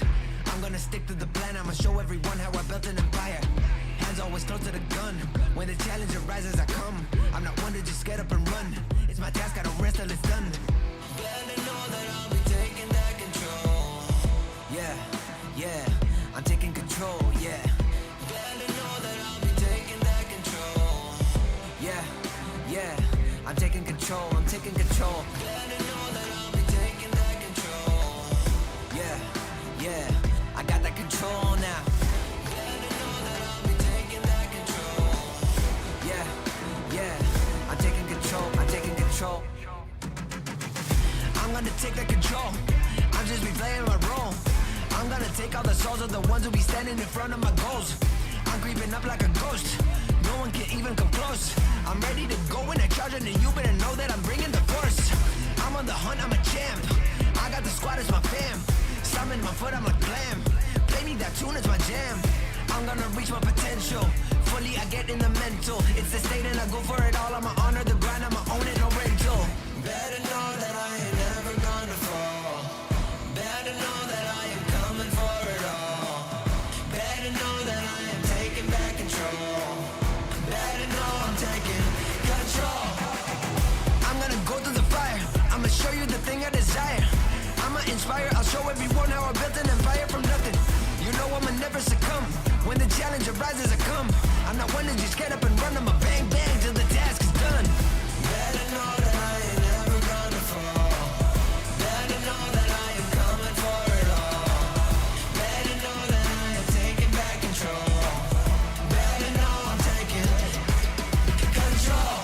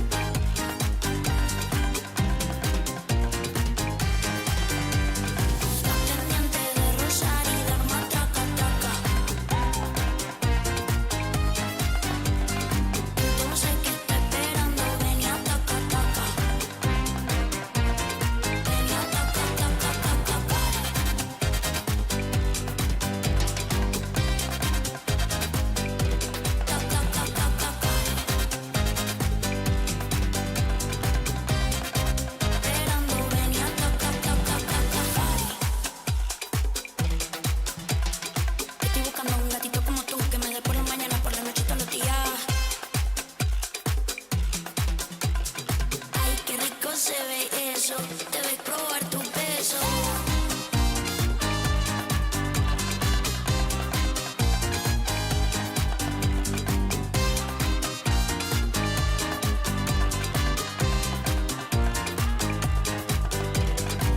Pendiente de rozar y dar más traca, traca.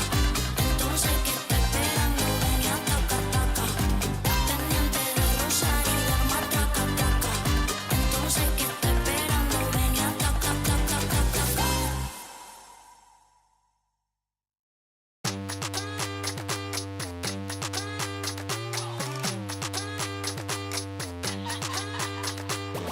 I'm sorry, but it's not a party till I arrive. Hey shorty, do you wanna join me? Let's go outside. Court me, got the Leo energy, they adore me. So fresh, so clean, cool story. Some try, but they kinda ignore me. I'm cordial. You don't know what I got in store. From head to toe, I blow. Mine's a show. Stop a hit, the flow in no time. It's so crowded, give them some more. Here we go. I'm a jaw dropper. You got to see it to believe it. Everybody know it and they feel it. No joke, I mean it. Certified jaw dropper. Make 'em go whoa, whoa, whoa. Every time see 'em talk to the flow. And they always want more. Jaw dropper. Don't be ridiculous, nobody is sick as this. See me on the precipice of greatness.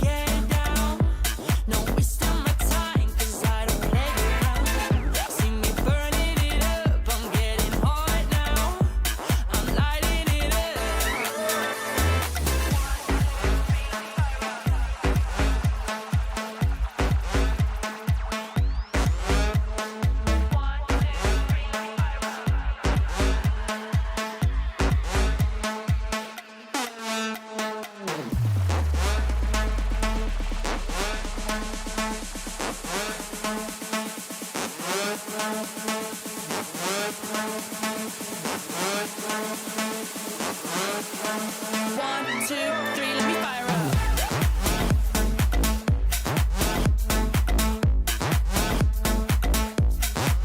Let me fire up.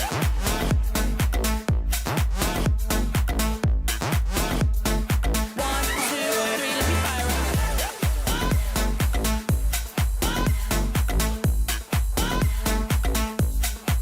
Let me fire up.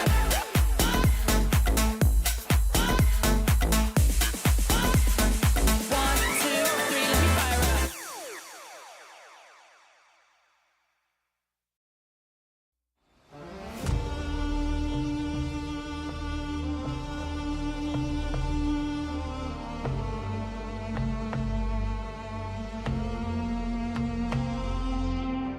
You're the core of all my craving, the chord that I just resonate with. I'd rather die than let it fade out. 'Cause you make my night a little brighter, the heavy days a little lighter. I'll be with you down to the wire. You are the spark to my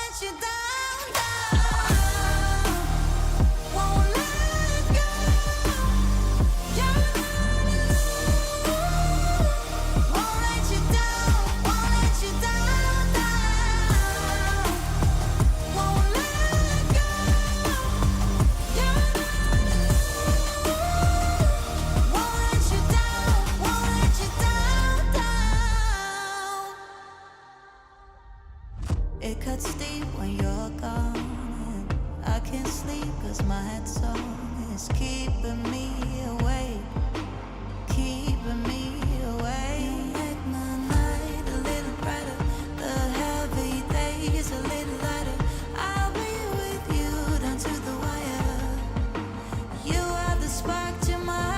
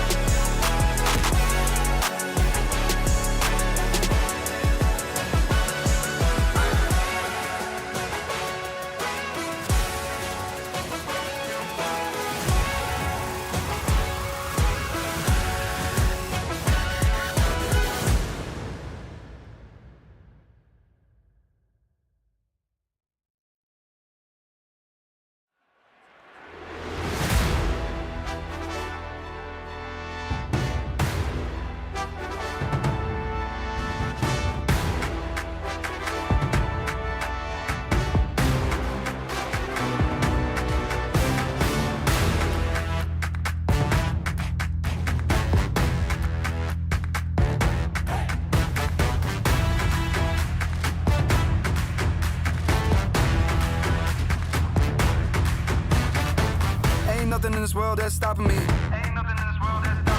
My Rari outruns your Odyssey. I'm balling, they pay me attention. Going up hydraulic suspension. Ain't nothing in this world that's stopping me. My Rari outruns your Odyssey. I'm balling, they pay me attention. Going up hydraulic suspension. Never young green light, let's go. No amber, no red, go low. Coming with a stop sign, go home. Never young green light, green light, green light. Never young green light, let's go. No amber, no red, go low. Coming with a stop sign, go home. Now we young green light, green light. Woo!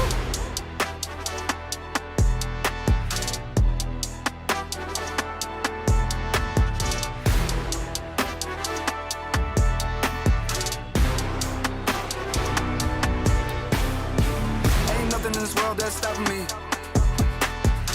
My Rari outruns your Odyssey. I'm balling, they pay me attention. Going up hydraulic suspension.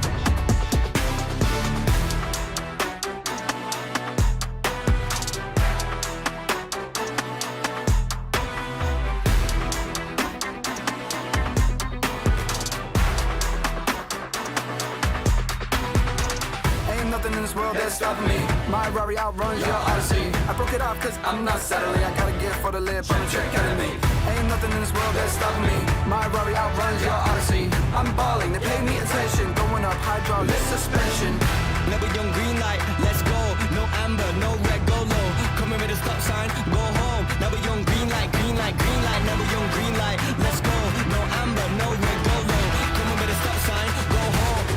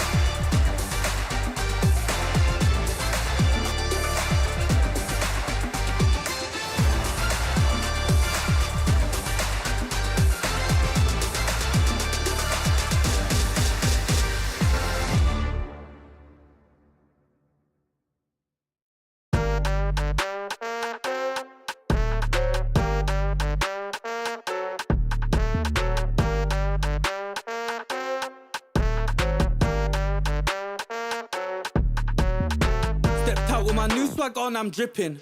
If you wanna chill with a hot boy, come my way for a minute. Come my way for a minute. Step clean any day, won't see man slipping. Well, you might slip on a drip, man. Tip up the sauce and spill it. Tip up the sauce and spill it. Best cut chop, cause the clock's still ticking. Just check the way man stepped. Know that I dropped it different. Know that I clocked it in it. Know that I got this in it. No, you can't stop this winning. I came for the top spot in it. Came for the top spot in it. Came for the top spot. Soon I'ma get right there. I'ma step right there. Got a butt. Came right there in the drop top. Try how you like it or not stop. Non-stop. Yo, if you wanna get this poppin', you better get to shopping. I came in a different drop this time, and they thought it was the same one, they didn't clock it. Oh well, it's nothing, they call me a dripaholic. Just watch how I'm dripping on it. Please just don't be slipping on it. Oh well, it's nothing, they call me a dripaholic. Stepped out with my new swag on, I'm dripping. If you wanna chill with a hot boy, come my way for a minute. Come my way for a minute. Step clean and they won't see man slipping. Well, you might slip on a drip, man, tip up the sauce and spill it. Tip up the sauce and spill it. Best cut chop, cause the clock's still ticking. Just check the way man stepped. Know that I dropped it different. Know that I clocked it in it. Know that I got this in it. No, you can't stop this winning. I came for the top spot in it. Came for the top spot in it. Stepped out with my new swag on, I'm dripping. If you wanna chill with a hot boy, come my way for a minute. Come my way for a minute. Step clean and they won't see man slipping. Well, you might slip on a drip, man. Tip up the sauce and spill it. Tip up the sauce and spill it.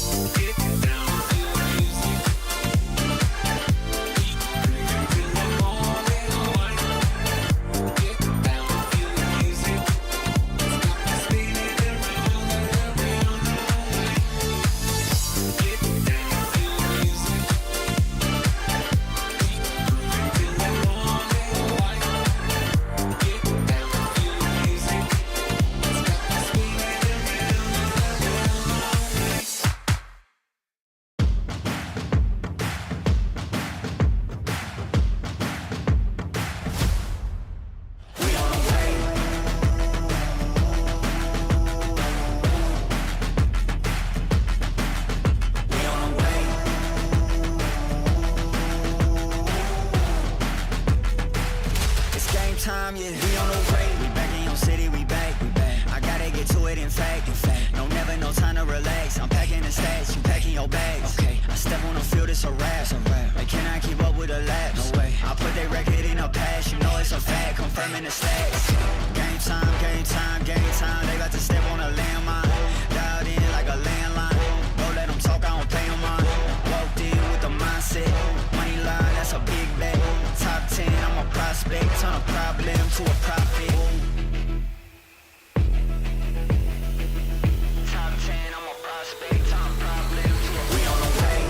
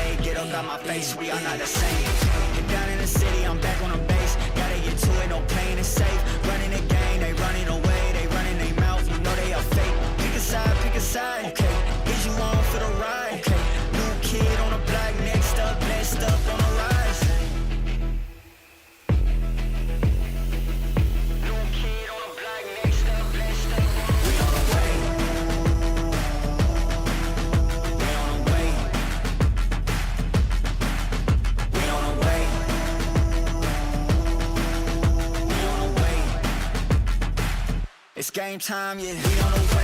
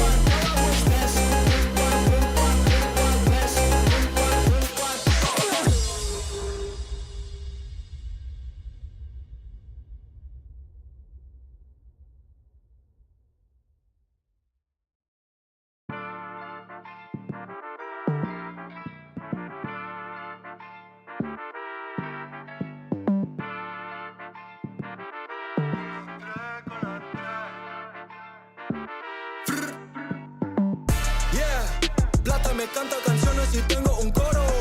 Ganador ves el oro, brillo como un tesoro. Y tu novio es un bobo, mi gatita tiene todo, pegajoso y hermoso, con la 3 peligroso. Ganador ves el oro, brillo como un tesoro.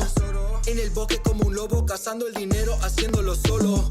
En mi vida he visto todo, nada puede asustarme, solo tengo que cuidarme. Paso grande voy a brincar, yeah. Cuando fui chiquito me dijo, Evancito, tienes que luchar. Para llegar a la cima se tiene que actuar, se tiene que escuchar.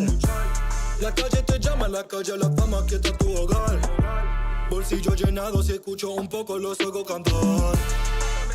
Plata me canta canciones y tengo un coro. Ganador ves el oro, brillo como un tesoro. Y tu novio es un bobo, mi gatita tiene todo, pegajoso y hermoso, con la 3 peligroso. Pegajoso y hermoso, estoy más grande que un oso. Mi pistola está muy hermosa y la tuya estaba so. Mi palabra tan filoso, porque el game es una guerra. Patrullando Panamera, yo no ando con cualquiera. Cuando fui chiquito me dijo, Evancito, tienes que luchar. Para llegar a la cima se tiene que actuar, se tiene que escuchar. La calle te llama, la calle, la fama, que está tu hogar. Bolsillo llenado, si escucho un poco los oigo cantar. Yeah, plata me canta canciones y tengo un coro.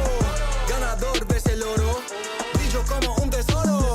Y tu novio es un bobo, mi gatita tiene todo, pegajoso y hermoso, con la 3 peligroso. Plata me canta canciones y tengo un coro. Ganador ves el oro, brillo como un tesoro. Y tu novio es un bobo, mi gatita tiene todo, pegajoso y hermoso, con la 3 peligroso.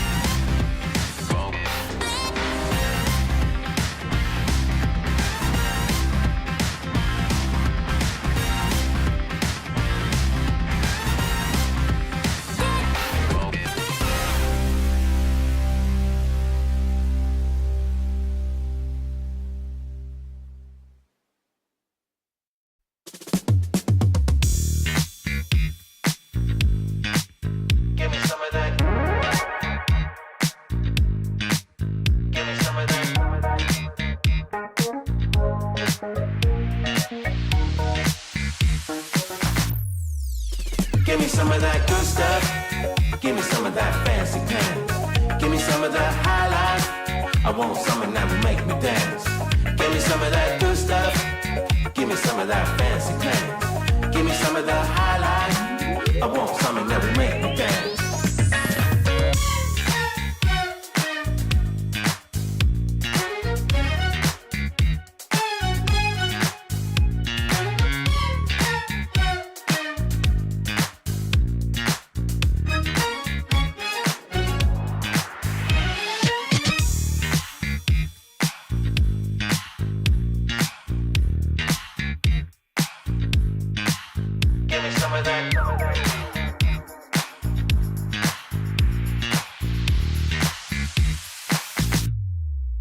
Give me some of that good stuff. Give me some of that fancy pants. Give me some of that high life. I want something that will make me dance. Give me some of that good stuff. Give me some of that fancy pants. Give me some of that high life. I want something that will make me dance.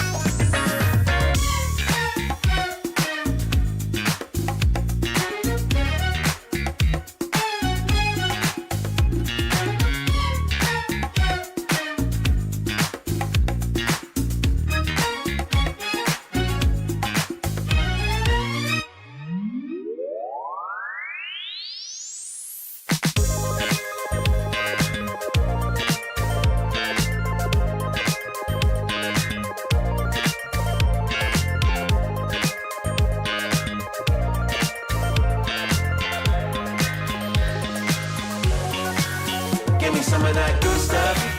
Give me some of that fancy pants. Give me some of that high life. I want something that will make me dance. Give me some of that good stuff.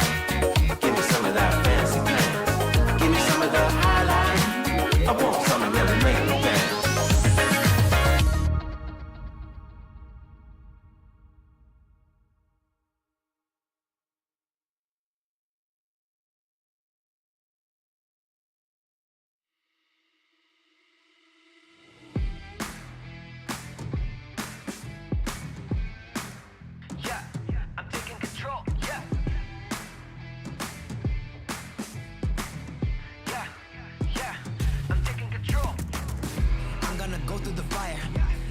Show all the pliers.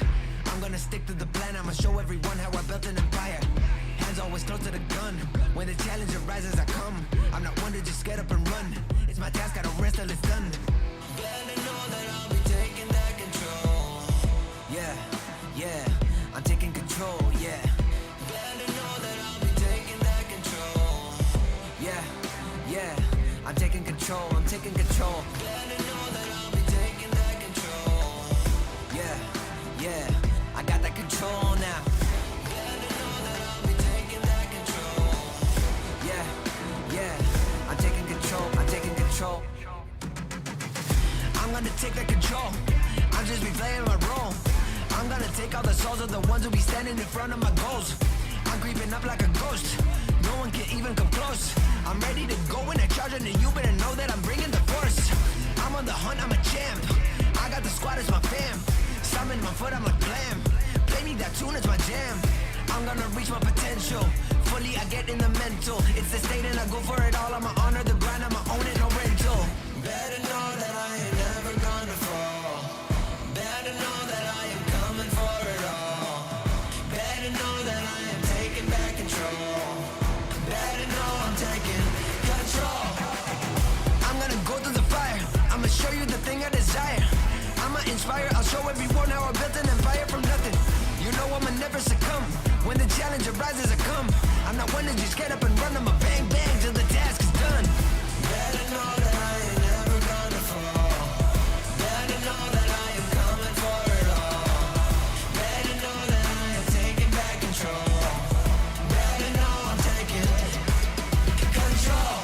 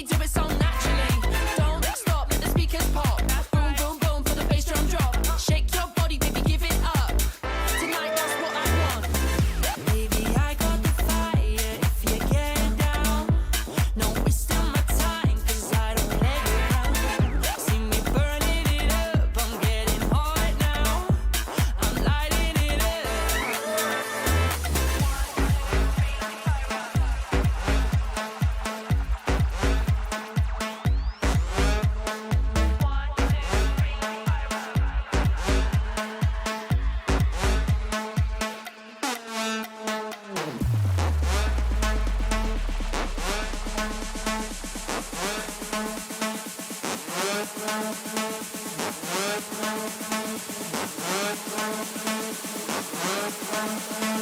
two, three, let me fire up.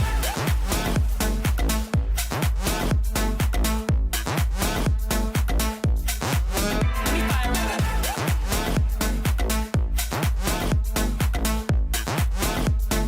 One, two, three, let me fire up.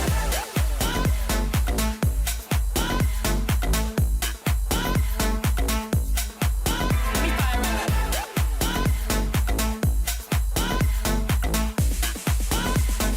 One, two, three, let me fire up.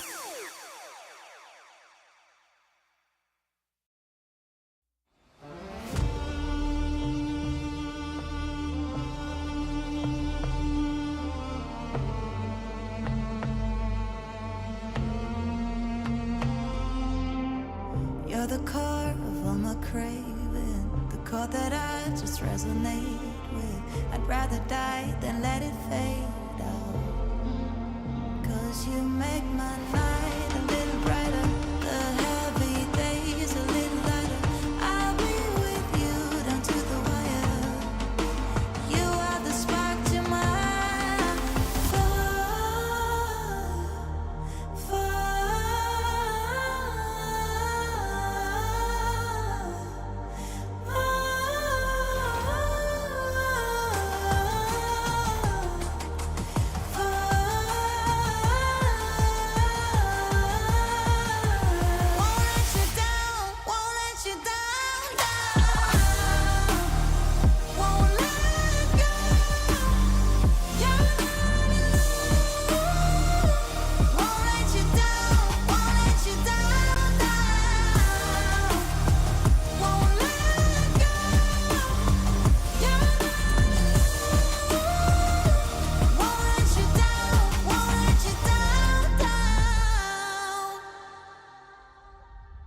It cuts deep when you're gone, and I can't sleep 'cause my head song is keeping me awake, keeping me awake. You make my night a little brighter, the heavy days a little lighter. I'll be with you down to the wire. You are the spark to my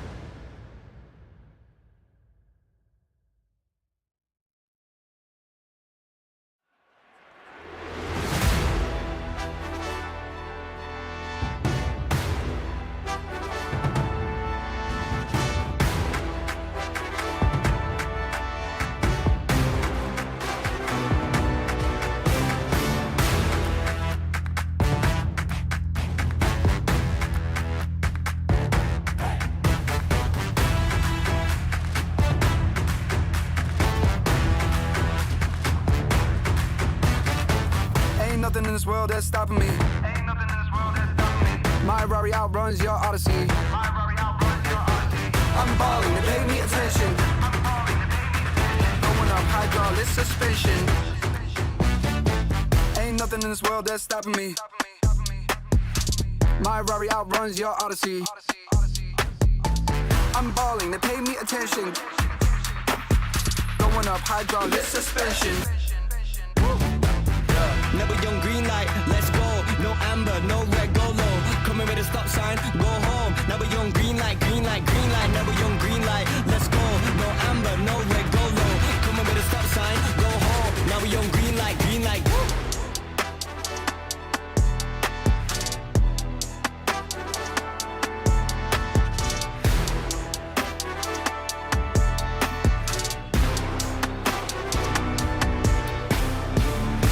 In this world that's stopping me.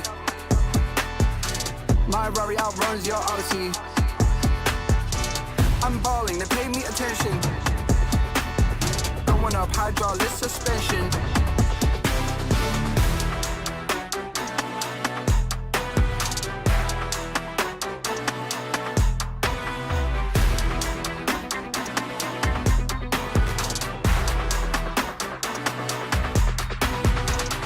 Nothing in this world that's stopping me. My Rari outruns your Odyssey. I broke it off cause I'm not settling. I got a gift for the lip, I'm a trick me. Ain't nothing in this world that's stopping me. My Rari outruns your Odyssey. I'm balling, they pay me attention. Going up hydraulic suspension. Never young green light, let's go. No amber, no red, go low. Coming with a stop sign, go home. Never young green light, green light, green light. Never young green light, let's go. No amber, no red, go low. Coming with a stop sign, go home.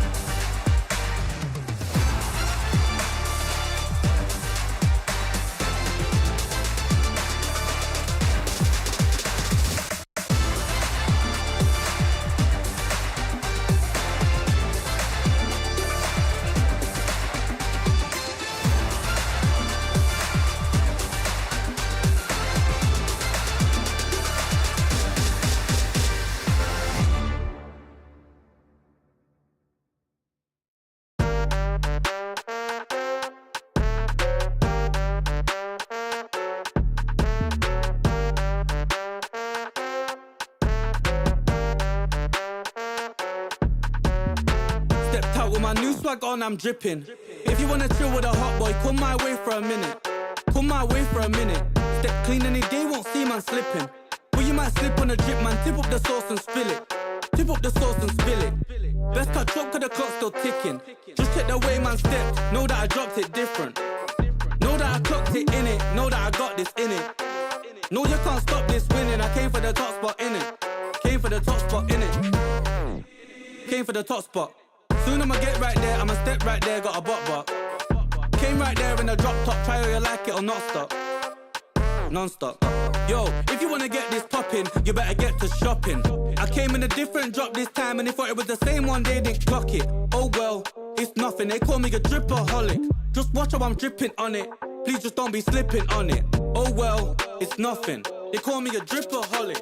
Stepped out with my new swag on, I'm dripping. If you wanna chill with a hot boy, come my way for a minute. Come my way for a minute. Step clean and they won't see man slipping. But you might slip on a drip, man. Tip up the sauce and spill it. Tip up the sauce and spill it. Best cut chop, cause the clock's still ticking. Just check the way man stepped. Know that I dropped it different. Know that I clocked it in it. Know that I got this in it. No, you can't stop this winning. I came for the top spot in it. Came for the top spot in it. Stepped out with my new swag on, I'm dripping. If you wanna chill with a hot boy, come my way for a minute. Come my way for a minute. Step clean and they won't see man slipping. But you might slip on a drip, man. Tip up the sauce and spill it. Tip up the sauce and spill it.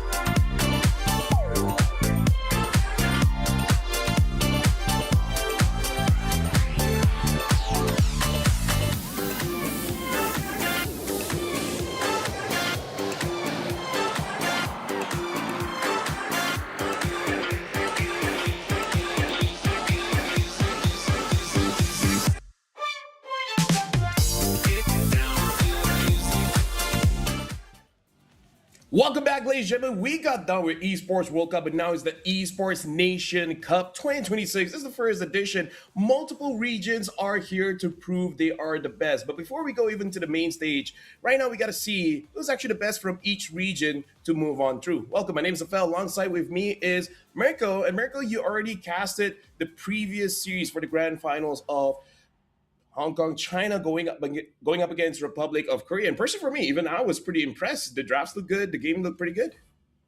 Hey, it was solid. I think me and Gideon had a blast casting that matchup, man. It was amazing. The fact that we got to see all 5 games in that grand final as well really shows you how different it is, right? From a best of 3 to the best of 5. We saw how Korea were able to beat Hong Kong, China early on in the tournament already in the upper brackets, but that this extra 2 games really gave Hong Kong, China a good chance, slugging it out and even showing some comfort picks like the Iritha on the Yusun Shin.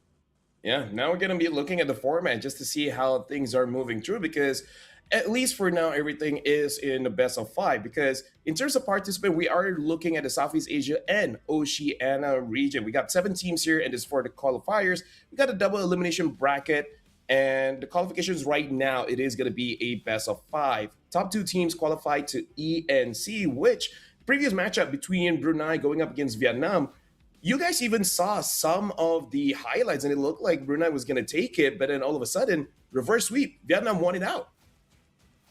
Vietnam pulled out a crazy comeback. I mean, me and Gideon, we were getting glimpses of the game while we were casting a Republic of Korea and Hong Kong, China. The thing is, it really looked like it was a dominant display from Brunei. I didn't expect that comeback to happen. And for a reverse sweep to happen, absolutely ridiculous. But it just shows you the experience that lineup has, right? Big question for me was, Nart, Joga, these are literally household names in Vietnam. How are they losing to, a way newer region? This is a guaranteed wildcard slot usually for the Vietnam team, but hey, they were able to pull it off, and now we get to see Timor-Leste up against Brunei. Yeah, Rafael, and you guys saw that Vietnam already qualified. I think, wait. Go ahead. For me, Timor-Leste, they were good, but I think Brunei has the advantage coming into this matchup.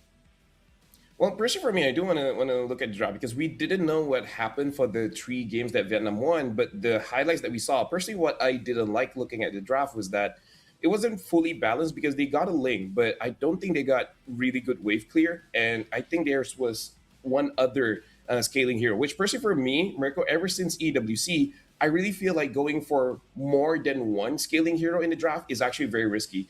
Two is very dangerous. 3, you're just asking for it. So personally for me, 1 is the sweet spot.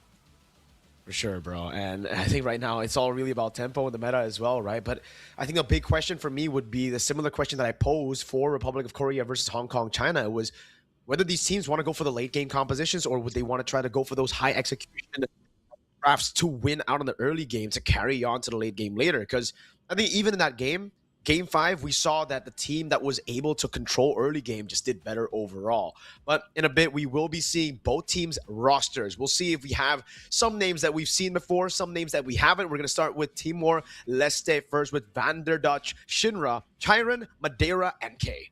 Yeah, the last time I casted Timor-Leste, they were actually quite aggressive, and I believe it was during the SEA Games.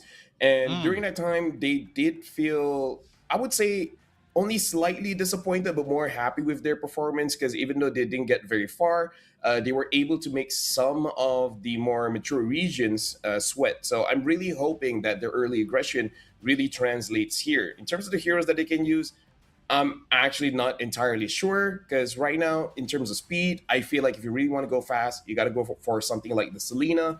But the Selena really depends on the mid. Either you're good at it or you're trash. There's no other, there's no middle ground really with that hero, bro. When you play Selena, it's, literally either you're good or the other word, S word, subpar, right? And I guess we'll see if they'll be able to utilize it. We saw one game on Selena earlier for Korea. They were able to do well on it, but unfortunately, they weren't able to close out the game. They were unfortunately ran down in the mid game by a Brody and by a lot of dive. So we have seen many ways to deal with the Selena. Let's see if we'll see some priorities change as well throughout this series, because even earlier throughout the 5 games, LaFell, we saw priority for Melissa. Then we saw it change after the Novaria was found out to counter the Melissa. But here we also have Brunei, who are up, just literally coming back into another match after they got reverse swept. So G-Caps, Sept, Crown, Mukri, and Kirin, they're going to have to show how good they are at prolonged series and prolonged tournament brackets, because that was, I think, a big blow to their morale, getting reverse swept. Yeah. In the clip that we saw, in the highlight that we saw, Crown was using the Nolan and he looked amazing on it, but we also see some of the mistakes where they took a fight where it wasn't really favorable for them, and that almost cost them that game number 2. Eventually they did win out, but no, it is pretty fast, Mariko. And when you're going fast, speed kills. The only question is who. I don't know. Even like right now, it really feels like some of these teams love MLBB a bit too much, LaFell. Yeah, I like the speed. I think we've seen that throughout EWC, even in our grand finals. It was a 7-game banger, but it was stomp after stomp after stomp after stomp. It really came down to who were faster. But now, I don't know. I think I gotta blame my goats a little bit for introducing the Mathilda, the Uranus Navaria with a random Mia or Ixia, depending on what they feel. But games have just gone on for way too long sometimes. And it's not a bad thing. It's a good thing because some teams are just able to pull that out. And I don't know. it really just feels like the meta is so dynamic where you can technically do whatever. You can just play your own identity. Earlier, again, Hong Kong, China were able to pull off a Yi Sun Shin and an Irithel. So, hey, at this point, expectations out the window. Yeah, and here also we have an update for South Asia. Pakistan going up against Nepal, where Pakistan was able to win that out. Again, it's only the first game. We'll see how that progresses. And honestly, Mirko, you know, I remember you were talking about the Natalia. Although you were fighting against Natalia jungle, I fought against some Natalia roam, and I was using the Marcel. And I was like, level 1, I don't care. I can freeze you and stuff. And I'm like, wait, why did I die in one combo? Like you forget that Natalia actually does quite a lot of damage, even as a roam. So I really feel like some pocket picks, it's not something that we can laugh at. Like, it legit can work. For me, I think the most annoying thing about the Natalia is, okay, the burst for sure, but another big thing is the silence. Yeah, the silence, dude. yeah. I was really struggling on Hirata because every time he would jump on me, I couldn't even go for the iframes. I would just get blasted by the Natalia or by her teammate as she silenced me. So it works in many ways. Yes, the burst comes through if you snowball enough, but even if you don't snowball, I think it's great utility to be able to silence some of these assassins. So not too far-fetched to expect maybe some of those picks to come out in Natalia. We saw a Mia in MPLID already. It didn't work, but we saw it. I mean, like, when it comes to Mia as a roamer, it is pretty annoying when you're using something like an Atlas, maybe even a Cho, and you think you're going to get a pick off of it. And it's like, oh, she just ults away. And it's like, where is she? Right? Unless I have a Rafa on my team to, like, scan her out, she just goes missing. We will be looking at some of the highlights of Pakistan going up against Nepal.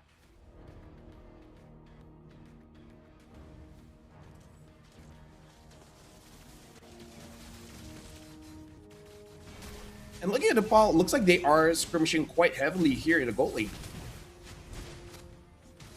Nepal is ranked number like around 20 in the league of ENC so far. You know, they were so close to a direct invite, Lafel, but unfortunately, they didn't get it. I'm very surprised that Pakistan was able to score the first game here, especially considering there's a lot of big names here. Bob, Masarab, Yahiko, we've seen them in wildcards of MSC in 2024 as well, and they did pretty well back then under the banner of T2K, but so far they look to be back in form here in game number 2. They're controlling the map, they're really utilizing these prio picks, and hey, talked about speed, that Khalid is nothing but speed.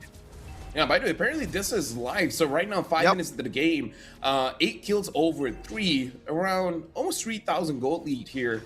And yeah, Paquito went from being almost a gold lane exclusive now mostly being in the jungle, mostly just because he just has a lot of burst damage. Even in Malaysia, I think we only seen one Paquito gold lane, the rest are in the jungle.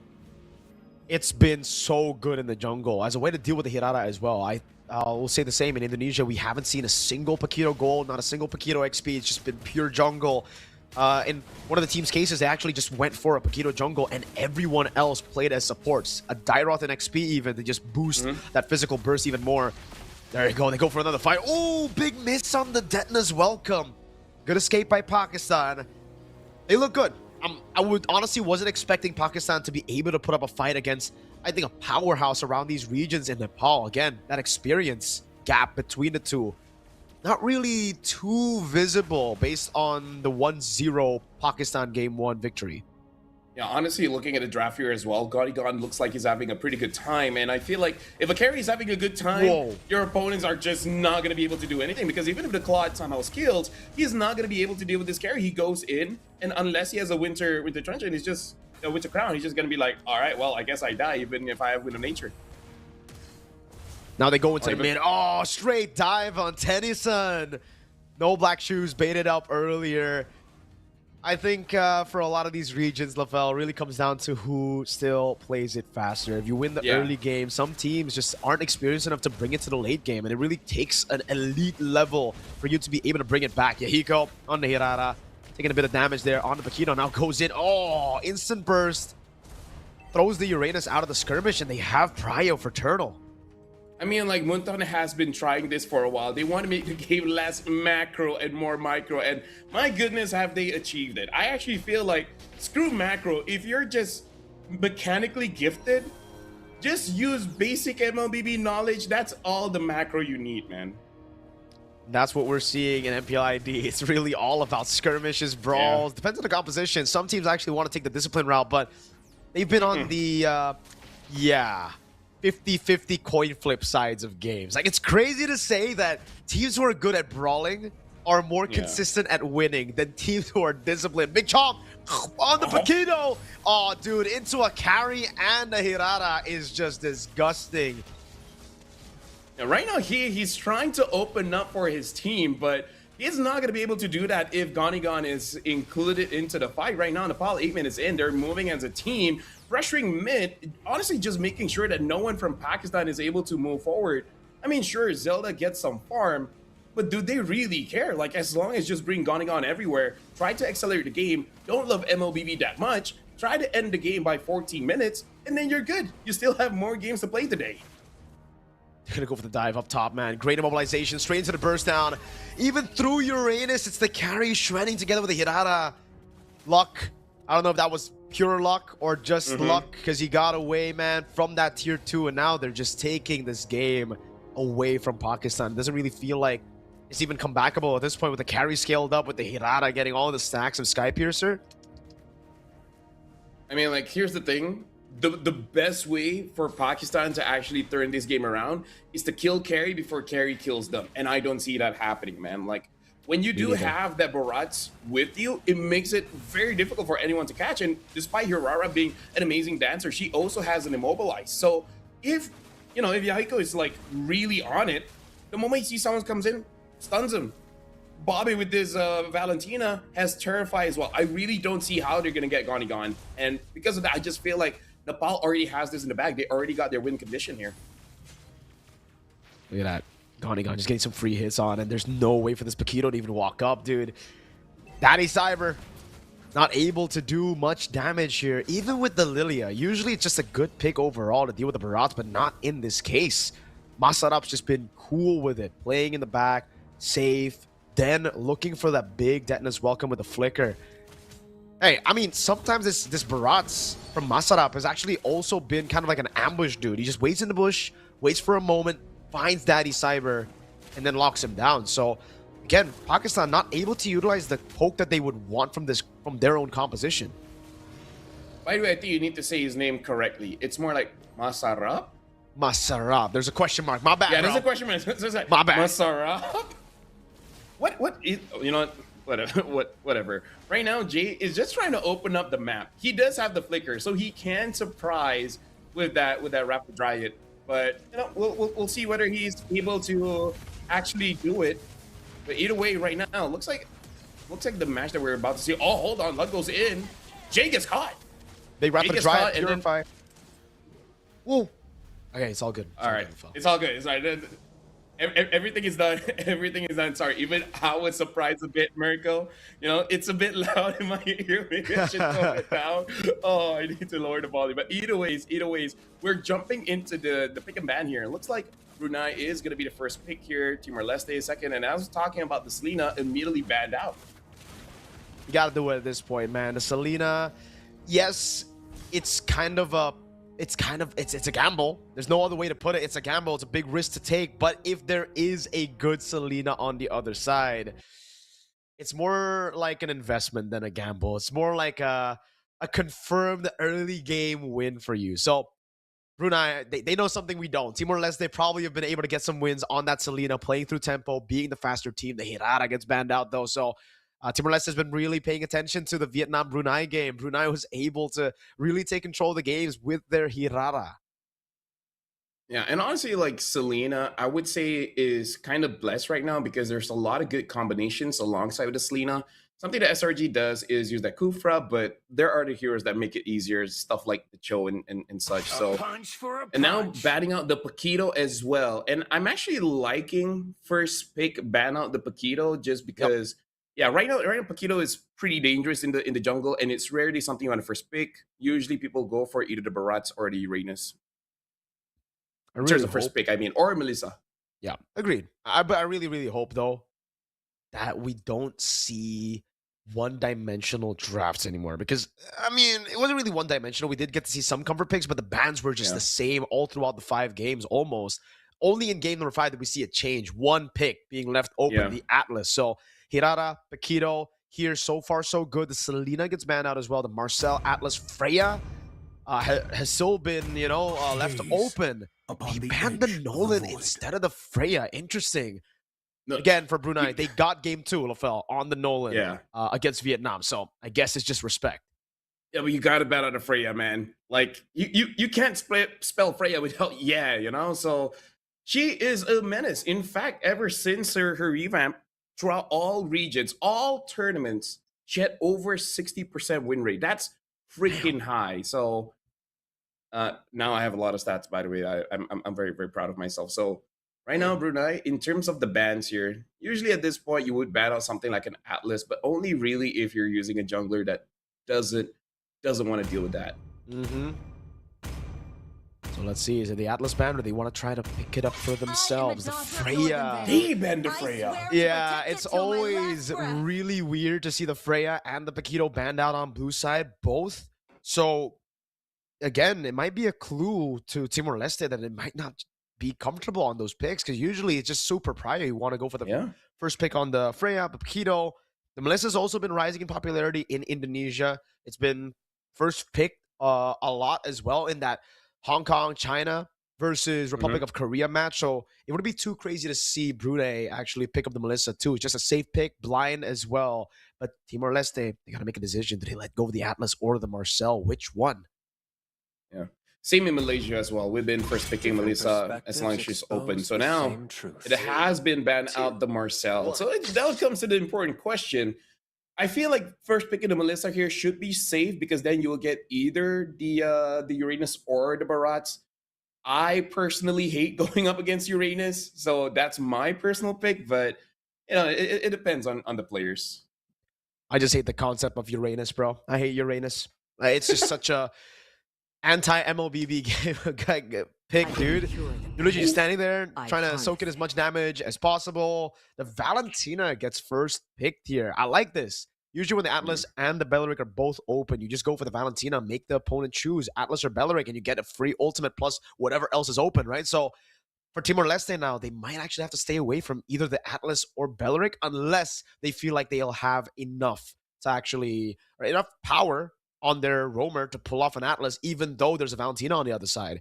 I think another good pick would be the Melissa. Harley? Another safe choice right there. Yeah, I haven't seen any Harleys here so far. But yeah, I feel like the safest one should be Melissa Uranus. But if they know Brunei will use a traditional marksman in the goal lane, It's the proof that I'm still this is alive. quite an early Brody here alongside with the Belleric. Interesting. Oh, yeah, I know the Brody's good, dude, but I don't know about it first pick. That's kind of Yeah, same. wild.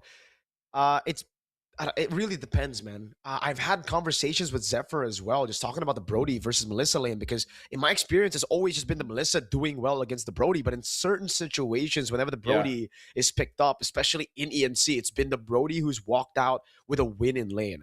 I think a lot of the Melissas are playing it too aggressive, Lafel. I think that's the main problem right now, because on a Melissa, you should just be playing weak side with Flicker. It's not the old Inspire Melissa that can really bully the lane. Yeah. Sora seems like it's going to be the choice with the Atlas. There you go. The Valid Atlas taking away the Belleric ult. Oh, we're going to have 3 layers of ultimates, dude. Shifting Skies, Fatal Links, and the Wrath of the Dryad. This is a bad Brody game on paper.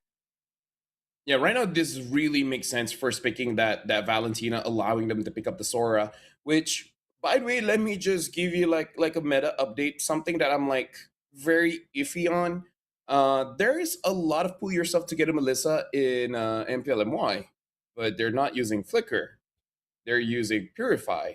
For what? And what hero? multiple players, not just one. Oh. Yeah. And judging by my tone, I think you know that I'm not exactly with it. I'm like, okay, sure, you're respecting the Barats, but also like, nation from falling apart. The Barats never get close to you anyways, but whatever, right? So now we see the jungler for Timor-Leste picking up this Yisun Shin. I guess it's okay, considering that Brody doesn't really need to scale up, especially if you just keep on focusing on his lane, because I've been hearing in scrims, a lot of Brody has been winning out against that Melissa, but I think I agree with you. Most of these Melissa players are just playing it aggressively, or they're respecting Barat too much, picks up the Purify instead of the Flicker, which I don't know. Personally, for me, I'm not feeling it. Come on, Yeah. Dexter. The It's our Claude gets banned showtime. out. Interesting choice. I thought the Brody would actually be able to bully him, but I guess it's just too safe with the Fighter Emblem even against the Brody. Yeah, I think this is a very risky choice, by the way. The Yisun Shin pick. We did see it earlier in the previous ENC qualifier East Asia Grand Finals, but LaFell, this Yisun Shin into triple CC is wild, right? You have traceless. It's good if it's just one CC. Maybe it's still okay if there's two, but three, you're gonna have to be locked in, dude. That traceless needs to be clean, and also you need to rely on your boys to really peel for you. Yeah, and I don't know if they really can do it, man. Like, I feel like the Claude ban was less for Brody and more for Yisun Shin, because anyone that can chase a Yisun Shin, the Yisun Shin hates that. You know, his single target, if he's AoE, then fine, he can do something about it. So I agree with you. This Sora, like, honestly, if the Yisun Shin tries to contest first turtle, and then Sora just goes lightning form, like, you're asking to die, right? So right now, Timor-Leste, with this Yisun Shin pick, you see this Sora, and you're seeing him for quite a while. You have a good full minute seeing this Sora. I want them to play the first two turtles correctly. Don't give this Sora early kills. Born by thy wish. They banned the juice in, so it's the focus on mid lane versus the focus on gold lane. Yeah, Timor-Leste are really trying to just force the Melissa pick almost, right? It's almost like they went for the Yisun Shin and the Brody and saying, yo, we picked this for a reason. It's to bully that Melissa, so try to pick it up now. If you don't pick it up, either way, it'll be, I think, a tougher game compared to the Moscow or the Claudes, right? Because, again, you're kind of forced to pick heroes that can't bring Purify unless you want to go for an off-meta pick. And either way, it's bad. It's either no Purify or off-meta like a Bruno. Both haven't really done too well. We have seen, though, Clint maybe as an answer to the Brody. Pretty good lane. It's 50-50. But they will just go and lock in the Uranus first. But now, Brunei, they have an option. If they want to play double fighters, I think they still can, but they need to pick up a Harley. If they pick up a Harley, it actually should be like so much dive coming in from Brunei. It's going to be a very difficult job for this Belleric to really stop all of them. So right now, I really feel like it's just the question of, do you want to go for marksman or you want to go double fighters? There's not too many great fighters right now. Whoa! Oh, Hanabi. That's interesting. Dude! Oh, I think Mia actually could be better. I'm not entirely better. It's good. I haven't casted a Mia game. Now I can say I have. Oh my god, bro. We saw this at GOTF. We saw this at MPL ID. It was Pikachu who made it work, but it was with a Rafaela. With some healing, bro. Like, this is, again, another very crazy pick. I knew we were going to see some crazy It's picks. a crazy draft. It is a crazy draft. Almost a Kagura as well. They thankfully just stick to the meta and go for the Novaria instead of the Kagura, but I would have loved to see the Kagura versus Hanabi matchup. If you know lore, bro. Yeah. Oh, God. LaFell, genuinely, who has the better draft? Like, CC-wise, it should be Brunei, but I feel like they're actually going to lack a bit of damage in the early game because of the Mia. Actually, I feel like if Crown pops off with the Suyo, then I'm actually going to give it to them, because unless this Novaria hits a lot of her shot in the first, I would say, 2-3 waves, like if she can clear the wave and then hit the opponents, then okay, great. Because Novaria, if your jungle gets invaded on, you can't really do much. You're just hoping you hit your shot. So if Crown does amazing on this Suyo, then I feel like they should win it. But if it's terrible, then Timor-Leste, man. We can only just watch and see. At this point, there's no use of saying which is better, which is a good pick, which is a bad pick. At this point, the meta is just open for all, dude. Even you, John, man who's watching this, who's in epic rank, yes, dark systems are meta. Go and pick up your crazy picks in ranked games and try to ruin other people's games or carry. I don't know. At this point, welcome to game number 1. Into the land of Dal we go. Timor-Leste versus Brunei. This is their last lives in the tournament. One more chance to make it to the grand finals and to make it to the ENC main stage from Southeast Asia. Yeah, looks like they're not gonna invade the jungle just yet. They're just gonna get the Litho, and it's doing a pretty good job here. Shinra as well as Vanderdutch. Looks like I think they missed a minion because they are lacking a bit. Vanderdutch gets engaged on, and looks like first blood goes over to Mukri. Nothing but speed when it comes to Crown, and Timor-Leste knew it. That's why they banned out the Nolan, the Hirata. Oh, that was close. That was really close. Madeira walks up now, going for the kill. Mukri's right there to provide some support. Crown will be able to take that green camp away, and he just with the Blade Surge gets out, stops Madeira from getting level 3, or sorry, level 4 rather. Forces Madeira to stay at level 3, and this is going to be frustrating for Madeira, right? First blood on Mukri. They also get the level 4 around the purple buff, and they get a few steals. So at the end of the day, Madeira still gets level 4 with the Golem, but XP advantage still in the hands of Crown as he clears the bottom lane later. Yeah, I'm looking at Mukri. If he can get level 4 very quickly and then get the Astral Echo, they actually could have a crazy fight later on, because for sure Sep is gonna have his Shifting Skies, and having like 3 kills after the first round, that's gonna be insane. So Mukri now is level 4. I'm looking whether he can actually get Shinra's ult. Oh, but hold on, Vendor Dutch flickers out of it. He's gonna be safe there. Okay, Vendor Dutch going into the taunt. That's a Blade Surge and a Soul Sever with an instant retreat. Mountain Shocker stolen by Mukri. Sep trying to go in. G-Cap's gonna be caught by the Mountain Shocker. Both teams disengaging in the bottom lane. Oh no, Super K! Oh, he stayed a bit too. Oh. Let's look about it. Oh my god, he doesn't know. He doesn't know he's in that bush. He doesn't know. Crown cannot get there in time. He checked all the bushes in lane.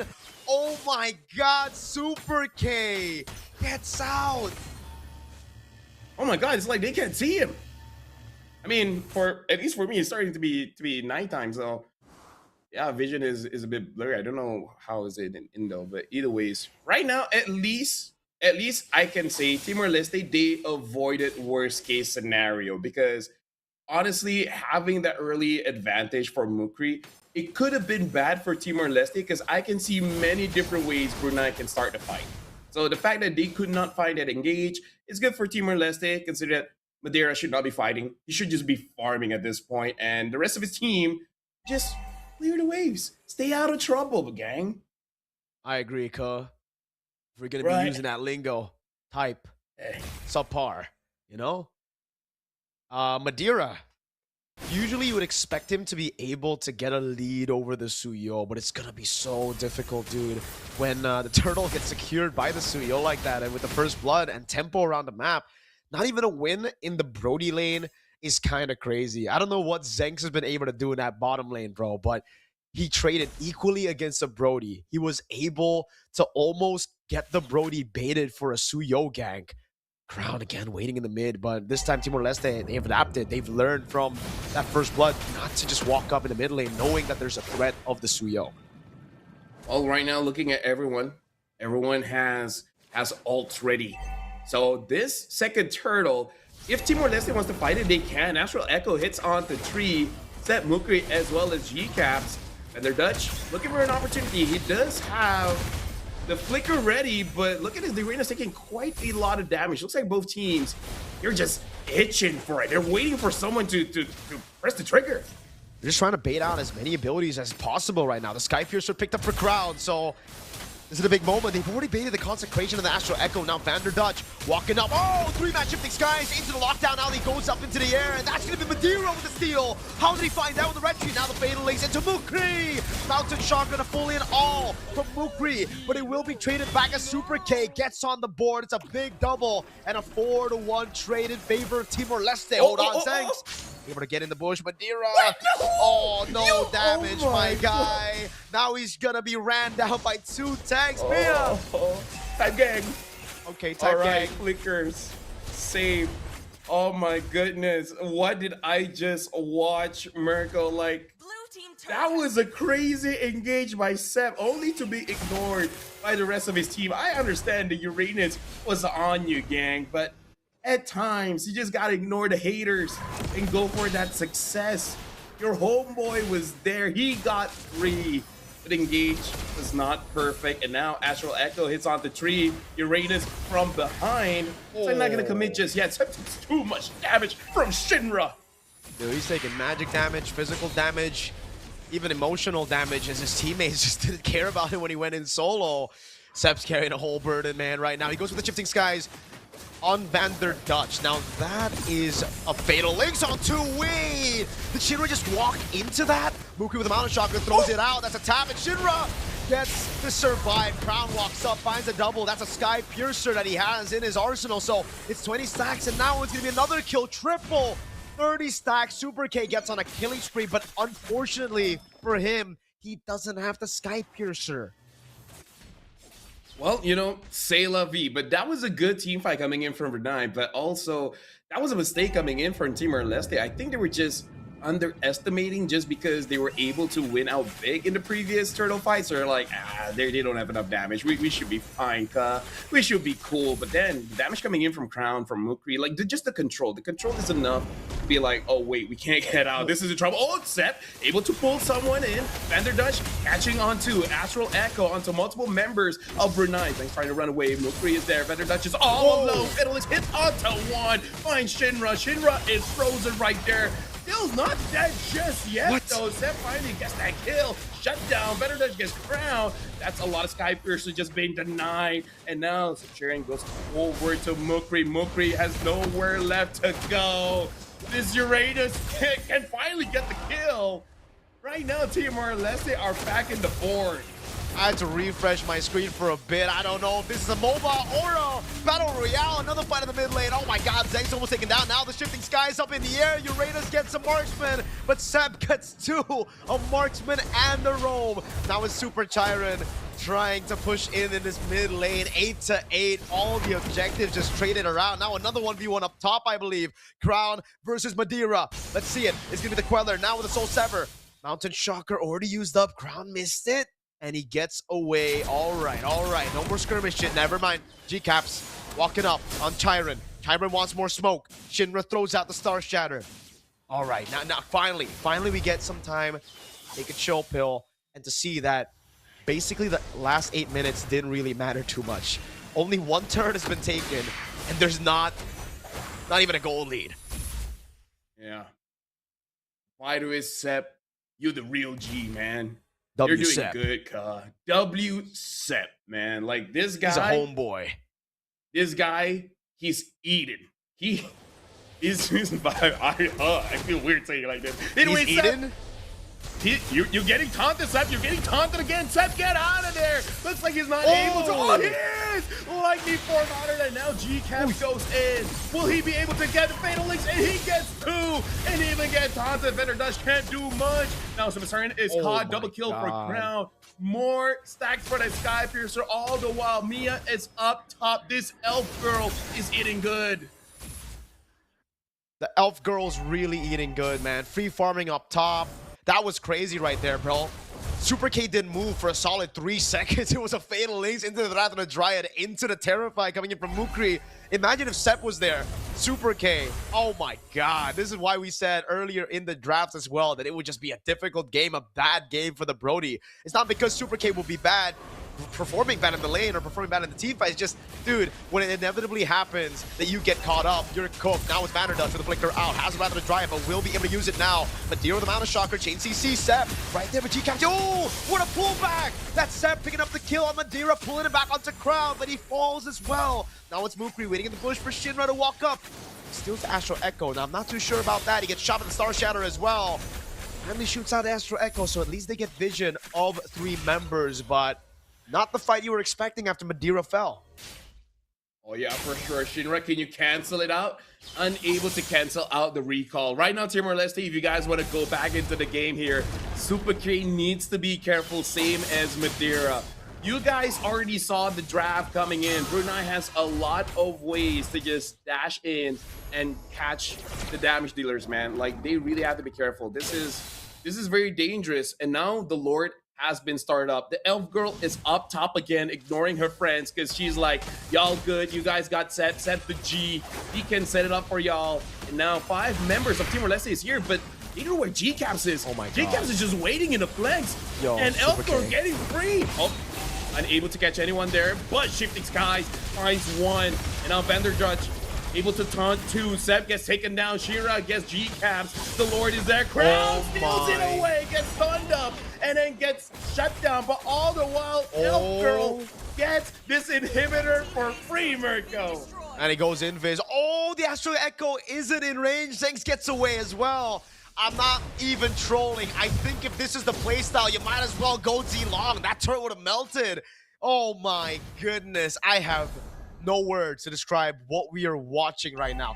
Timor-Leste did such an amazing job playing around the team fight, right? Great reaction by Super K. Unfortunately for G-Caps, wasn't able to find the fatal links. But then nobody zoned Crown away from the neutral objective. It almost felt like Timor-Leste were Eagle 50-50ing the Lord. It was like Madeira saying, nah, fam, I got it. I'm okay standing here. I don't need a seat, huh? And that was Mukri walking up over on Shinra. Throughout the wave, they'll be able to do so. The Lord up top is massive right now. And if they don't deal with that, it's going to crash in. They are splitting their attention apart into the bottom lane and the mid lane. I'm not too sure how good of an idea this is because you're going to lose out on every single turret in mid and bot. Because they sent somebody up top, it's scattered, dude. They're going to lose out so much more than they should. Oh yeah, for sure, fam. I was worried if they just completely ignored the Lord. Now Timor-Leste, they are able to protect the mid here, but still a lot of permanent damage. And yet, I'm actually surprised. Looking at the goal lead, it's only about 1,000. I felt like it should be more. I'm guessing Brunei does not steal away the camp, so yeah. You know, you're right. C'est la vie. Goal leads don't matter. Who needs money? Us. Exactly. Either ways. No, we don't need money. What we need is more MLBB. No. Who needs money when you have aura? Oh, that's a good one. That's a good one. I think both teams are actually doing that. The goal lead is low, but their aura lead right now, I gotta say, Zenz has been farming that aura all alone top, bro. This is an amazing game, by the way. Wishing Lantern picked up by Mukri, probably just because he feels like he needs a way to take down Super Siren as fast as possible. Looking at the items for Mia, she should be pretty good, but honestly, with her not joining the fight much, I actually felt like it would have been okay if she just went for the Malefic Gun first. Because, you know, the chances of her getting caught is pretty low when she's not around, you know? Mm-hmm. I feel you for real, man. Crown right now, building towards, is that an immortality? I believe it's an immortality, right? Okay, Vander Dutch. He's all alone. He's getting all in. No fatal. Oh, flicker out of the Wrath of the Troll. Oh, good Star Shatter as well. The wave up top is good, though. Brunei really making use of this macro advantage, and you can really see how Vietnam struggled or why they struggled against Brunei, man. They're so good at brawling. It's so awkward, but it's so good in this meta. Super Tyrant walking up, trying to get vision. There's no way they steal this, man. Madeira was so far away from this Lord. Crown with the stun, Blade Surge over. Oh, dude, the meltdown. Mukri. What?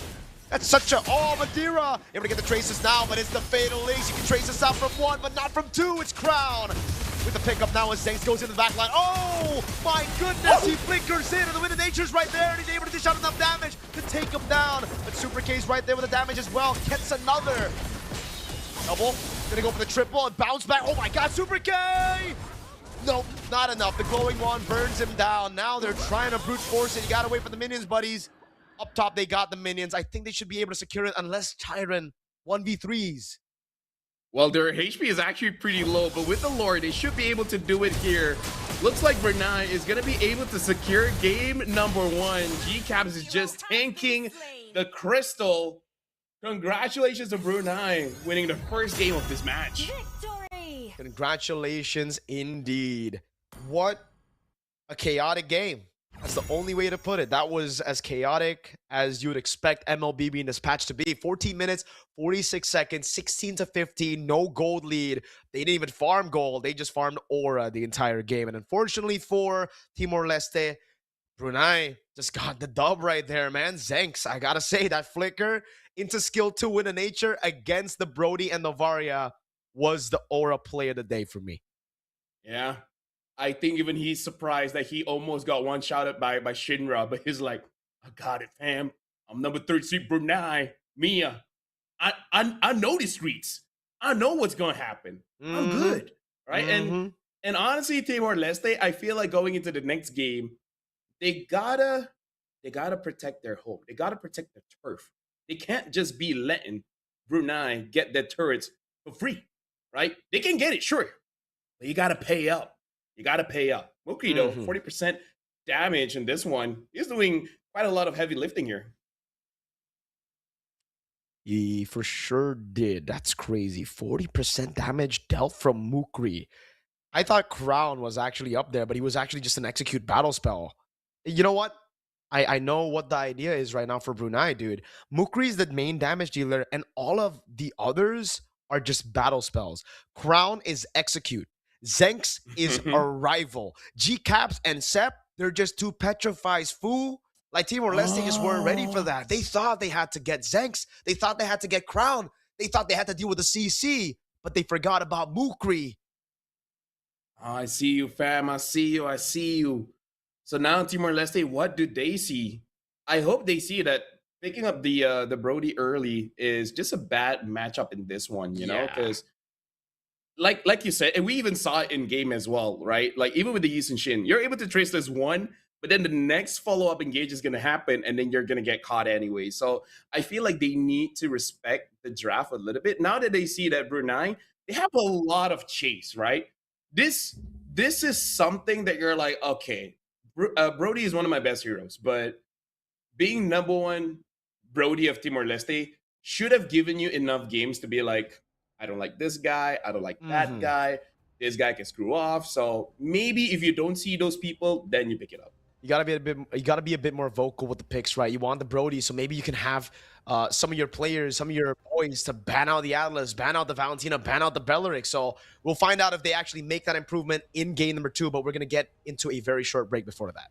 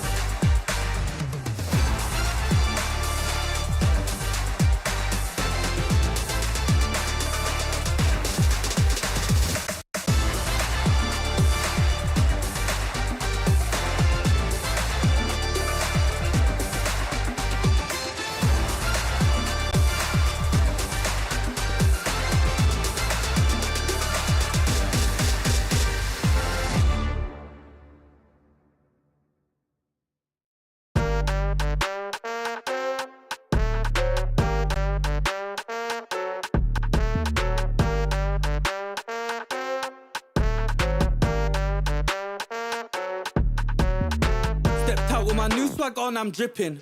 If you wanna chill with a hot boy, come my way for a minute. Come my way for a minute. Step clean any day, won't see man slipping. But you might slip on a drip, man. Tip up the sauce and spill it. Tip up the sauce and spill it. Best cut drop, cause the clock's still ticking. Just check the way man stepped. Know that I dropped it different. Know that I clocked it in it. Know that I got this in it. No, you can't stop this winning. I came for the top spot in it. Came for the top spot in it. Came for the top spot. Soon I'ma get right there, I'ma step right there, got a butt. Came right there in a drop top, try whether you like it or not stop. Non-stop. Yo, if you wanna get this poppin', you better get to shopping. I came in a different drop this time and they thought it was the same one, they didn't clock it. Oh well, it's nothing, they call me a dripperholic. Just watch how I'm dripping on it, please just don't be slipping on it. Oh well, it's nothing, they call me a dripperholic. Stepped out with my new swag on, I'm dripping. If you wanna chill with a hot boy, come my way for a minute. Come my way for a minute. Step clean any day, won't see man slipping. But you might slip on a drip, man, tip up the sauce and spill it. Tip up the sauce and spill it. Best cut chop cause the clock's still ticking. Just check the way man stepped, know that I dropped it different. Know that I clocked it in it, know that I got this in it. No, you can't stop this winning, I came for the top spot in it. Came for the top spot in it. Stepped out with my new swag on, I'm dripping. If you wanna chill with a hot boy, come my way for a minute. Come my way for a minute. Step clean any day, won't see man slipping. But you might slip on the drip, man, tip up the sauce and spill it. Tip up the sauce and spill it.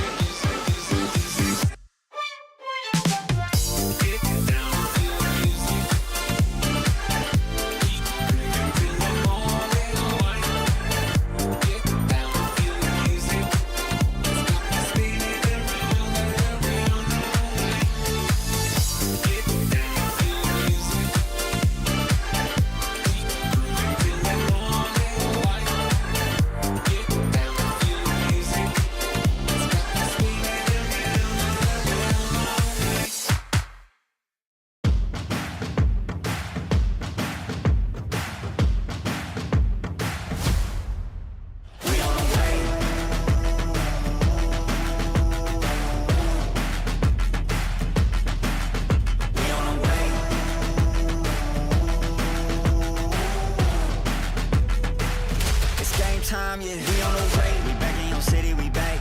I gotta get to it, in fact. No, never no time to relax. I'm packing the stats, you packing your bags. Okay, I step on the field, it's a rap. Like, can I keep up with the laps? No way. I put that record in a pass, you know it's a fact. Confirming the stats. Game time, game time, game time. They about to step on a landmine. Dialed in like a landline. Don't let them talk on. Hey, welcome back, everyone. Teddy, say meow. Okay. What's up? It's me, Lapel, as well as Mirko. My cat decided to disturb me while I pray, so now I gotta show off on stream. Hey, W right there. What's her name? His name? Teddy. Teddy. There you go. W Teddy, man. Teddy, we would love to have Teddy cast the entire game sometimes, I feel. You know, maybe ENC can get a separate little camera for Teddy next time, but...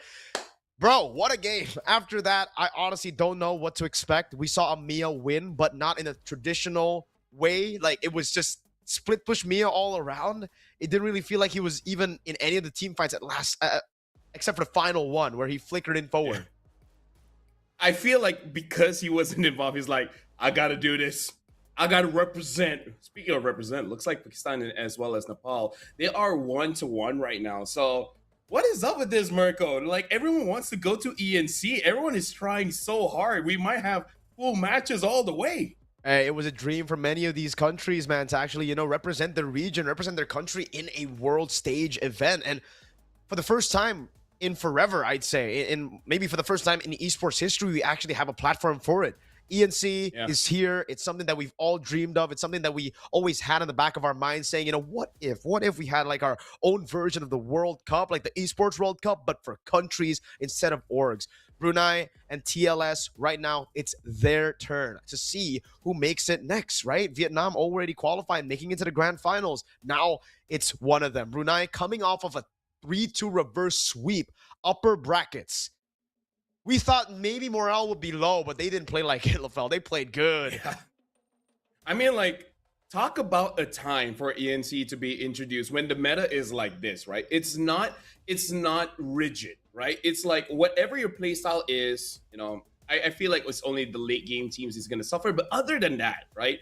You wanna play Novar, you wanna play Brody, Mia, like everything is quite open here. So teams with creativity actually have a very good spot in the current meta. But Brunei going up against CLS, you can even see my cat in the background just chilling. The only thing that TLS really needs to respect is, like, I can understand when your turns are getting stolen by Zilong, by, you know, sometimes Haya, Ling, Sun, sometimes Fanny, Moskov. But Mia is quite rare. Yeah. Quite rare. It is quite rare to think that we would have maybe seen a Hanabi instead of a Mia as well, because they hovered over it. Was also kind of crazy. But hey, either way, the Dark System picks have been working out, man. From the Eudora to the Mia to the Hanabi. For some reason, they just get a shadow buff whenever they get picked now in this meta. And let's see, Brunei still staying? No, okay, they swap sides. There you go. Because Crown is on the right there, so it is Brunei on the right. It is Timor-Leste on the left this time. So blue side. You think this is a big advantage coming into game number 2? Because, like, earlier as well, first 2 games were won out by red side for our first grand final. Then it just became 50-50. Yeah, I feel like you need a specific skill if you want to be first pick. Because I really feel like really good coaches or drafters, once they get like that signature pick, they know how to draft around it, right? For example, if you get a Baratz, you know how to draft around it. You get a Herrera, you get to draft around it. I feel like if you're not entirely sure how to be flexible that way, being second pick is much better, just because getting the first combo is amazing. Getting the first pick after the second ban is amazing. And then getting that last pick is also amazing. So I really feel like first pick, personally for me, requires much more skill to get a great draft.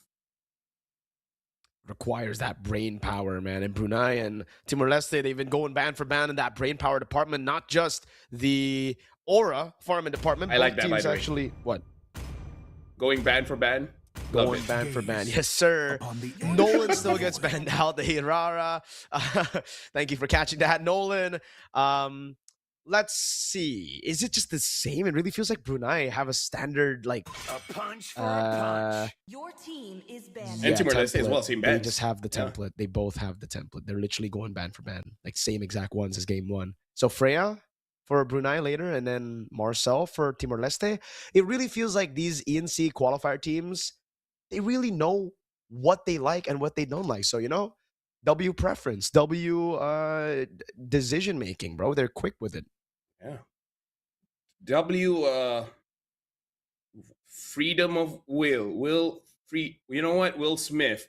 So I feel like at this point, banning out the Freya, I feel like Brunei should be doing that.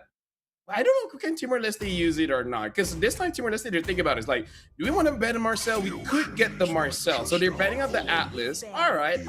That's cool. That's tight.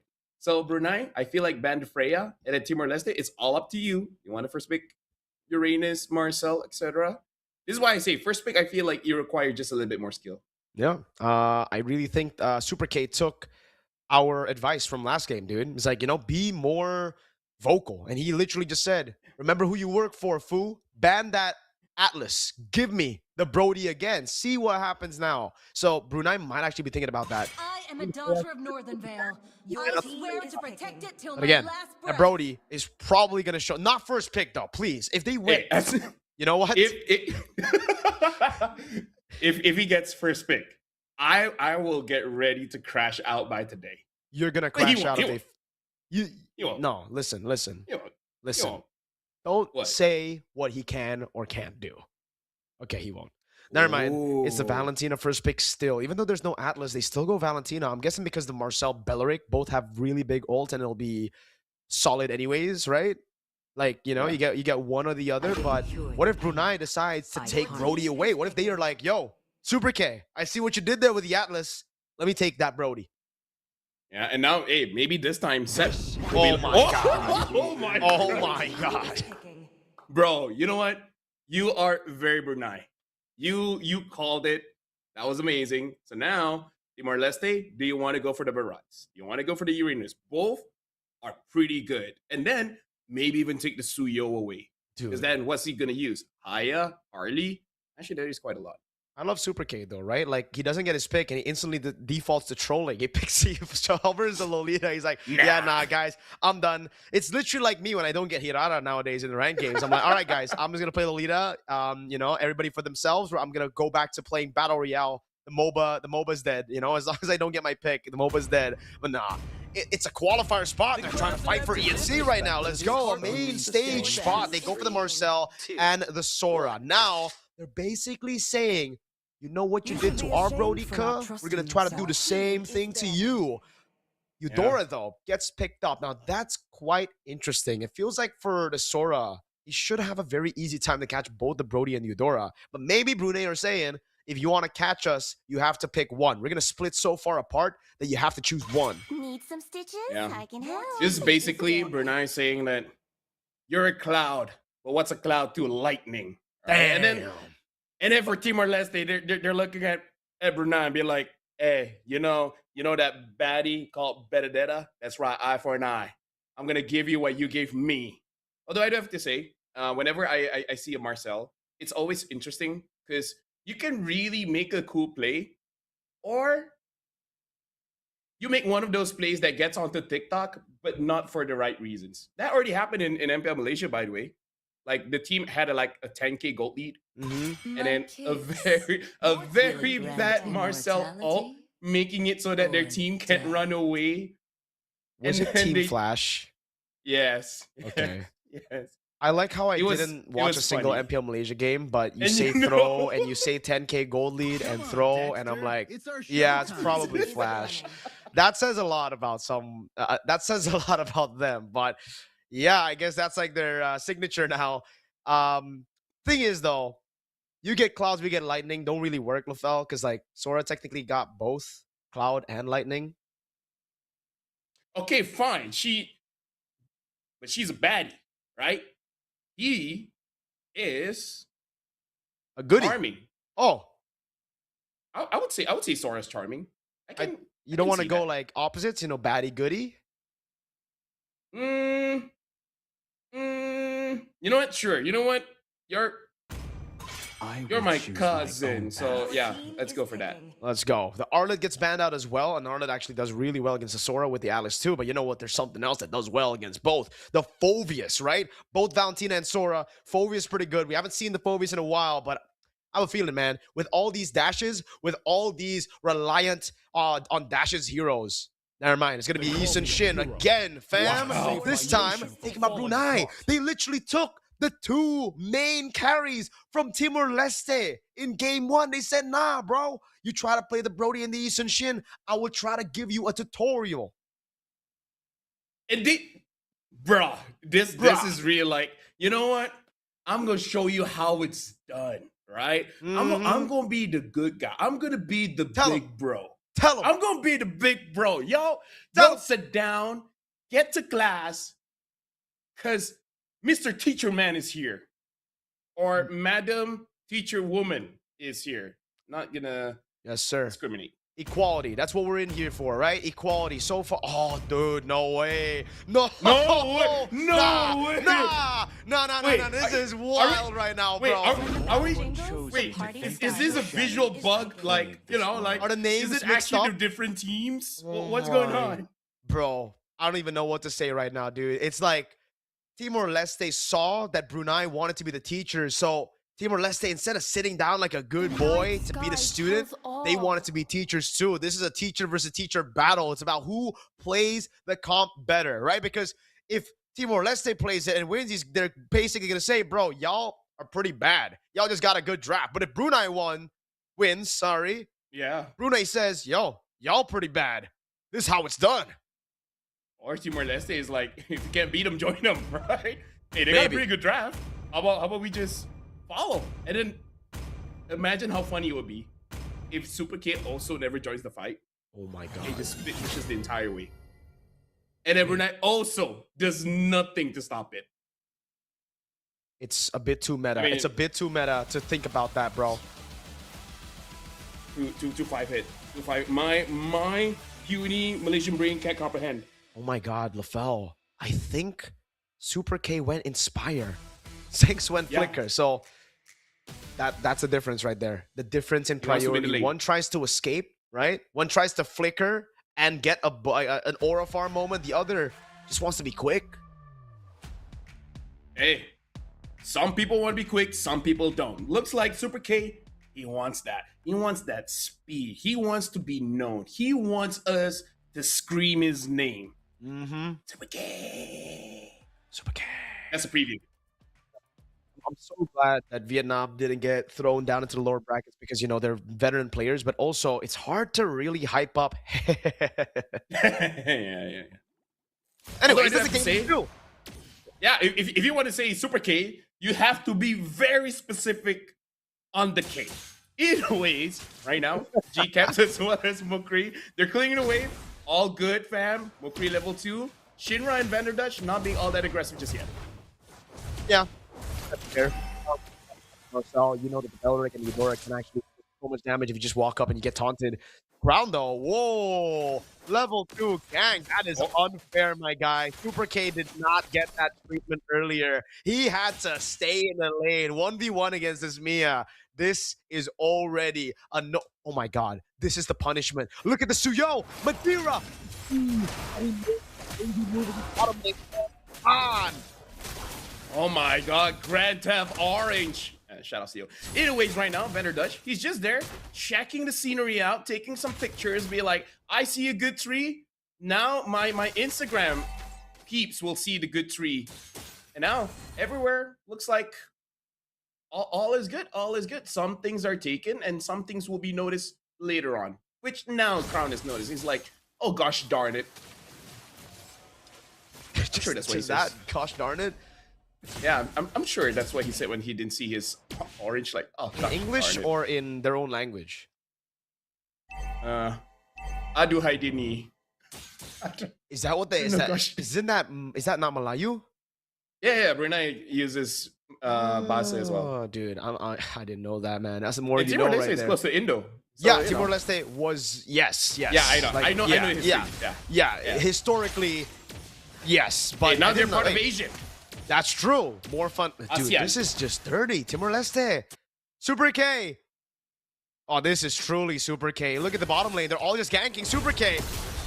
Yeah, okay. I just rest in peace, brother. I mean, this is the moment where, you know, your team will probably just be like, play safe, gold, or if there was a live chat, people will just try to blame the Mia. But dude, what was he supposed to do? Like, seriously. Yeah, he already used his Inspire. Guys, come on. All right? His battle spell is down. That's what Zeng's tells him. It's like, hey, battle spell down. You should gank. All right, how many?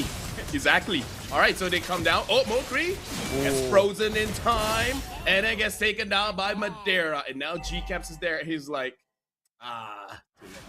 And Super K is all just like, bro, that's worth it right there. A turtle and a kill from my boy Madeira.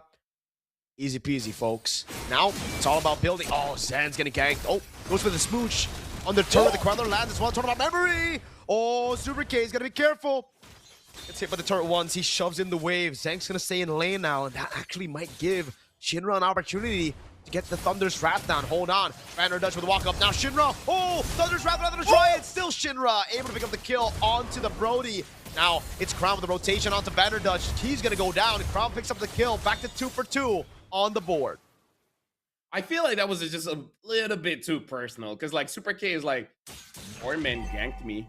I don't see 4 men ganking Zhang. So they're like, we're coming down. They come down, and then I feel like they dove a little bit too hard, right? Zhang's already used the flicker, you know, he expanded his battle spell. I feel like, all right, that should be good enough. But, you know, sometimes greed is good. Sometimes greed is not so good. Depends, you know, like. That's what Gandhi said. Probably. Really? Okay, okay. I don't remember Gandhi saying that. I think that's a different historical figure, bro. Maybe not even a historical figure at all. Maybe it's just, Dutch. Oh, Super K already ulted. Yeah, right. And then Zhang gets caught. Golden Hour gets 2. Everyone is there. Zhang gets kicked again. And now, where is this builder gonna go? Even flickering forward, trying to get this 3 gets taken down. But lightning strikes once, and they got 3. Crown is there. Trying to secure a kill. And then Sep goes back. Tries to get Super Saiyan. Everything is good. So far, it's just 2 people get taken down. Well, 3 people. At the end of the day right there. Dude, great re-engage by Brunei. I thought it was just going to be cooked right there as they get a free one.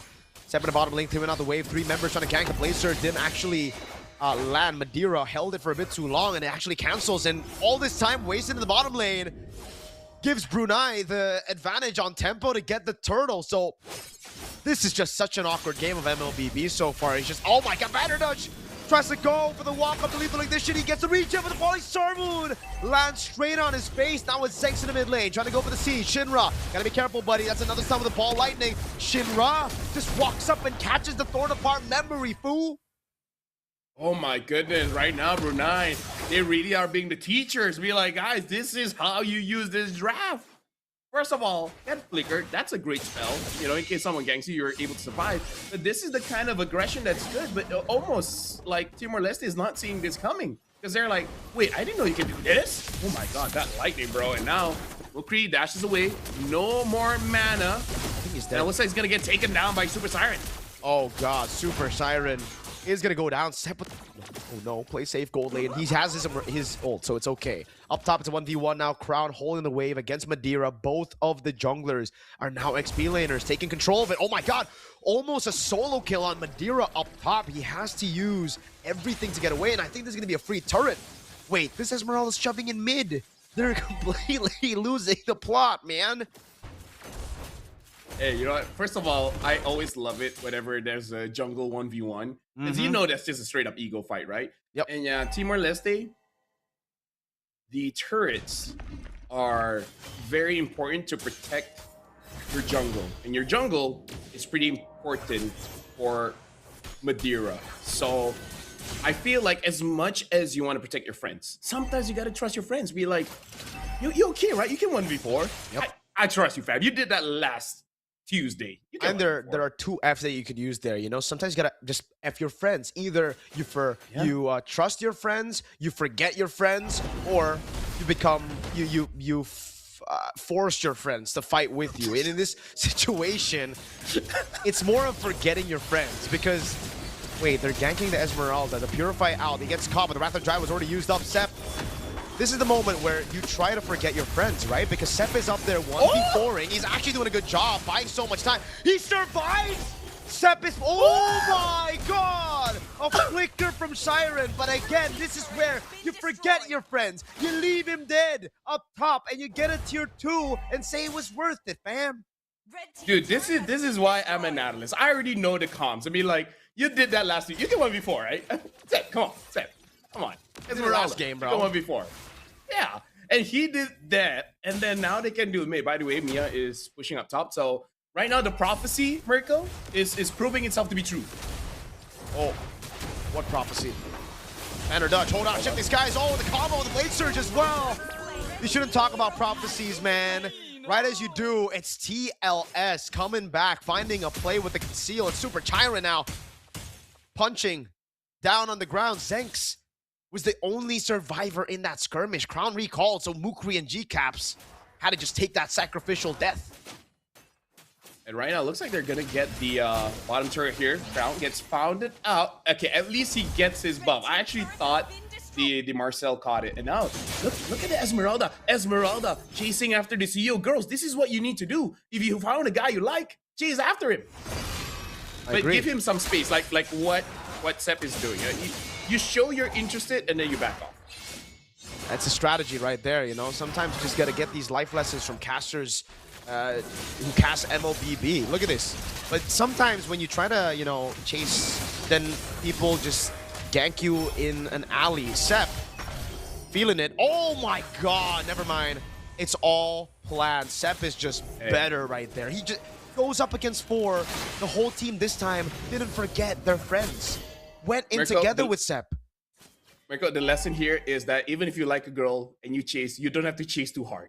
Ooh. You know, sometimes, you know, main tali-tali. You know, you pull her and you let her go. Like that was trying too hard. Guys, don't try too hard. Yeah. Well, that was in Malay, folks. In English, it's play the tug of war. Oh, what's Mukri with the lightning on Madeira? That means, now what's the story behind that, right? So Mukri, when you commit and you just flirt everything out, you'll get the dude. Yep. Hey, Madeira's down, right? Exactly. So he didn't really have a choice, but sometimes you just be like that. It do be like that sometimes.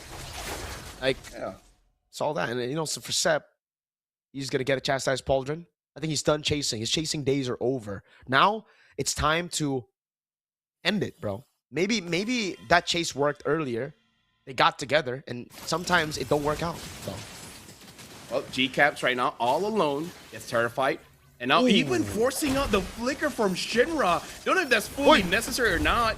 Oh, hold on. Super Saiyan has to go to the side. Lord marches in. Oh! And even flickers forward. G-Caps gets free. And from the side. Oh, hold on. Golden Hour catches through. Crown is safe from behind. Zanx has to flicker out. He does have the Sky Piercer, but the damage is not there just yet. Seb has to get away, but the chase is on. Timor-Leste wants to get a kill, and Zanx secures it for himself. Zanx goes back and finds free. But Crown gets taken down. Zanx gets a double. He's looking for the triple. Seb is there as the bodyguard. Oh my god. Okay, going up against Zanx. Can he get away? Zanx is chasing. This might be chasing too hard. All right, he's chilling right now, Mirko.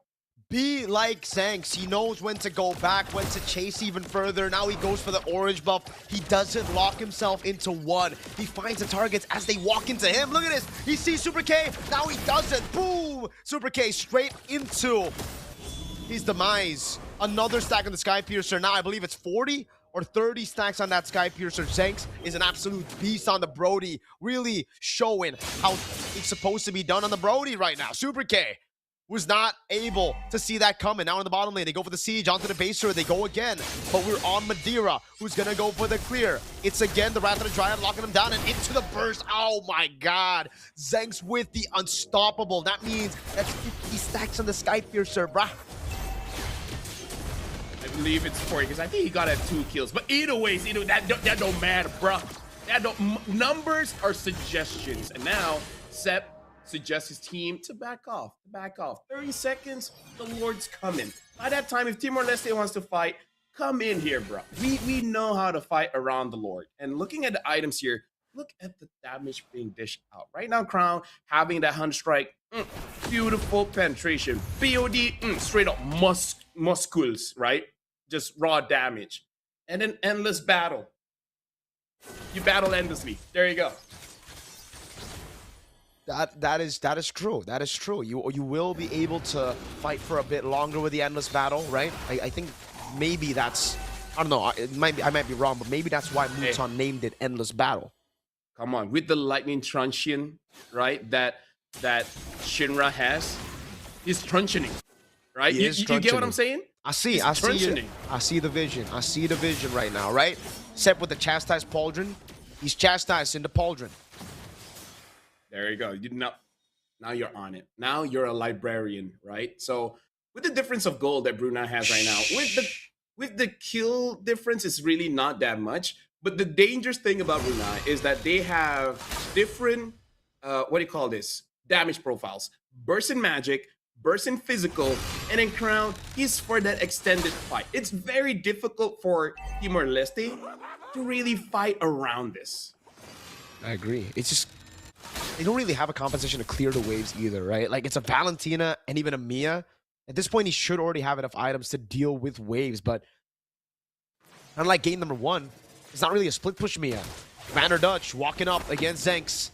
He's going to go for the siege on the last base turn of the game here, up top. Badiro the Queller, Melfic Gun for Super K. The Lord's Deal is so much damage over on the Crystal already. After the Dryad, that was literally just G-Caps aura farming. Falling Star Moon to the backline as well. Now Zenks trying to play with that range. Shinra looking for the Wrath of the Dryad, won't be able to find it. Now the Conceal from Vander Dutch. Well, right now, I do have to say, Timor-Leste, it's going to be very difficult for them to really play this game because 14 minutes in and you don't have your inhibitors anymore. And in terms of scaling, Brunei is going to scale much harder considering that Zenks has 50 stacks of Skypiercer. That's already pretty nasty. Crown is still scaling up. And Timor-Leste, I really feel like going into the next game, they got to know what to prioritize, Mirko, because even in that situation just now, multiple members were protecting the inhibitors. And that's important, sure, but the Lord was already on your Crystal. It ain't gonna matter for you to protect that if the game is over, right?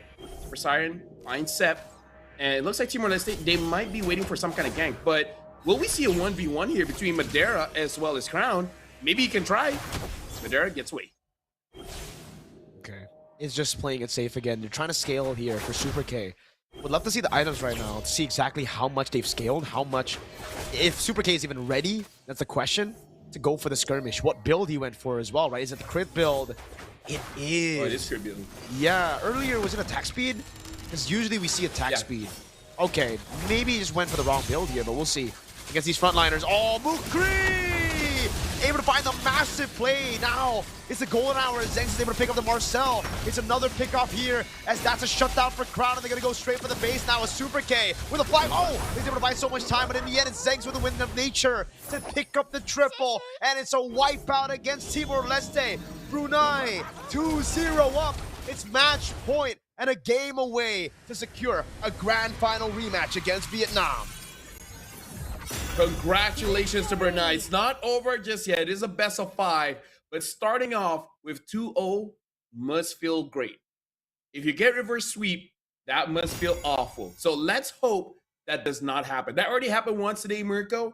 Brunei, they gotta lock in. And looking at how they play, especially Mukri on this Eudora, screw the KDA. His damage, bro, that's shocking.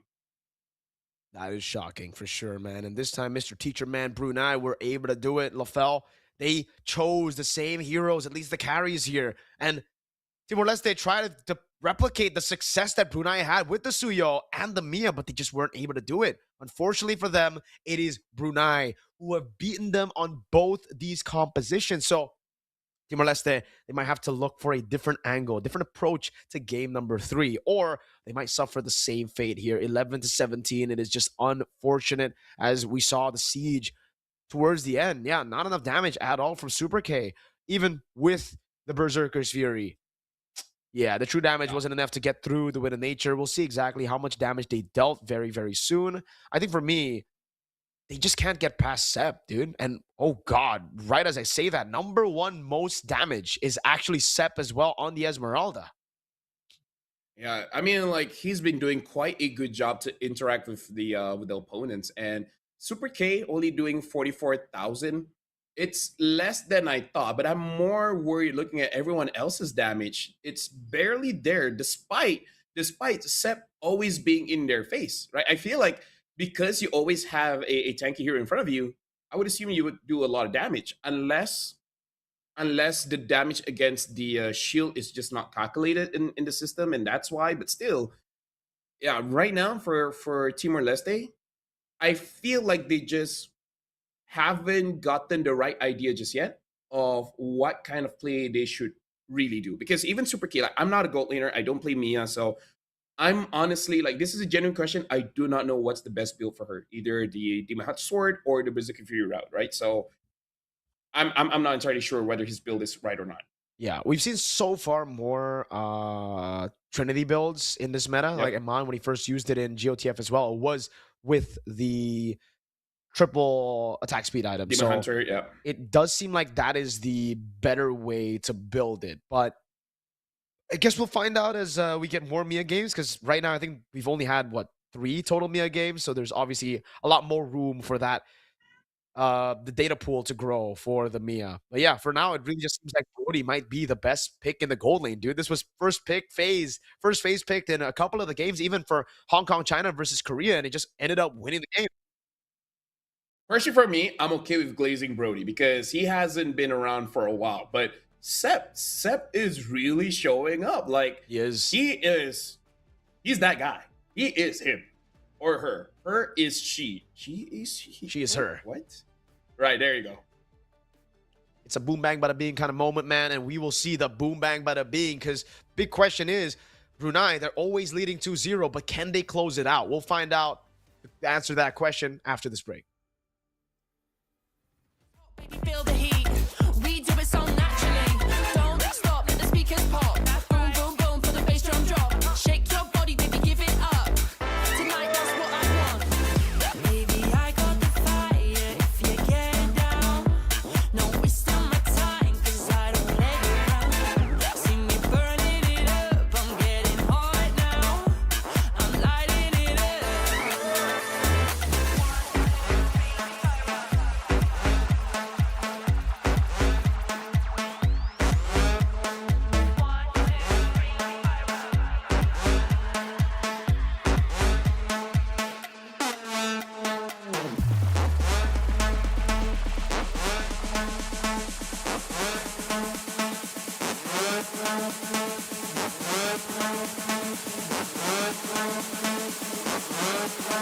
One, two, three, let me fire up.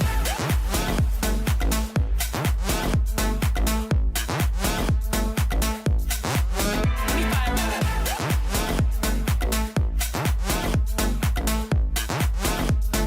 One, two, three, let me fire up.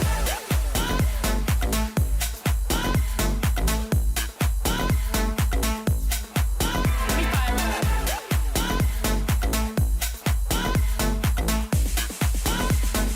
One, two, three, let me fire up.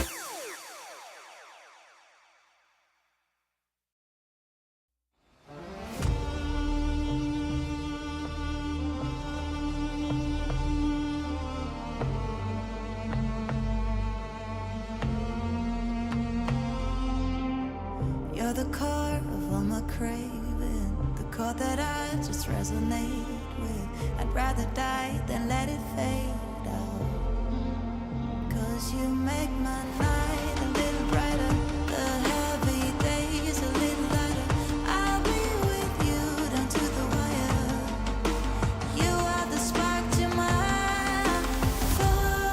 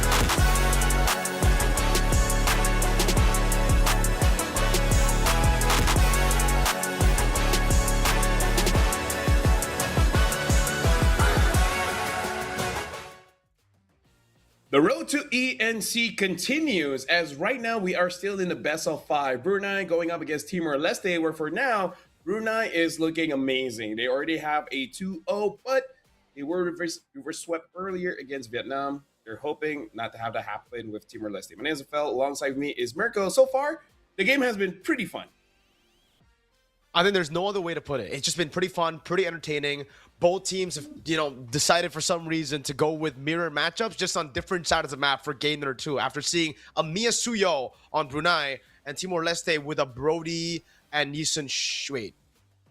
What was it? Yeah, Brody? Yisun Shin. Yeah. Brody Yisun Shin. And they just swapped. It was literally Yeah. the same picks, but swapped over. But Brunei were able to win in both of those matchups. Now, question is for Brunei, is it a curse? Is it a best of 3 curse for them? Like, are they just too clean in these best of 3s, but they lose the composure when they're right in front of the finish line? Or if it was just a Vietnam thing, if Vietnam were just super experienced and they were able to prolong it, utilizing their advantages from all the previous internationals to get that reverse sweep. I mean, like, for the sake of Brunei, I hope it's the latter. Like, instead of them making a mistake, it's just their opponents outplaying them. If Timor-Leste wants to win this one, they just got to get ahead of the curve. Because for now, it looks like they're just following the pace of Brunei, even copying the draft, right? So I feel like, maybe don't do that. Just go with what you're really comfortable with. Speaking of being comfortable, we are going into the draft here. And let's see who's going to be the first pick here. It looks like it is going to be Brunei. And hey, you know what? The drafts might as well be the same. So far, it's looking the same right now, right? It's a Selena ban. Yeah. I don't know, man. For Timor-Leste, what's even the plan? Because if they want to go and try to leave some of those picks open, it's just unfortunate for them because they were on blue side in game number 2, and it didn't really matter too much. They picked up the Valentina. But that time, the Atlas was banned by themselves, right? So I think there's just a lack of vision towards the future. I mean, they just don't know how to build their compositions to beat out the Brody. And it feels like they're leaving some of these openings over. They go with the same Hirata ban. Yeah, it's just probably going to be the same, Lafel, for the bans coming into it. Paquito, there you go. Freya next for Brunei. And for Timor-Leste, it's back to the Marcel and maybe the Atlas ban again if they want Brody. So, yeah, at least they'll get Brody, though, if, they ban the Atlas.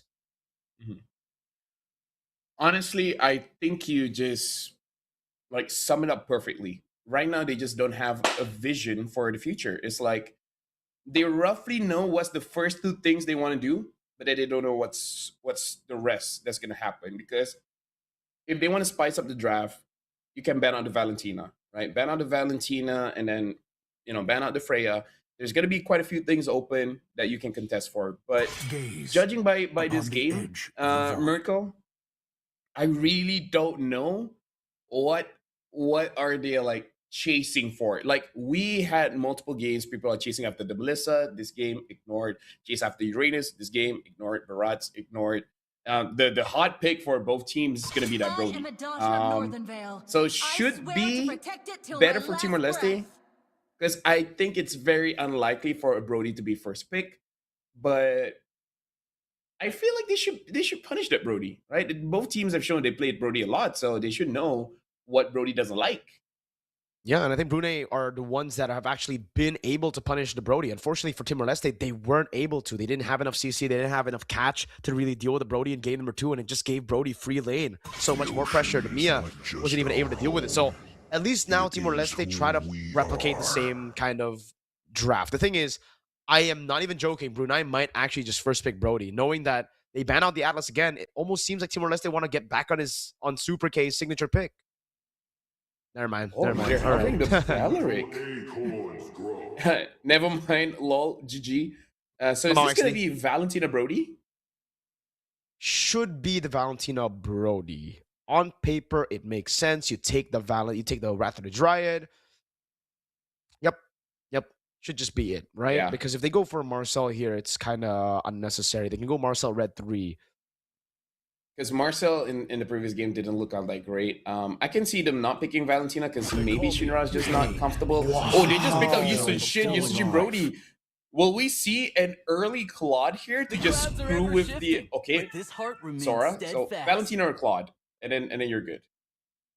Or I can Yeah. even see a Suyo if you want. They can go Suyo if they really want to just dive past everybody, get that Sky Piercer just like in game number 1 for Crown. He's been amazing on these assassins, on these carries. Yeah, the Claude will be a safe pick against the Brody, but they go Eudora. They don't even go for the gold or the jungle. They think the Eudora is going to be able to stop the Eastern Shin at the start of the game, getting the Prio over lane as well. These are two squishy targets, to be fair, so it makes a lot of sense for the Eudora. You can just burst any of these two down. Yeah. And here's the thing. I think they were talking amongst themselves, right? Like Mukri is talking to Seb, like, hey, Seb, do you want me to pick up the Valentina so you don't get countered? And he's like, I think we don't have to overthink it. It's fine. Pick up Eudora. It's okay. We have double lightning, right? Especially after that second game. I have a feeling Mukri is like, yo, Eudora. It's pretty tight. That's a lot of damage. I like a lot of damage. So now I feel like they're just riding the momentum here, Mirko. And then at least now the glue pick is new, and glue is generally good, especially seeing that I don't think Brunei is going to counter this glue so much. Nope, doesn't look like that is going to be the case, having the glue. Come on, Dexter. I think there you go. They banned out the Claude, something that we were expecting earlier. This is not a bad game for Melissa, though. I know it's not really the best of matchups if you go head-to-head against the Brody, but if you play it well, it's amazing against the glue. The glue won't be able to even go for the mount on anybody, so just, keep your mind on the Melissa. Maybe it might show up here. The Barats still gets banned out as they have already locked into Sora and the Belleric. So no more flex into the XP, no more Uranus probability over there. Timor-Leste, another gold lane like a Moskov. If they want to take away, these... If they want to replicate what they did in game number 1 by forcing out one of these Flicker gold laners. In game number 1, it was a Mia, so technically Flicker, but with a built-in Purify. You're very Timor-Leste right now. You're calling the draft here. The Uranus gets banned as well. You're very Timor-Leste. If a Phobius would be great, but we haven't seen the Phobius. So I'm just gonna say tanky XPs, the Terizla, the Alice, like all of those would be pretty good. Because at this point, I feel like just get protection, right? Let Madeira deal as much damage as it can. Same as Super K. And then here's the crazy thing, Mirko. Just trust me on this one. Okay. Clear the lanes. Don't let the opponent just takes it for free. Crazy idea, but protect your lanes. That's something you have to think about. That is a crazy idea, man. But maybe just forget your friends. Remember, F your friends, forget your friends, man. Maybe the third time it'll work out. Technically for Sep, it's worked out all the time. And he's literally been forgotten a couple of times. On the Sora, on the Esmeralda, they go for the Jusin. So I'm expecting just burst right now. The Melissa, again, still makes sense. They want to go Ling? Really? Ling? It's crazy. It's crazy that they actually... Wow. And the Clint. They are looking for lane advantage. And for the Ling to capitalize on lane advantage. They want to get noticed, Mirko. They want TikTok to know their clips. They want to see this Ling fly, getting 4 swords, and dancing and mucking about. This is Brunei say, we got this in the bag, so we're gonna make it flashy. Or the start of the reverse sweep. It's either or. Brunei have shown that they do have the tendency to, get overconfident. We've seen it a couple of times. Well, literally by a couple, I mean once, but it was literally right before this. Let's see. Timor-Leste with a final pick. What is going to XP? Is it just the Esmeralda? No, they go for the Lapu on Super Chiron. He's had enough of the Uranuses, of the Esmeraldas. He wants to make some plays. And it seems like for Timor-Leste, this is their last stand. No holds barred. They're going straight for comfort. No more Mr. Nice Timor-Leste. I mean, you know what they always say? If you're really struggling, just take a Filipino. So they pick up the Lapu. That should, in theory, work out if he does well. Because I really feel like Lapu is kind of like a Cho, kind of like a Zushin. Even if they're not in the meta, they are kind of in the meta. Because they can do things. He does damage, he can absorb damage, and he has 2 swords, and sometimes he has 1 big sword. What else do you really need from a hero? Not much.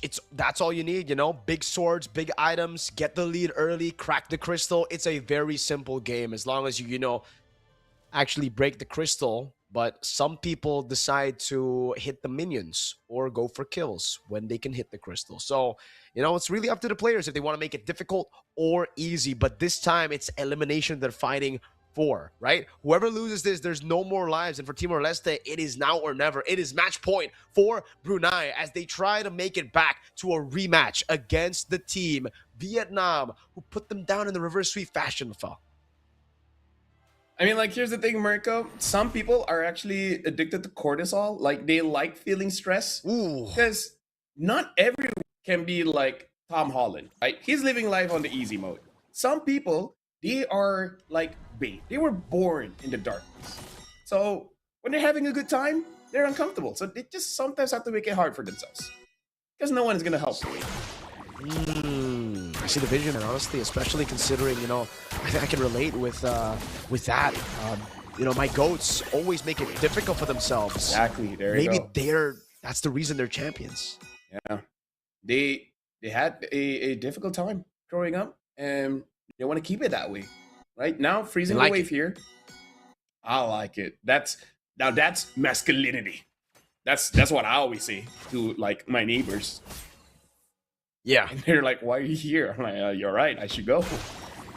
It's okay. Sometimes, you know, invasion of someone's privacy can be cool. You know, sometimes they're like, you know, why are you here? You say, I don't know, but they're like, I like it though. You know, I enjoy your company.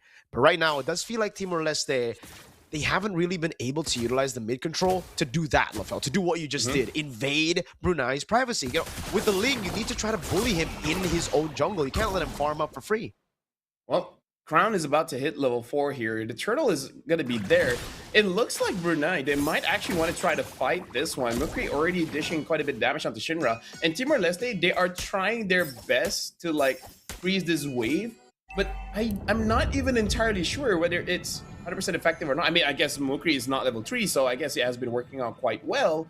But, you know, because of that, they're not really disturbing the link. So it's kind of like, I'm okay with this. You guys are having a hard time, but I'm pretty good.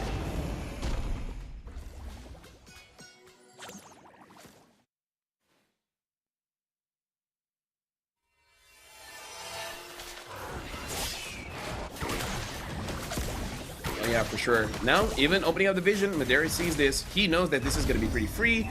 Now, what else is going to happen? Because with the Yisun Shin, I feel like your farm is fast enough that if your mid is already winning, you can actually force some fights out. But that really depends whether Shinra as well as Vanderdarts, it's feeling like it. Like, do you guys feel like you want to fight?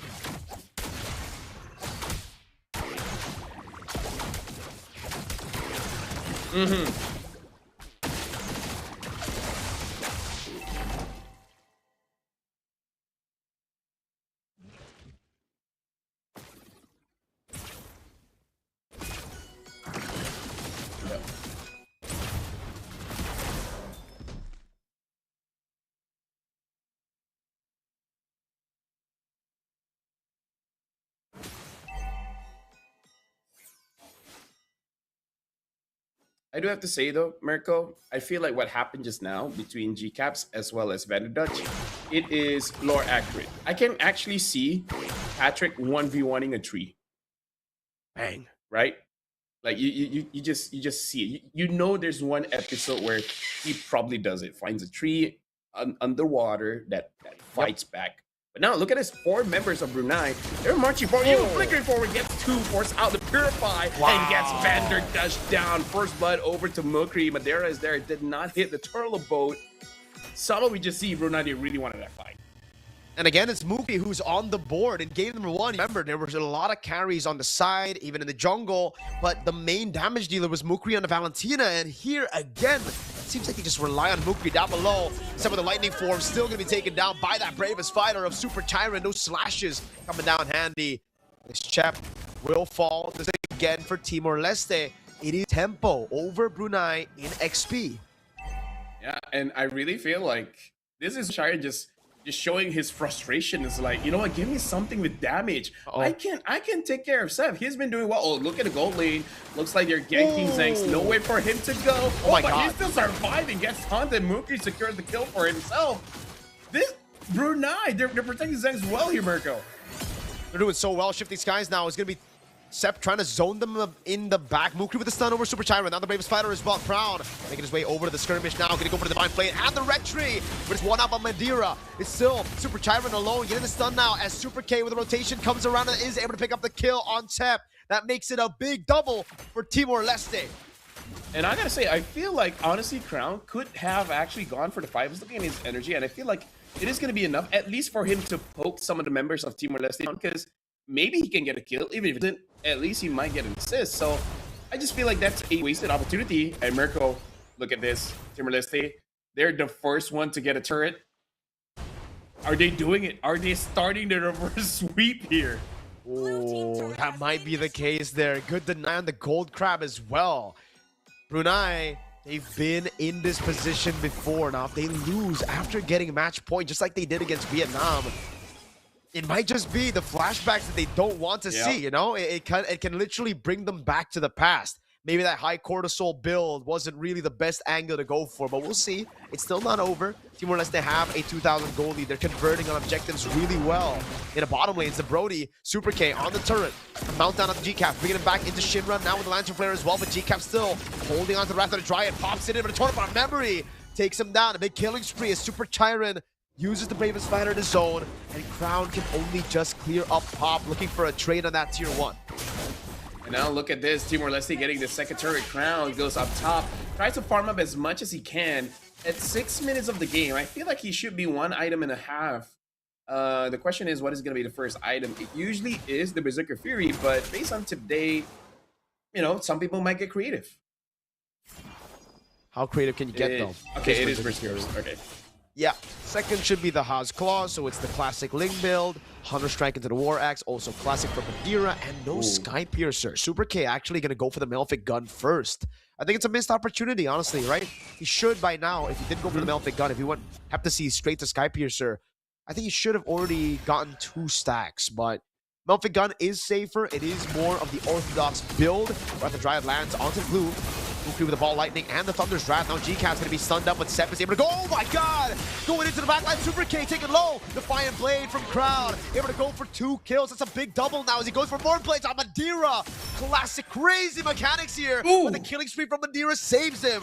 And in the back, it's Super Chiron trying to get the kill on Zanks, but he gets away with the flicker on time.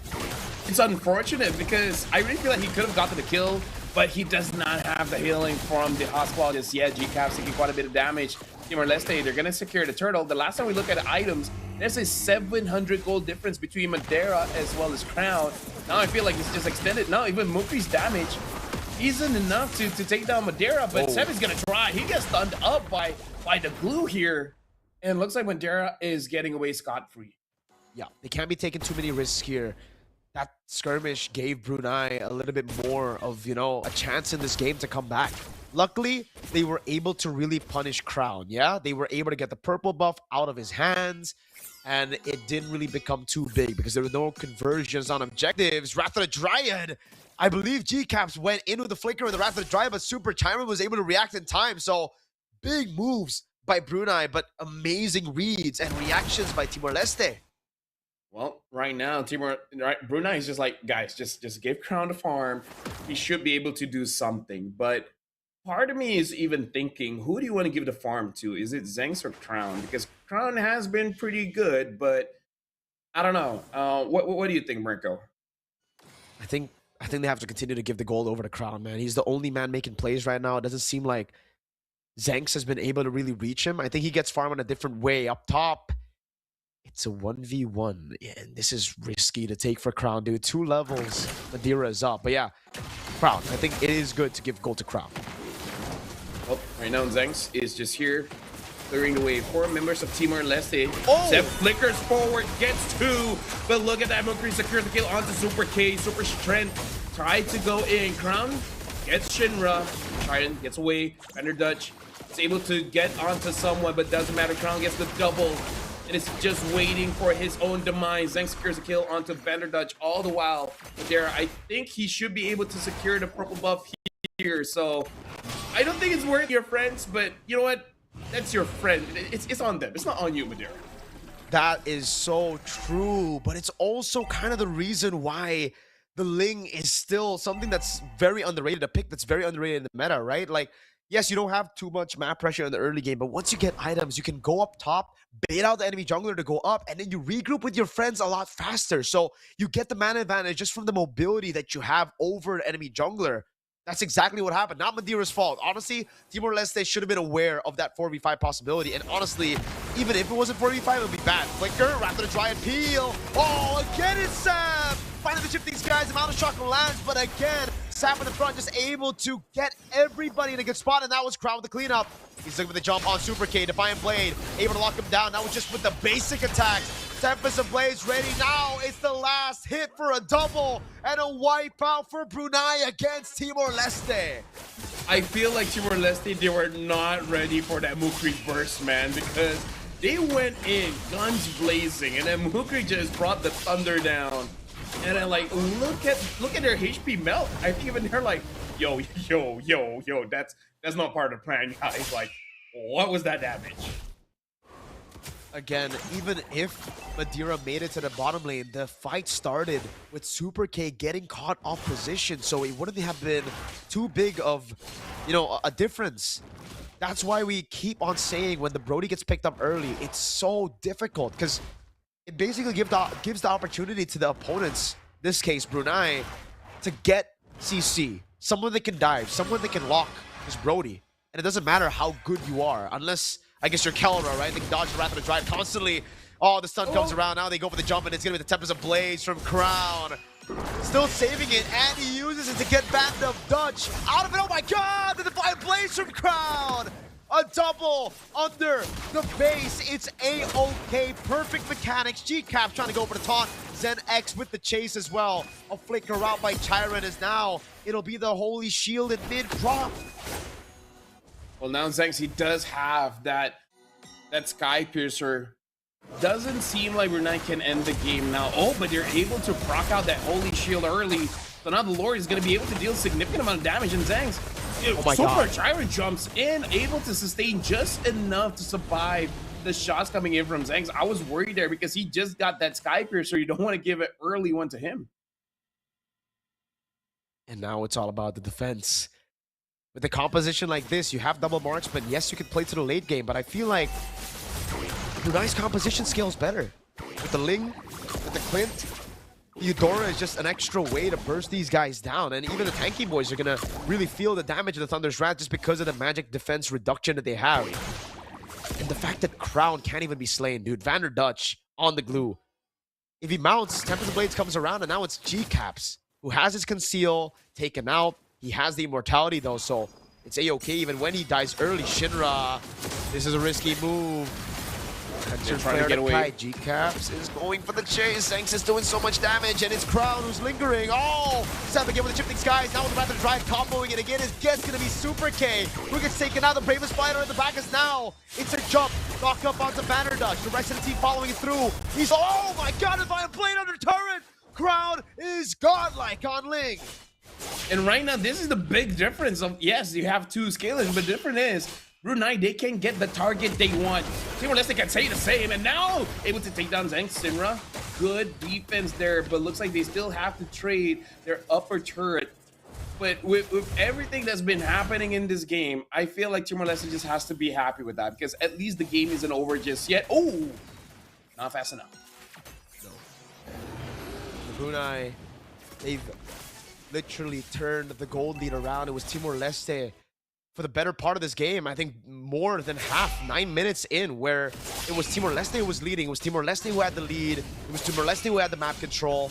It was Timor-Leste with the purple buff steals on Crown, not letting him play.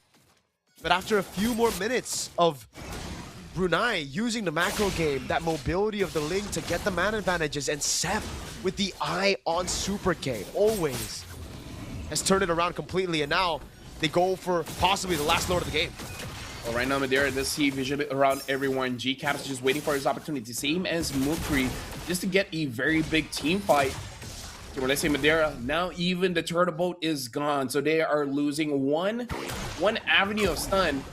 And I feel like they're happy with this. They just want to see where Madeira as well as Super K is so that Crown knows where the target is going to be. And now he even gets his purple buff. This is all good for Brunei. Even Madeira is out of the fight. Wait, is he not going to address the... Okay, now he is. All good. G-Caps. Wait, they even reset this. This isn't really the best start to the Lord fight, but then it's going to be the Famous Spider coming down. Retribution still good for Crown. Oh my god, that damage again. It's always so off-putting now as Crown is able to jump into the back line. That Super K would win in nature, but the Temper of the Blades comes in the end to get him a double kill. And now he goes on the Blades. Madeira's zoned away. Shinra's trying to get the knockup. Mukri falls to the glue, but Zanx is able to get the kill in the end. It's 3 for 1 and the Lord to Brunei. It's always so funny to see the glue jumping onto someone, and I was thinking, Crown, don't hit him, and it's like, yeah, I don't care. I need my kid here. So kills Mukri. He's like, you know, Mukri, it's fine. You're never going to get the MVP anyways. And now, Lord marching out top. 21 kills to 8. Look at the damage from Zanx. They have everything, man. They have the Lord, they have waves. Super K is going to be back up with Vanderdush. So at least Timor-Leste will be able to defend with 5. But Brunei has done such a good job. They don't rush into the siege. They don't push up top. They wait for these waves to build up. Now there's going to be another wave that stops the Lord up top, which means they can set up for another 3-wave push with mid and bot. But I think it's mismanaged. I think they're not in the right position. Timor-Leste is able to just walk up on the Lord, taking it at half HP, so might not be the end. G-Caps with the conceal already now on Vanderduch. The Lord's still available. Sep also has the flicker with the shifting skies, so it's still possible to go for the set, but in the end, it is Timor-Leste who still are able to defend. A bit of a wasted opportunity, but now looks like they're going to try again. Sep able to get one, but dodge it out. Now it's just Vanderduch. Vanderduch in the front. Zanx gets a kill there. Tempa's on play against Honda 3. Legendary double kill for Ground. And now the Lapu tries his very best to clear the minions. Gets taken down. Triple kill. Brunei moves on to ENC. We got a full 5 games for our first grand finals of the ENC 26 qualification day. But in our second grand final run, or our second qualifier of the grand finals rather, in the lower bracket final of the Southeast Asian bracket, it is Brunei who are able to show how much better they are here with a 3-0 in this best of 5 over Timor-Leste, outclassing them throughout the 3 games, even picking up the same picks that Timor-Leste had in the Eastern shit in the Brody in game number 2 and still being able to beat them out with it. 14-1-4, a statement from Crown as he makes it to ENC. And part of the reason why he did so well in this game is because no one can really stop him once he gets going. I mean, like, they could have tried to invade the jungle, making it so that they can't farm up, but they didn't do that. They were focused on making sure that Mukri doesn't get his minions, allowing Crown to free farm.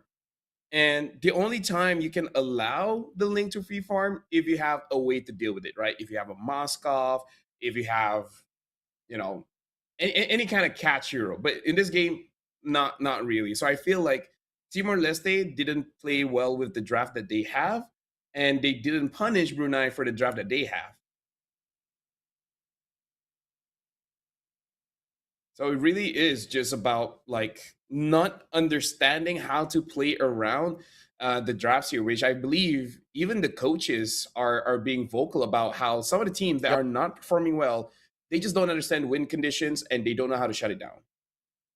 So now it's how Brunei get themselves ready for a rematch against Vietnam, right? Like, both of them have qualified, yes, but in that grand final, it still matters a lot coming into ENC to have that in the back of your mind, in the back of your thoughts. I thinking, all right, we came from Southeast Asian qualifiers as the best, right?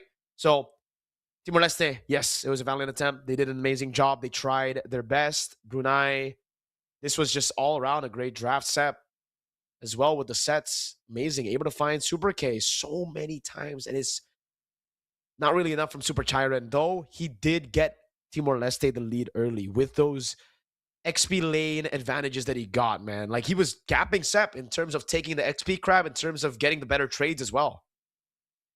And something to consider as well. Maybe during ENC, patch changes happens, and then it's gonna be good for Brunei because I've even seen some of the patches. I don't know whether it's gonna go through or not because Mirko, you know how strong the Uranus is right now, how strong the Paquito is right now, how strong the Melissa is right now, right? So I heard Hayabusa is gonna get nerfed. So we'll see how the patch really turns out because it can really shift things around. Everything can still change, right? Who knows? Before ENC starts, maybe there's another patch, LaFell, that comes in and changes everything. So the teams who qualified will have to readapt all over again, just like EWC. It just seems like that's the pattern. Thing. You know what? I wouldn't be too pissed off about that. I want to see the Z-Long, but I also want to see the bracket, the updated one. Yep, we're going to see here after this 3-0 victory. First of all, let's look at the roster here because I found a funny comment. Sometimes people ask, like, who is the roster? Someone said, why is Brunei's roster? I don't know how to answer that. But hey, Brunei has qualified to ENC 2026 alongside Vietnam. They just went all the way in the upper bracket finals, and now both of them qualified to ENC. Congratulations to both these teams, man. Vietnam, again, with the experience advantage, were able to reverse sweep Brunei. But in the best of three, at least Brunei can say, we're the better team. GCAP, Sep, Crown, Mukri, and Kirin. Fantastic job all throughout this series. 3-0. There can never be a score better than that in the best of five. They adjusted. And I think what's most impressive, LaFell, is they reset so quickly. After getting reverse swept, usually teams would just be a shell of their former selves, right? A ghost.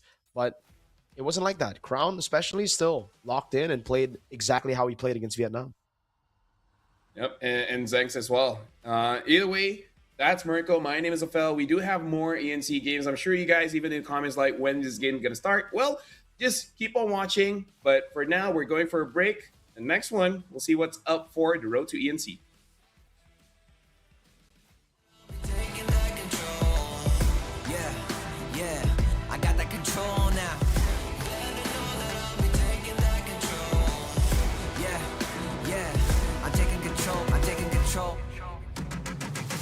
I'm gonna take that control. I'll just be playing my role.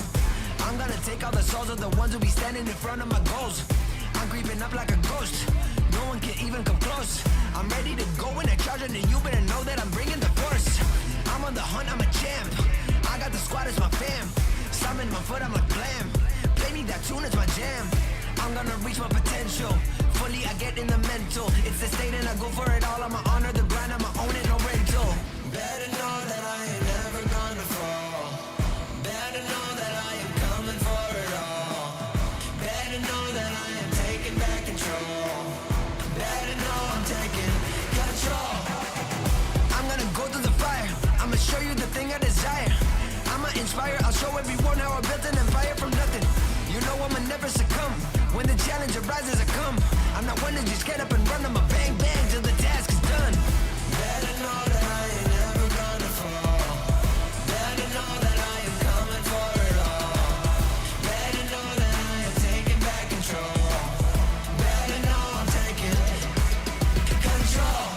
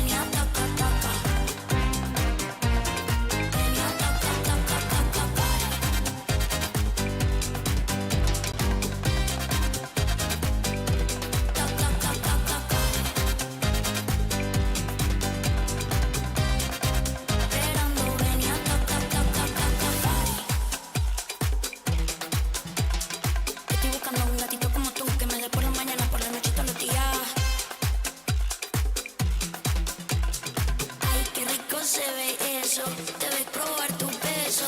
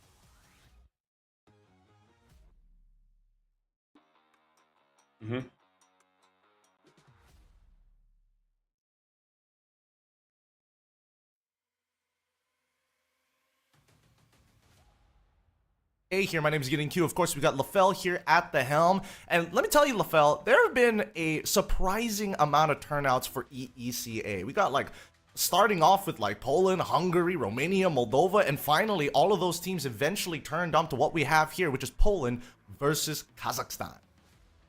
And honestly, we have actually watched some games in Kazakhstan, and honestly, they've been amazing, very strong, very aggressive, and I would say a very unique way of going into the game. And I feel like that's a good way to approach right now, because it does seem like a meta that really encourages creativity, right? Because it does seem like more heroes are more usable. You know, we still haven't seen stuff like Zilong and Layla, but hey, maybe eventually.